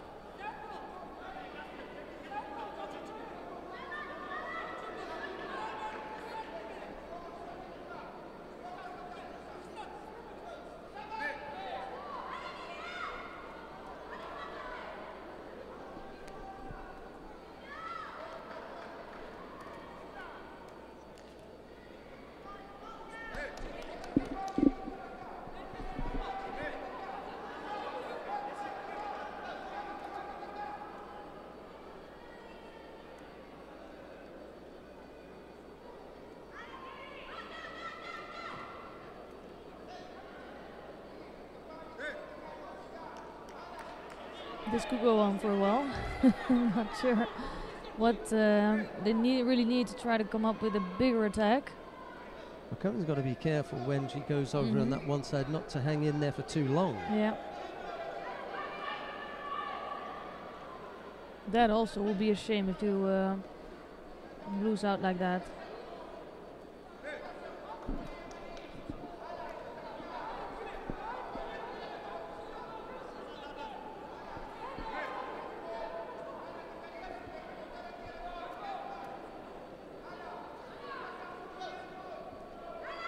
Heading towards 3.5 minutes of golden score. It's quite a marathon then.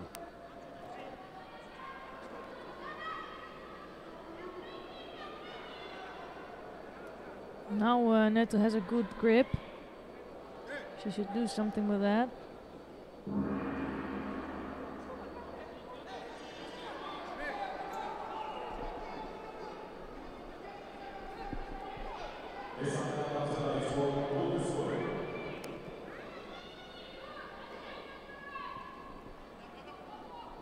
Cohen still trying to work that Senagi, but she was a little bit too far away on that occasion.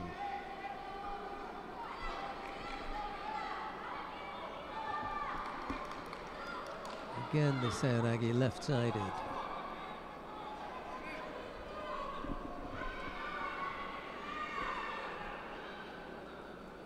Needs to break that grip up.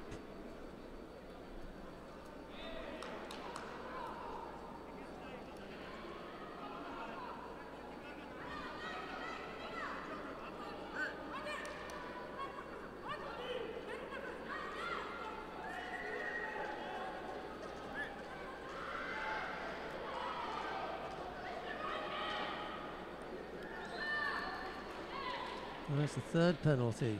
Jeez. 4 minutes and 24 seconds, a golden score. 5 penalties. To really pick them sometimes. Well, you weren't around, so I have to blame myself for picking that one. This is not. This cannot be on me.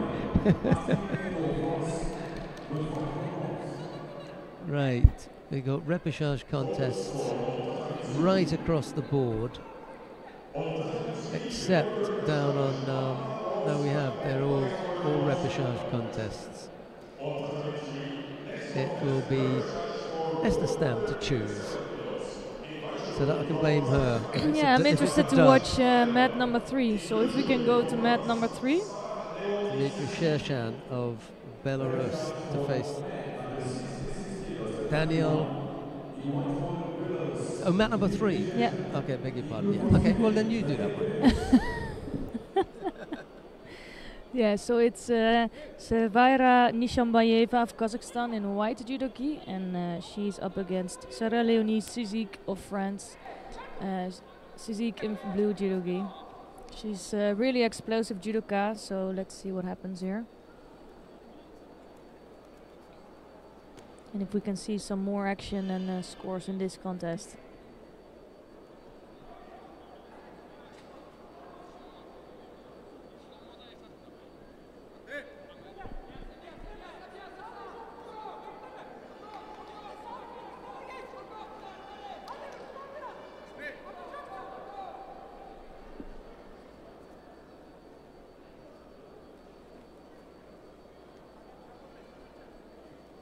Nishambayeva being smart with keeping Sizik a bit at a distance. But Sizik almost scoring here with her left torso togari. She's really strong with that.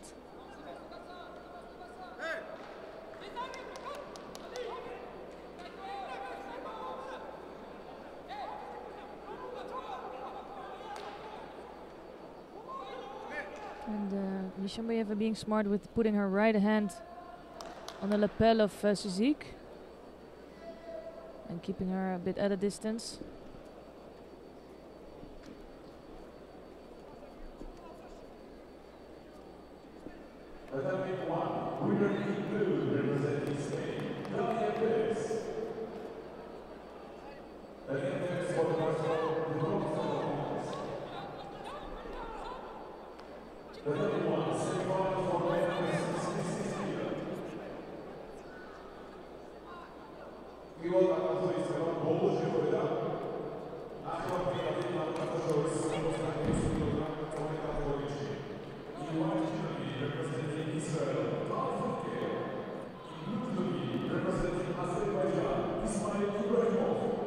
So Sizik looking really in control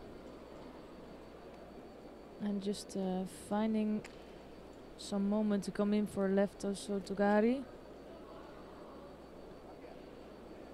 And Nishambayeva doesn't really get the chance to come into the contest. Looks like she has no answer for Sizik. And if you want to stay watching this contest, you can do so by clicking on mat 3. But I think we're going to go to the semi-final of the 48 kilo category on mat number 2. And it's going to be Daria Bilodit in white judogi, current world champion, and she's up against Eva Czernowiecki of Hungary in blue. And Czernowiecki is a really experienced judoka, and here you can see the quality of Bilodit also. That even with the most experienced judoka, she has no trouble. And immediately has that top grip again. And for me, that was an escape of Czernowiecki, so she could easily get a Shido now.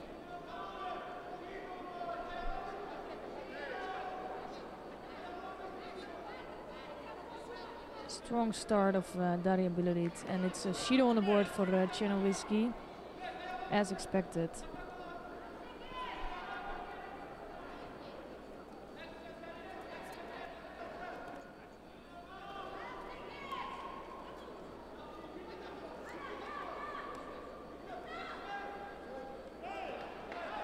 And you can see Chernovitsky's really trying to get control of that left arm.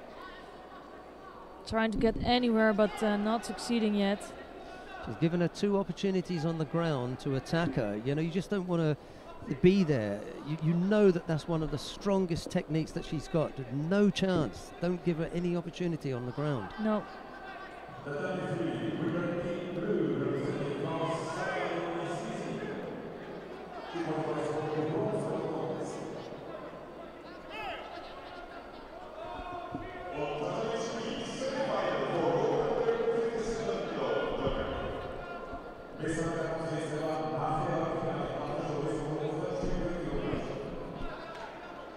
A bit of pressure on the edge there from Chernovitsky, and it's Biledid this time who picks up the penalty.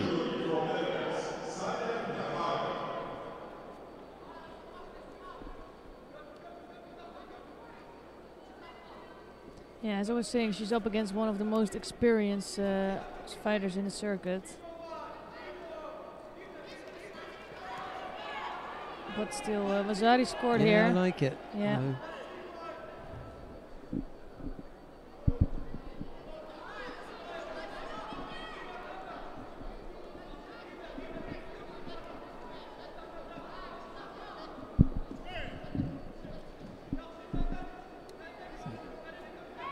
Biledid forcing that, really, didn't she? That score. You know you're going to have problems with Ochigari Uchimata the minute that she hooks in there. It's just which direction she chooses. Arm over the top, Ochigari Uchimata. But she's yeah, sorry. No, go on, no, that's okay. Whoa! And hey, that could be Iponina if she's got both elbows down. Got caught. And that's the strength of Chernovitsky. Yeah. She can work on those sleeves. Let's see what they do here. Well, it could be Ippon, you know. Because she lands on, she gets both the elbows down. But she goes one to the other. She's going left to right rather than back. It's when you go straight back. So she's going from the left to the right. Bit of a shocker there then. Yeah, it was. Good warning. Wake up call. And let's not forget, she's been out for a long time. She had an injury.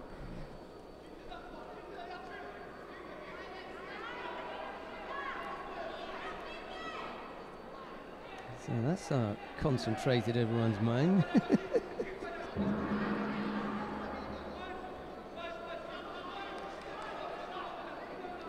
Chernovitsky pulling one out. Yeah, and it's good to see that nobody's from another planet, you know.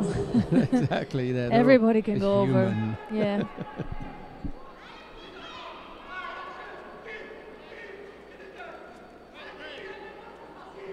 And now it's starting to turn into a real fight.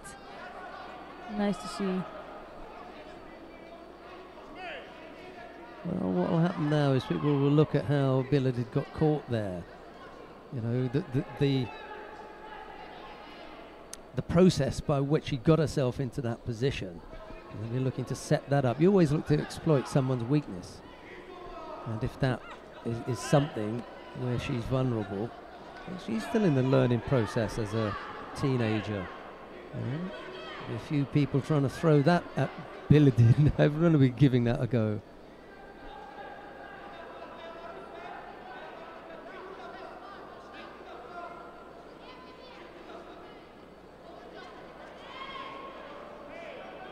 And it is true that Chernovitsky is the only one now that came close to really beating Biledid, and also she's smart with working on that arm. She doesn't let Biledid come with that left arm so much as the other one does.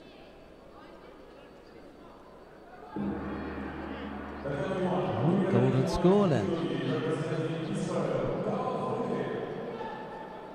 Tal Flicker has gone into the final of the under 66 kilo category. Yeah, this is where she gets caught. Yeah, so it's left to right. She doesn't go back. So there's the left elbow, there's the right elbow. That's Wazari. Okay. But beautiful throw of Yeah. Genowiski. Let's see if she can do that again. I think Bilodit is really worn now.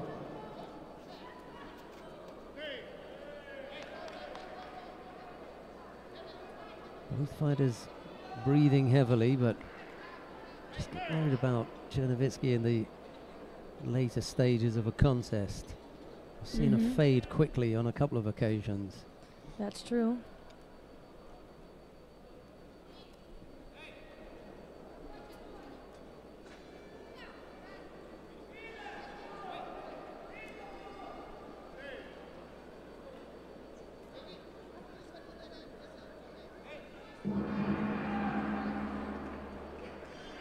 Second Shido for Genowiski. She looks really surprised. Right, that looked like the signal for a gripping infringement. Just taking the left sleeve of Bilodid and pushing that down. There's nothing wrong with taking a strong grip, but you have to use it. Ojigari couldn't follow up.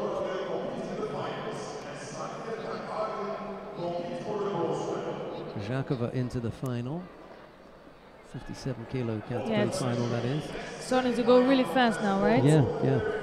Mat 1 is completely finished, and we have some more contests coming up on mat number 2 and 3.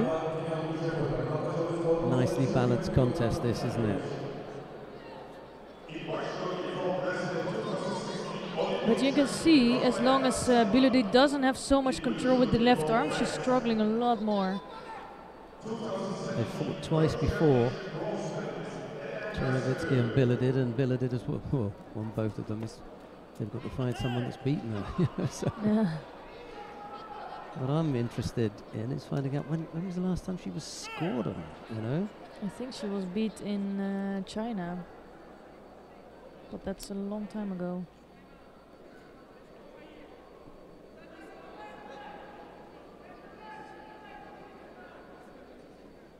Even a score.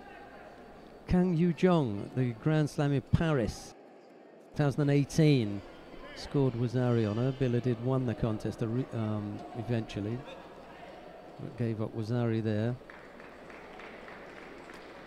And then the last time she lost was against Galbadrak at the World Championships in Budapest in 2017. Step out. Oh well, you know. You have to put yourself in a position to win it, you know, and then you step out. Yeah, you cannot only try to beat Bilodit on judo, it's also on tactics. She's a really strong tactical competitor, really clever.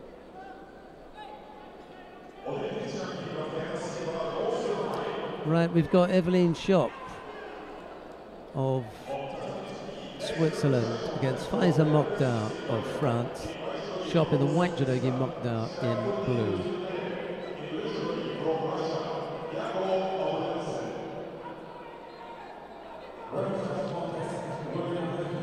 Just want to have a look at the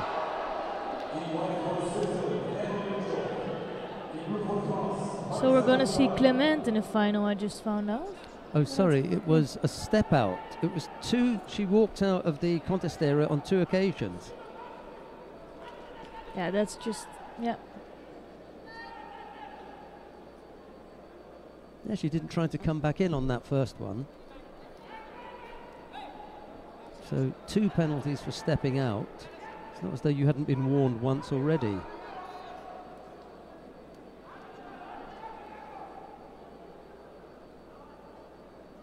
So at the moment we have Eveline Schopp on the mat in white judogi, and she's up against Faiza Mokhtar.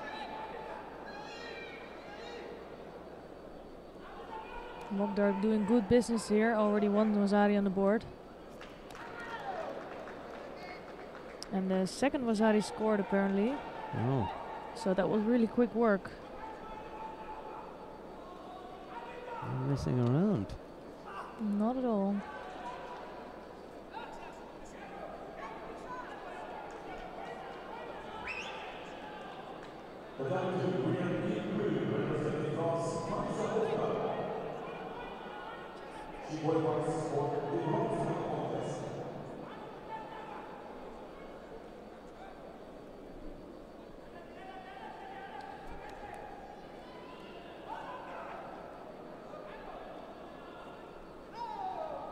So it's Bishrelt Korlodidoy of Mongolia in the white, and she's up against Odette Giuffrida in blue. Giuffrida from Italy. Olympic silver medalist. Yeah, she is. She was out for such a long time with a really bad shoulder injury.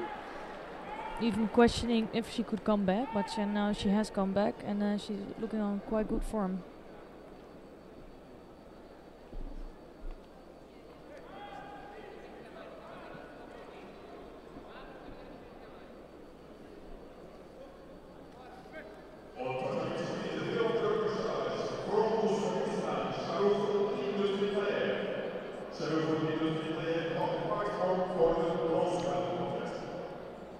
And Giuffrida is also one of the really tactical competitors, you know. It's really hard to throw, quick with a kumikata, ashiwaza. Really difficult to get into the contest if you're against Giuffrida. Curious if we're going to see that happen to Bishrelt as well.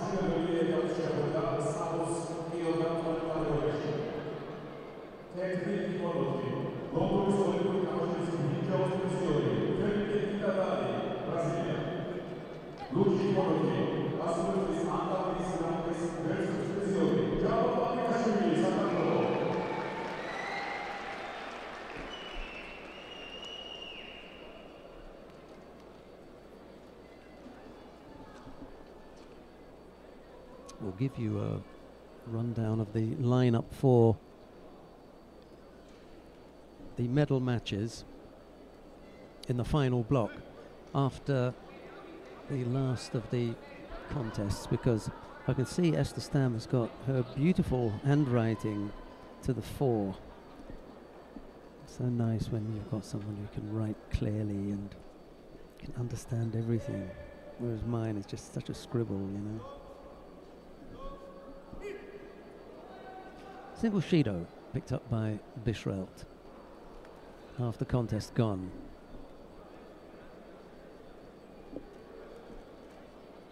Bishrelt attacking right-sided there. Giuffrida just stepping off.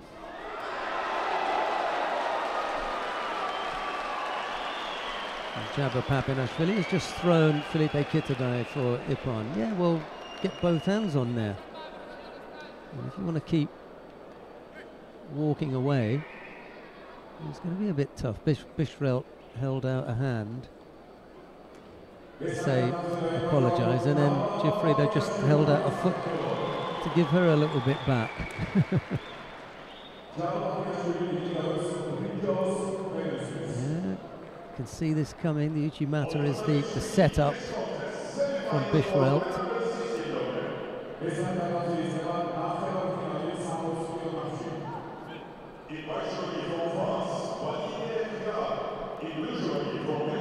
Almost got caught herself there. She's thinking about a combination, and that is making things difficult for her with the initial attack.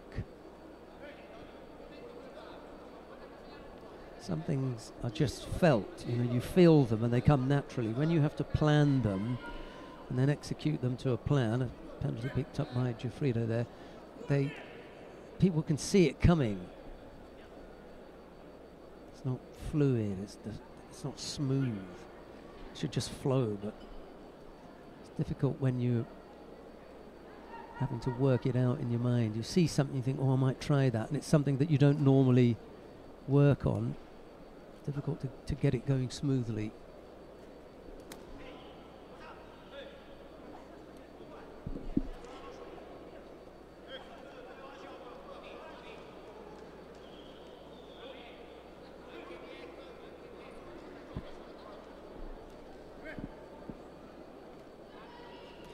Odd seconds left to go. Bishrelt has put up a good performance here, but it would be the defeat of Giuffrida that would move her from also ran to challenger. Yeah, exactly. You know, that would be, this is the step up that she needs to make. And Giuffrida can at times be really awkward and very, very difficult fighter to get past.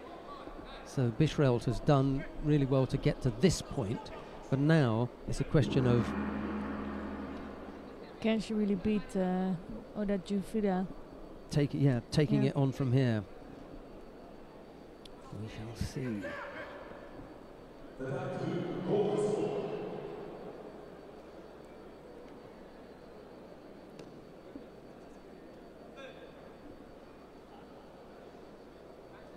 Yeah, and it's Giuffrida being so clever, so she can many times come up with something, some solution, and then still score Vasari.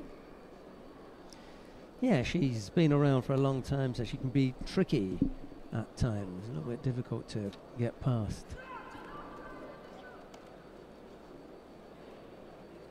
And you don't want to get wrapped up in the things that Giuffrida is doing. You know, you've got this far because of what you have done. Try and stick to that, work on those things. Once Giuffrida starts playing games with gripping and not wanting to grip up and hiding one side, leave that to her.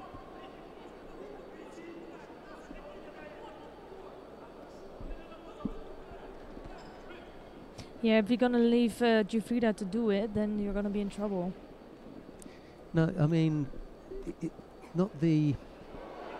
it's the tactic part. I mean, Giuffrida's perfectly happy at times to play some of this gripping thing. Don't get involved in that. Make sure you take your grips, you know. And Bishrelt, I think, you know, fighting a more experienced fighter, may fall into that trap. She's already picked up one penalty. Mind you, Giuffrida's on a penalty, so she's, you know, got to be careful how she plays it.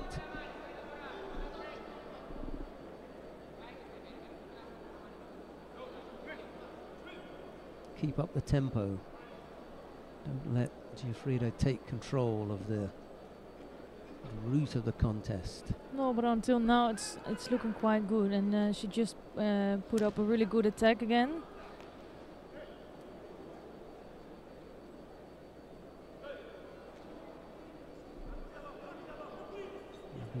Just caught her toe there. Yeah.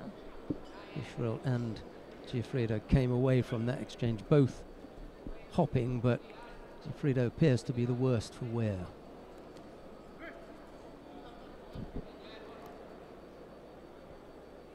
Minute and a half of golden score.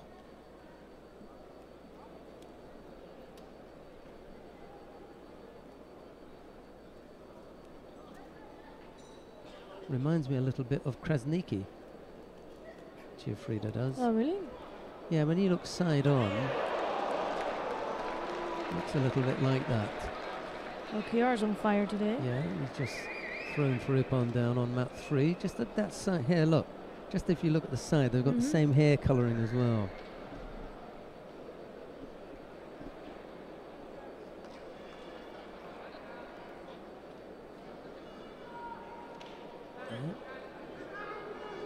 Could have attacked her there.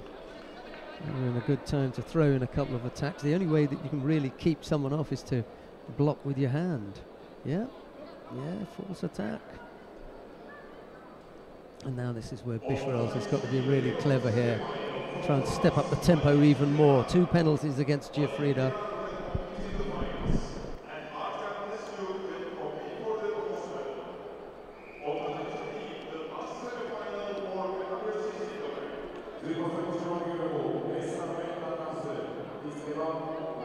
Can't afford to keep the left arm away from her for too long.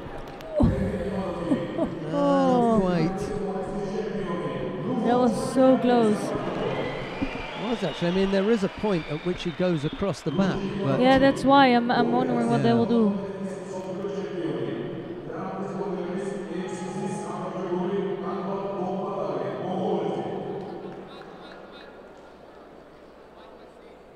That was close.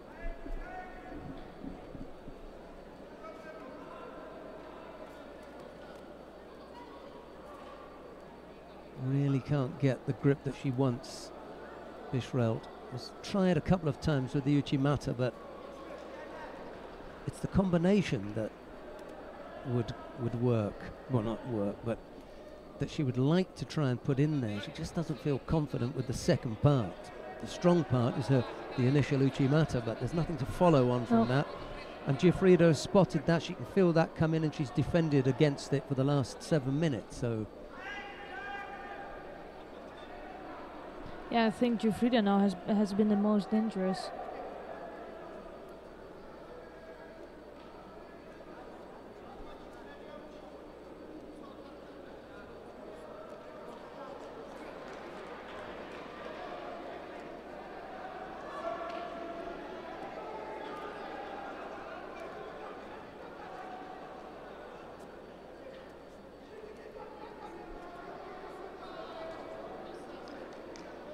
That was a better attempt. yeah. He just needs to hold on to that right arm and pull that through. Easier said than done.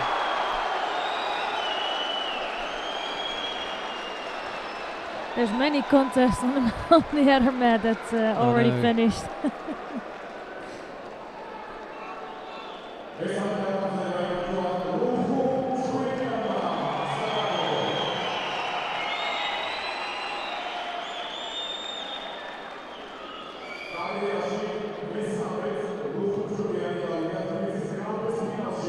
Bishrelt here could really do something, put in another big Uchimata. Really strong attack. Now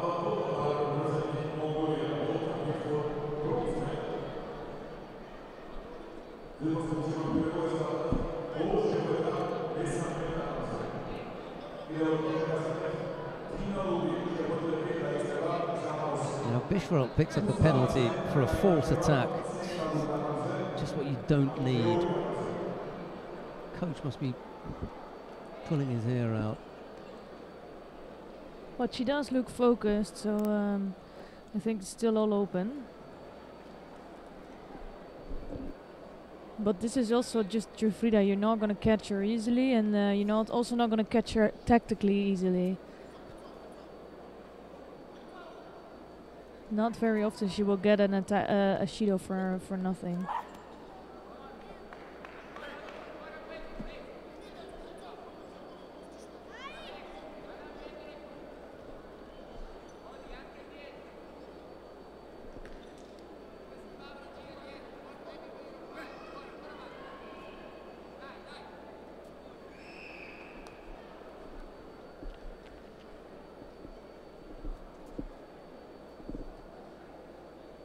So already 5 minutes 10 seconds into golden score. One of the longest of today.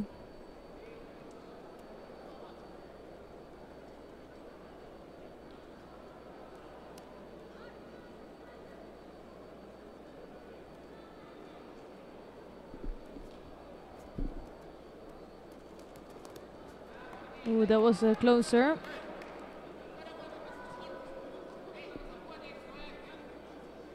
It is nice to see that both judoka are physically really well prepared, so the level or the tempo, the quality doesn't really go down.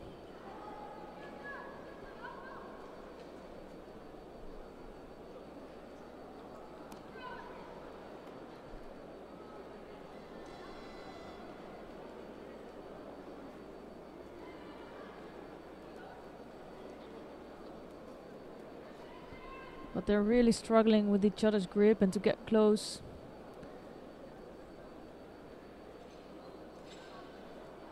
And the left arm of Giuffrida is blocking Bishrelt quite nicely.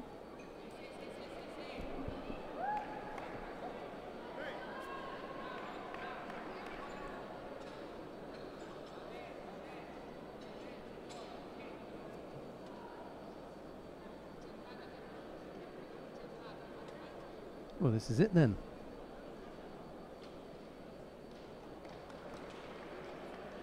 After 6 minutes and 14 seconds of golden score, it's really frustrating to get a Shido for being passive. And there wasn't a big difference, but the referee had to call it.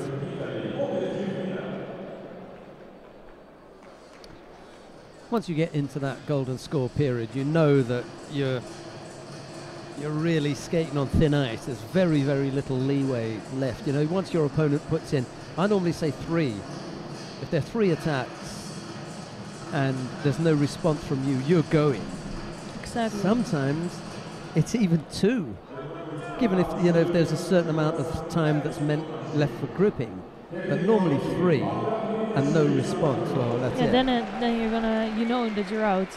Unless they're 3 Korean Cho Guam type attacks that come within 12 seconds, you know. Then still you're in trouble. But you're in trouble. Right, a repechage contest in the under 66 kilo category now.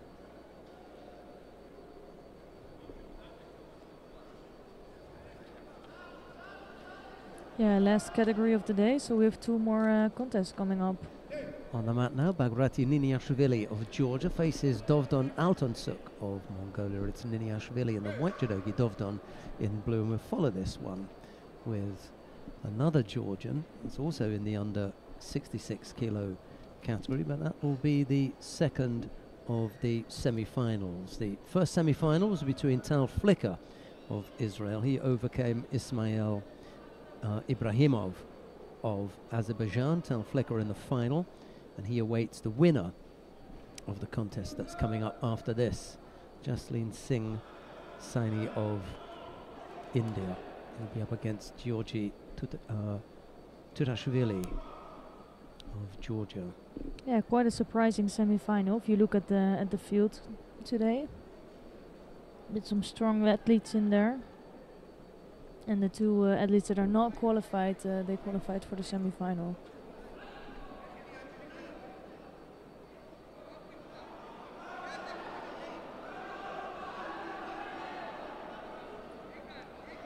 Fortunately, we don't see the right angle, but it looks like the strangle was on. Not enough, because Dovdon could get away with that. Tal Flicker was the only one of the top 4 seeds to make it into the semi-final. Dovdon was in the repechage. He couldn't have made it into the semi-final. He would have lost out in the quarter-final to be here.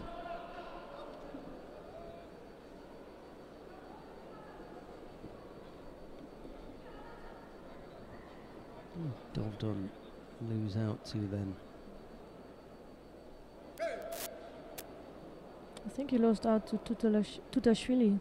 Yeah. Should have, yeah. Yeah, that's right, yeah. Tutashvili, yeah, you're right.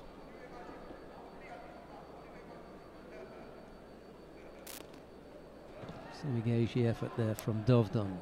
Just had Niniashvili wavering up there for a while. Managed to get the right hand down to keep himself balanced and saved himself from going over. Oh, nice. This time Dovdon can't save himself.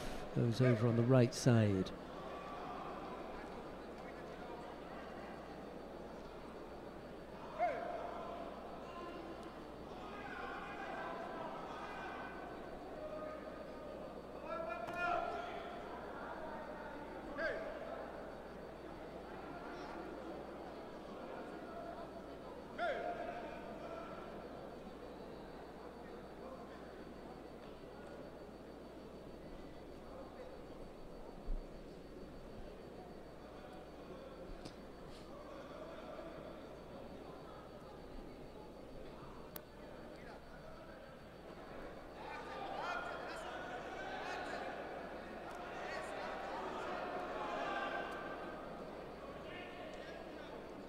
They're taking their time to get to an attack. And now it wasn't the strongest attack of Dovdon, and it gives Niniashvili a lot of time to work on the ground. So big advantage for him here. Dovdon's got to be careful not to walk onto that. You know, he's pursuing Niniashvili, and if he's not careful,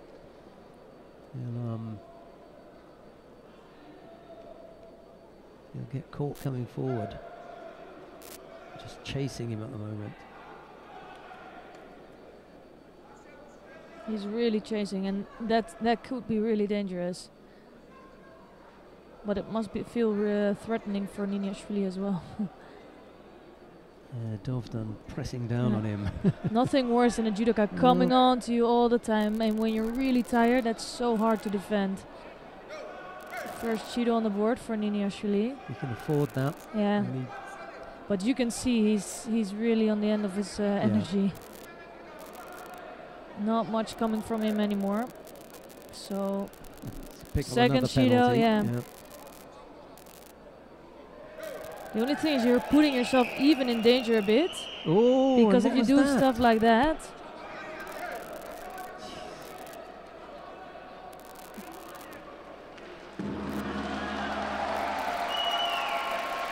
And he was doing really good the whole contest, and in the end he just panicked. His energy was gone. Only 30 seconds left on the clock, and then he just started escaping, doing really bad defending. Exactly, he that made last 30 seconds. You're right, it was the 30 seconds that looked really, particularly unattractive. Yeah, and it almost cost him the win. Well, in any case, the single score of Wazzari was enough to put him through to the bronze medal contest. We come now to the last contest of this first part of the day.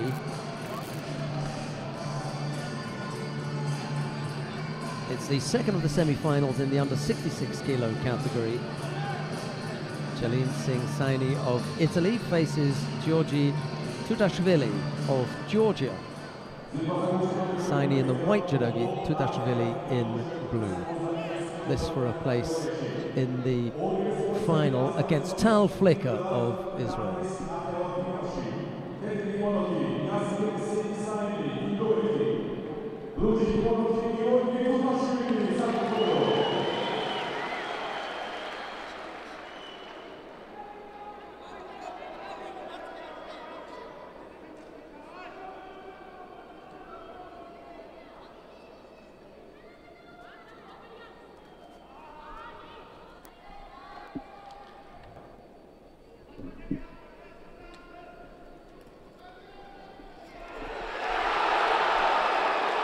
Well, Tudashvili beautifully underneath Saini there. That was great stuff. Goes over for Wazzari. He's not out of it yet. We'll have to put him away completely because he's already demonstrated earlier on that he can throw. He threw Peter Zadro beautifully for Ipan in round 1. And then Ganbo Kurlan in round 2. Round 3 again. He put out Tudashvili's teammate Vigorati Niniashvili. That was in the quarter-final. Now here he is in the semi-final. So he's been out. He's 3 for 3. He hasn't gone the distance yet.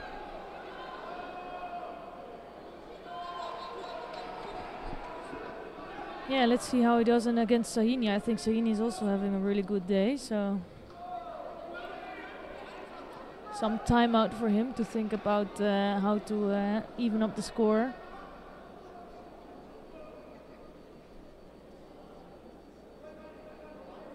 Yeah, sometimes it's too bad that we haven't seen Sahini fighting yet. So sometimes you just miss on some athletes, and I'm happy to see him now before the final block as well.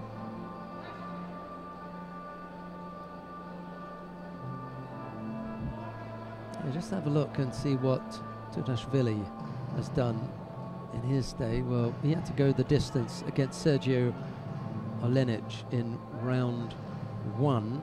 He also went the distance against Ilkan Babazada of Azerbaijan in round 2. Well, at round 3 again, had to go the distance against Dovdan Altansuk. So on the one hand, you've got Tudashvili, who's gone the distance 3 times, and Saini, who's been out there 3 times and thrown for Ipan 3 times. So he can throw. He can throw. See if that's going to happen again. I just think he's that dangerous, Okay, he's been caught here. He was caught really well, but doesn't mean he can throw back. He's a danger man. It looks like Tudashvili really wants to finish it quickly. almost does here. That won't score because they'd already paused.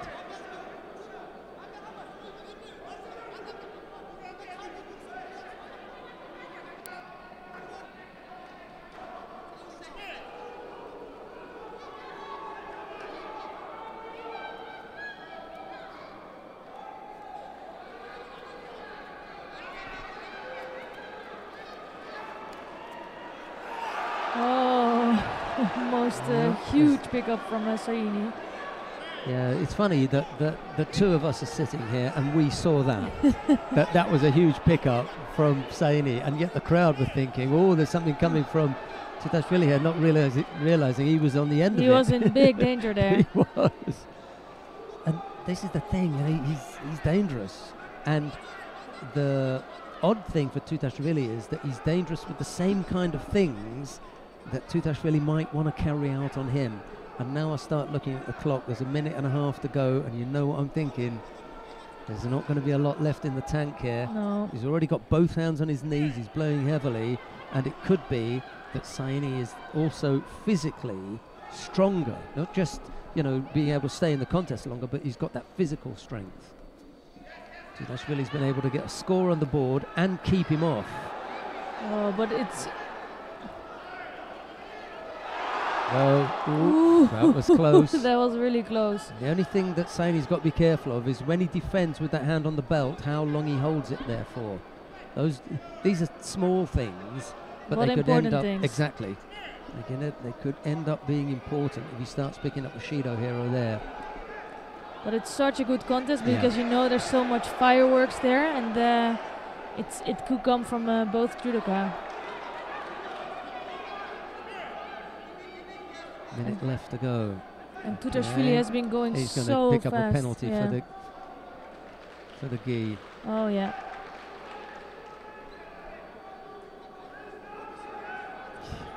Sometimes I'm thinking, how can that happen? How can things like that happen on this level? Well, we know it a little bit more because we've been around and looking at and paying attention to it. How many contests have we watched? Poor old Saini, he's only watched the ones that he's been in and possibly the ones of his buddies, and maybe he doesn't tune into Judo TV, you know, when he's in India. True. But he's going to learn very quickly here.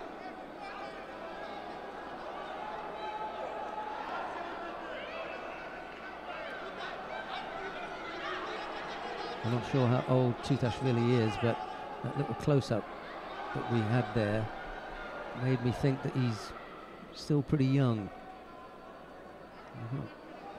Full-grown man bearing down on you, it can be a bit intimidating sometimes. But he's doing really well. Oh, here we go. He tries to get out of that, and that's a good thing because it's so dangerous.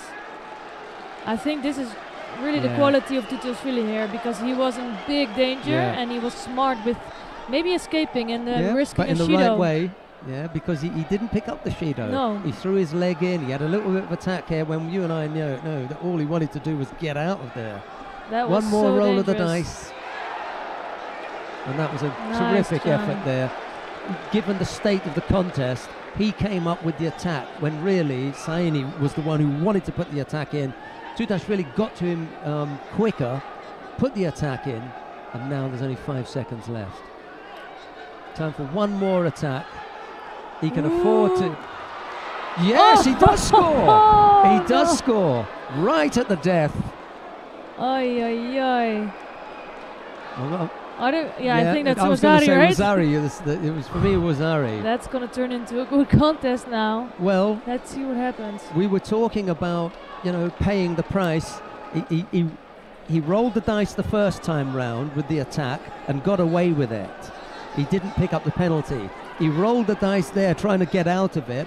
And but this time I should have really just on the ground. Yeah, pick up the Shido. Who cares about the Shido? Now you're all even and anything can happen. And I think it's in the favor of Saini. Yeah. And I was in the process of saying, it's okay, you can burn another Shido. But he didn't. He should have done one of two things. Either, you know, go for an attack or just take the Shido. Incredible, right? And let's see if he still has some energy left in the tank. He left a bit of space in there for Saini to get in. And Jasleen Singh Saini lives to fight another day. Oh, onto his front. So no score. At least he's keeping the crowd entertained. I tell you that, they're on their feet. Yeah, I am on my feet. And it's a good crowd as well. Unfortunately, we've got the VIP seats in front of us. They're not full up yet. They will be tomorrow. But it's the crowd behind us and around us. They're the ones that are really coming up with all the noise. Terrific battle here. But Saini looks so threatening now. Yeah. Nice effort. Yeah. Left-sided. Well, you know, you can't call for a sheet after one attack. Sorry. I might do that if I was here and supporting, but. And he gets a second Shido for his gi.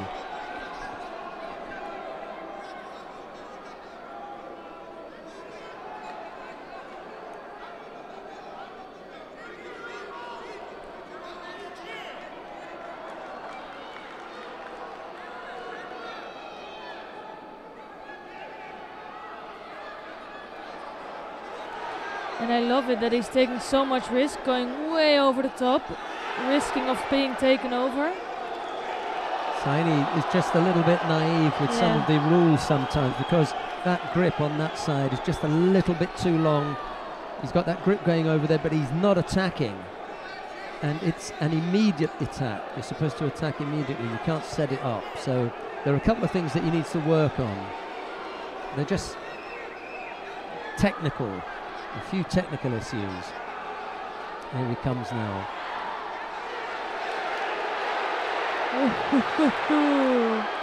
See, so close. Physically strong now, isn't he? Yeah, you can tell that. But I'm really impressed with Tutashvili. He's doing a great job in this contest. He made a mistake in the end of the contest, but still, the way he's, he might just have a really new belt or something. It just. He's tucking his gi in now, though.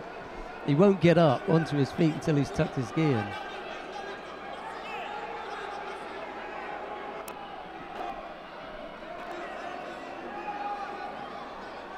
Both fighters breathing heavily now. Tutashvili got the crowd behind him. Ruchigari from Saini. So explosive still. Hand on the Look belt. at that hand, This is the problem here. He's just moved the hand up. That was just as well. Oh, this is so dangerous. Yeah, terrific work. Yeah. Wow. That was a great contest. That was the best contest for me for the whole day. And one way, then the other. And for some, India have got to find some way of getting Jasleen Singh Saini on the circuit more often, because if he can do this, and the other boy that we saw this morning, you know, there were two really good fighters who we just haven't seen. But what a contest this was. It was so attractive, great attacks from either judokas. This was the end of the regular time.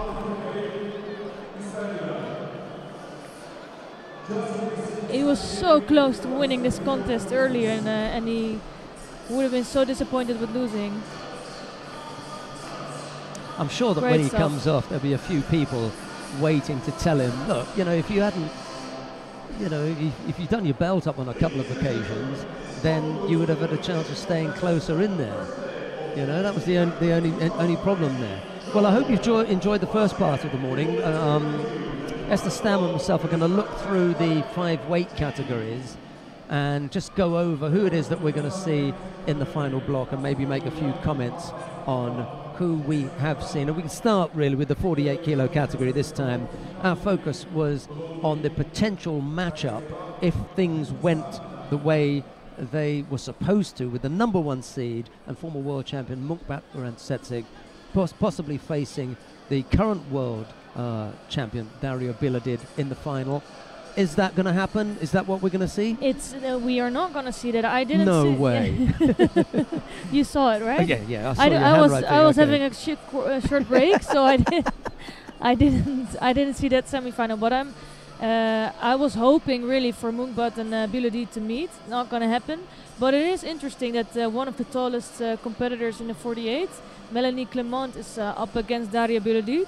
And it's interesting to see how that's coming along. So that final is going to be Melanie Clement of France up against Daria Biladi of Ukraine. She didn't have it all her own way today, did she? Biladi. She almost went over for Ippon there. And I think it's a good warning, and also to see it's for her to learn where her mistakes are and to get better. And let's not forget she's back since last year October or something. She has had a long break. Eva of Hungary threw her for Rosari in their semi-final, and then blew out with a few ill-timed step-outs from the competition area. Okay, so it would be Clement and Biladi in the final of the under 48 kilo category. We won't go through all of them because you can catch up with those online. We just checked the finals here. In the under 52 kilo category, the number 1 seed was Gilly Cohen. The number 2 seed was Evelyn Schopp. Did that one work out? That also didn't work out. I think Chop was stopped by Bischreld earlier in the day. But it's Odette Giuffrida, the number 3 seed, that went to the final. And Gilly Cohen is also in the final now. And they're 2 really experienced judoka. And I'm curious to see. They've met before many times.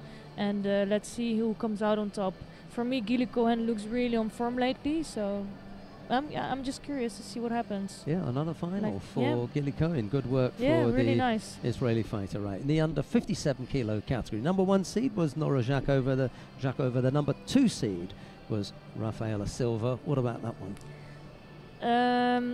I would say maybe Jakova is looking really strong today, but Silva's lately she's coming back better and better. So I would not be able to say which way it was going. Today I was especially impressed as well by the Georgian, Eterili Pretiliani. It was nice to see her put in a great effort to fight against Jakova. She didn't make it in the end, but it's a good final here. And who do you think?